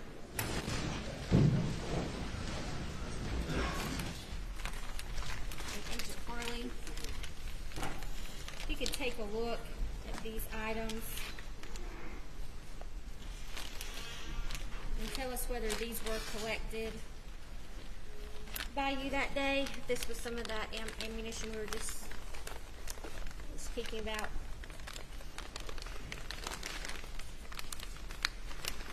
Want me to open that?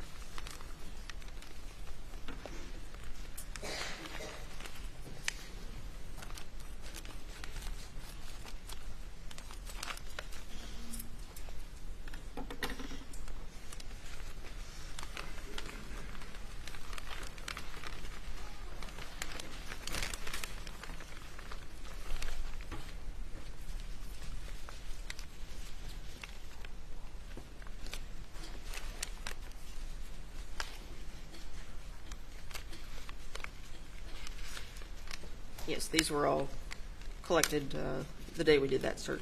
Okay, and where were they collected from?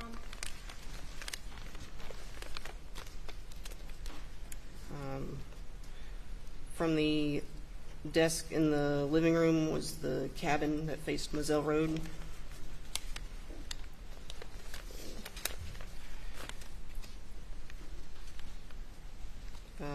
One cartridge from the Winchester box on the bookshelf in the gun room, head stamp Barnes 300 BLK. One cartridge collected from the desk in the living room of the cabin. One cartridge head stamped S&B AAC 300 BLK from the desk in the living room of the cabin. One cartridge collected from the desk in the living room, head stamped Barnes 300 BLK.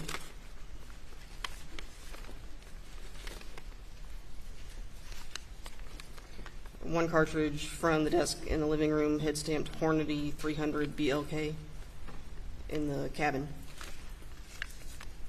One cartridge collected from the Winchester box on bookshelf in gun room, head stamped S&B 300 AAC BLK. One cartridge from Winchester box on bookshelf in gun room, head stamped S&B AAC 300 BLK. One cartridge head stamped S&B AAC 300 BLK from the bookcase in the gun room. One cartridge from the Winchester box on bookshelf in gun room, head stamped S&B AAC 300 BLK.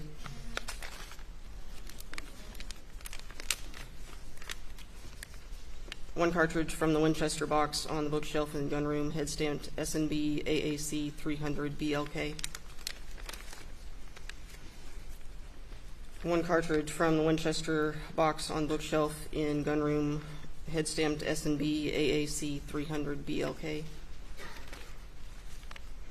One cartridge from the Winchester box on the bookshelf in the gun room, head stamped S&B AAC 300 BLK. And one cartridge case, head stamped S&B AAC 300 BLK from the bookcase in the gun room. And all of those items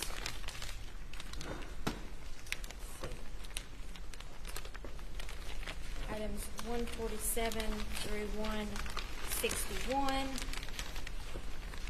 which would be states 128, 129, 130, 131, 132, 133, 139, 138, 137, 136, 135, 134, 140, 141, and 142.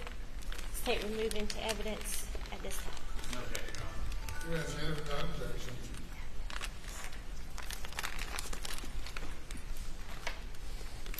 All right, and we have some additional cases that were found.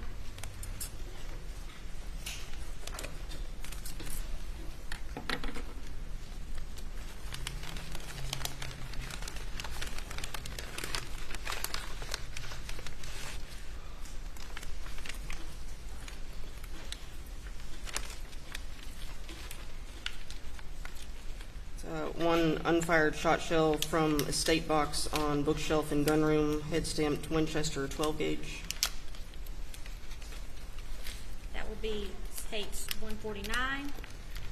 One unfired shot shell, head stamped 12 gauge Federal from red bin on workshop bench.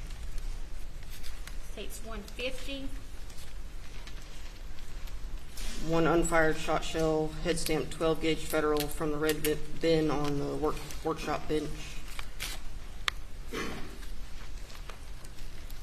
be states 148. One unfired shot shell from nightstand in Paul's bedroom, head stamped Winchester 12 gauge. States 147. One unfired shot shell from Kent box on bookshelf in gunroom, head stamped Winchester 12 gauge. That'll be 146. One unfired shot shell from the state box on bookshelf in gunroom, head stamped Winchester 12 gauge. That's 145.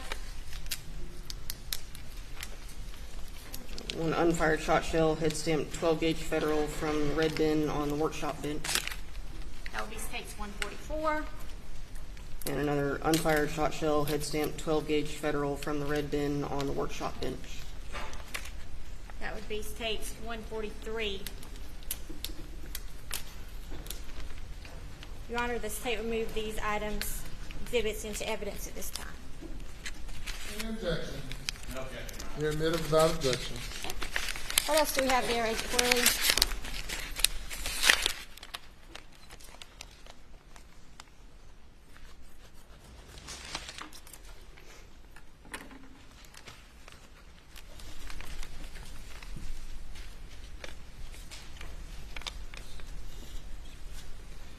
One cartridge case, head stamped S&B 300 BLK from the sable and oak bag in the gunroom. So this states 126 is from the gunroom. Okay. One cartridge case, head stamped Hornady 300 BLK collected from black Ford F-150 under the driver's seat. It would be states 127. The state would move states 126 and 127 into evidence.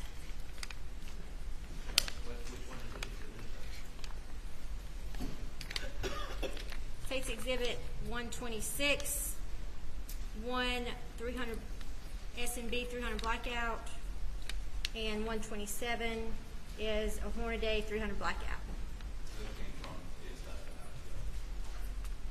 States exhibit 127 is from the black Ford F-150 under the driver's seat from a search on. I'll let Agent Worley testify here. that same search that day. But that would be not Paul's car, not Alex's car. I don't quite understand. Your Honor, I object on the basis of relevance. I don't know why a bullet from nobody's car that's involved in this would be relevant. Admitted over objection. Thank you.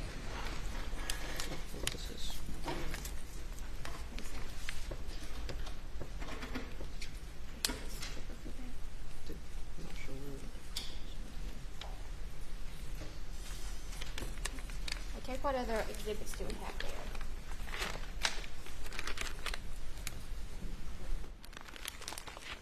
These are magazines containing ammunition. One of them contains 300 blackout ammunition collected from the shelf in the gunroom, and then the other one is a magazine containing cartridges, 300 blackout cartridges collected from the black Ford F-150. Okay, so this item's collected from the black F-150. That truck was searched that day too? It was, yes. And where was that truck at? If I remember correctly, it was in front of the residence. It was a truck that was on the property? Yes, it was on the property. Was it on the property the night of the murders? It might have been the one that was parked off away from the workshop. Do you know why that truck was searched that day? It was on the property, and the search warrant included vehicles. Okay. And those items were found inside that vehicle? Yes, one of these was. Okay. And what is the other one? That's from the shelf in the gunroom.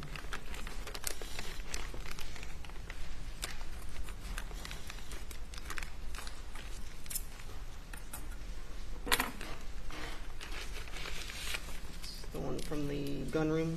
Let's come on from the gun room. This one.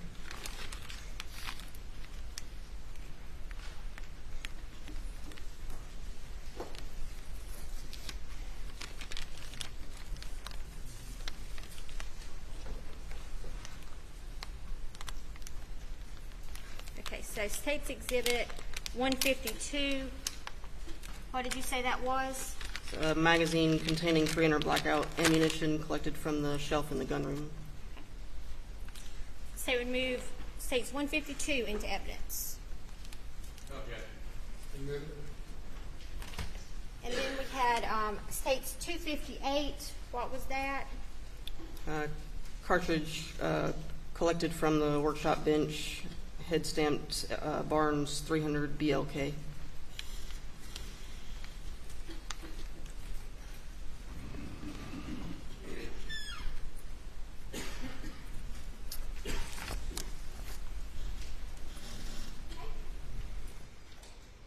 Did you collect any other items that day when the property was searched? I don't believe so.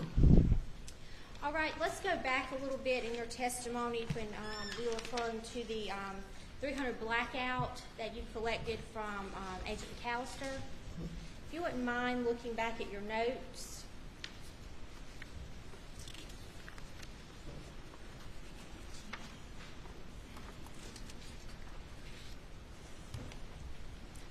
I believe you testified that that was item 34, but that was actually item 33 is the Palmetto State Armory PSA PA-15 multi-rifle with a night scope.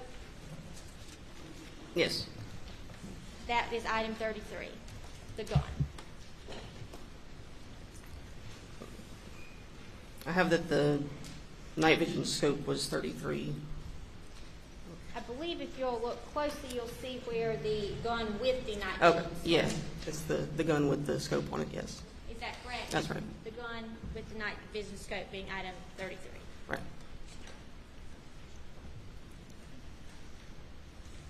And then to clarify, item 34 would be the 130 round magazine containing the multiple S&B 300 blackout cartridges. Is that right? Right. It was separated from the gun when I took custody of it, so I logged them in as separate items. All right. But you did collect those from Agent McAllister. That's right. All right. And then also, going back to the scene, you mentioned a projectile that was found near a tire impression. Yes. We were setting up to take examination quality photographs of the tire impressions at marker 8. We located another fired projectile that was lying on the ground. I'm going to show you State's Exhibit 250. If you'll take a look at that, could you tell us what that is? And this is that projectile near the tire impression. Your Honor, the State will move State's Exhibit 250 into evidence. Okay. Without objection.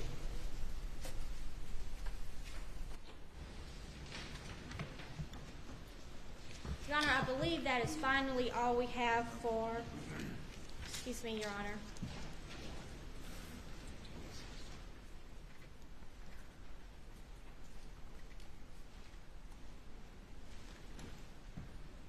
Okay. Agent Whirling, I'll have you take a look at, mark this as State's Exhibit.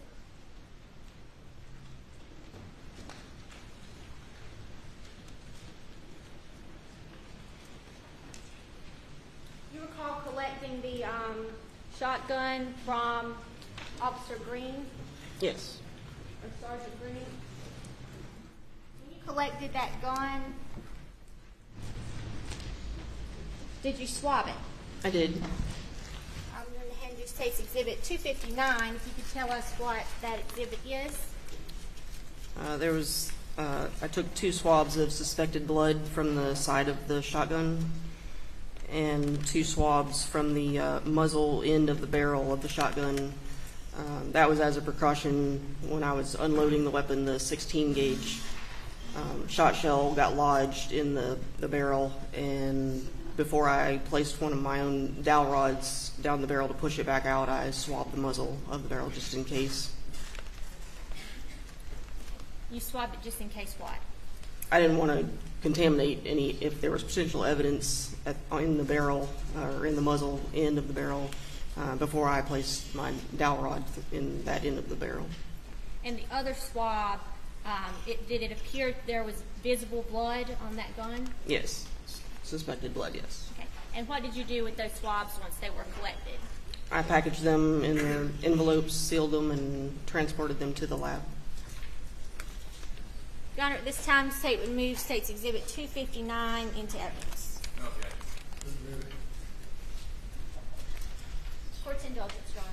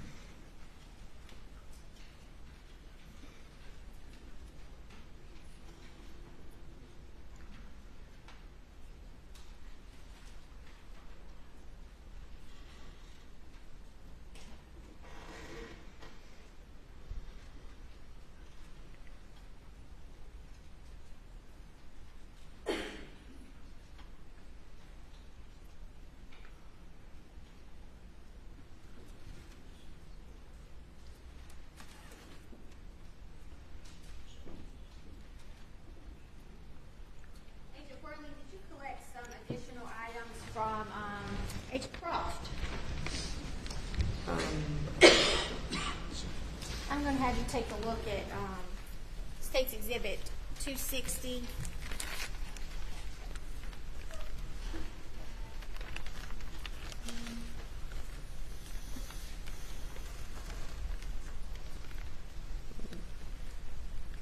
I believe these are the ones I took custody of from Katie McAllister. Katie McAllister.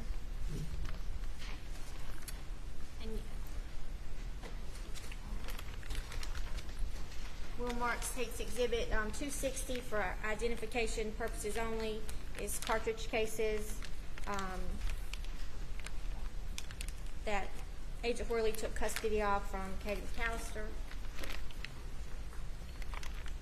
And then also these items 40 through 44, which would be State's Exhibit 212, 254, 255, 256, and 257.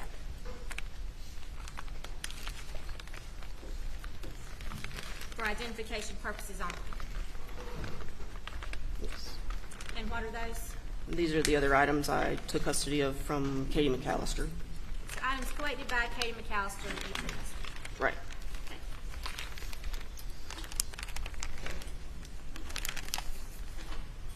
Your Honor, the state would offer exhibits 260, 212, 254, 255, 256, and 257 for identification purposes only. I'm not quite sure what they are. If Ms. Gu would come here, we can perhaps have a brief discussion.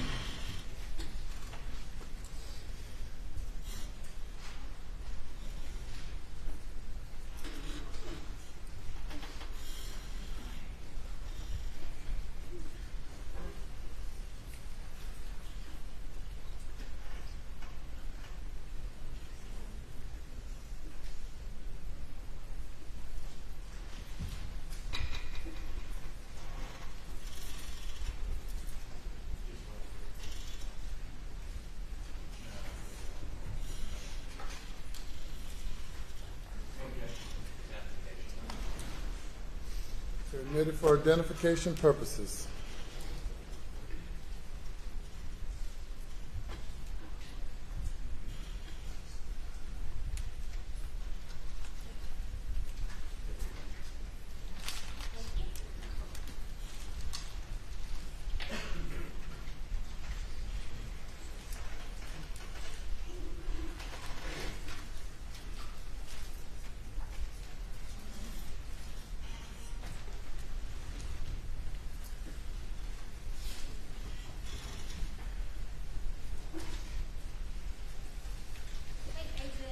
Marley, one more thing. State's Exhibit 261 for identification purposes only. Can you tell us if these are items that you received into your custody? Yes, they are. Okay, and how do you know that? It's my handwriting on this outer packaging. So there are quite a lot of items in there that you received from, is it Agent Croft or Agent McAllister? These, I believe, were ones I took custody of from Lieutenant Todd Shank. Okay. Let me open them. But those are items that you took custody of. That's right. And I logged them in to the lab. I didn't collect them myself. I got them via chain of custody, and then I logged them into the lab. And that's State's Exhibit 261 for identification purposes only. Any objection? Identification only. Yes. Smart identification.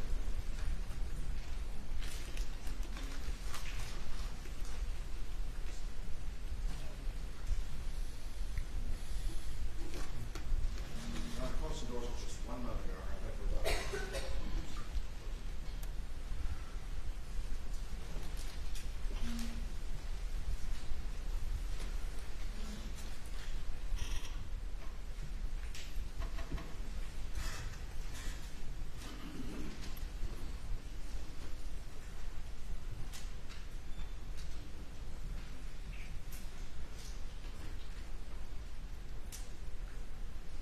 Thank you, Agent Farley. Please answer any questions from the defense. Cross-examination. Your Honor, may we approach? I can say it right here. My cross-examination of this witness will take several hours. And if we begin this afternoon, I'm afraid Monday morning I'm going to have to go through everything I went through today to ensure that there's some continuity there. And no offense to the jury, but I'm not sure I'll remember what I did today on Monday. So I would ask you if we could go ahead and take our weekend break today. All right, ladies and gentlemen, we will recess for the weekend and resume at 9:30 Monday morning. Please do not discuss the case.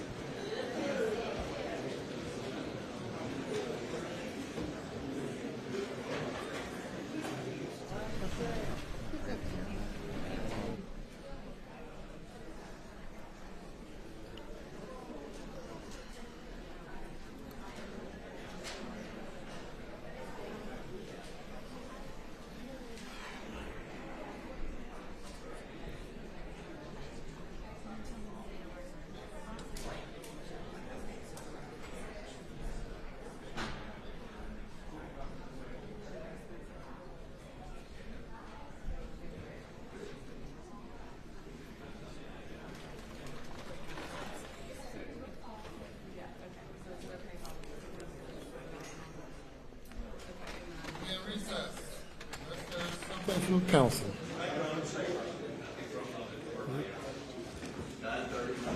9:30 Monday morning, yes.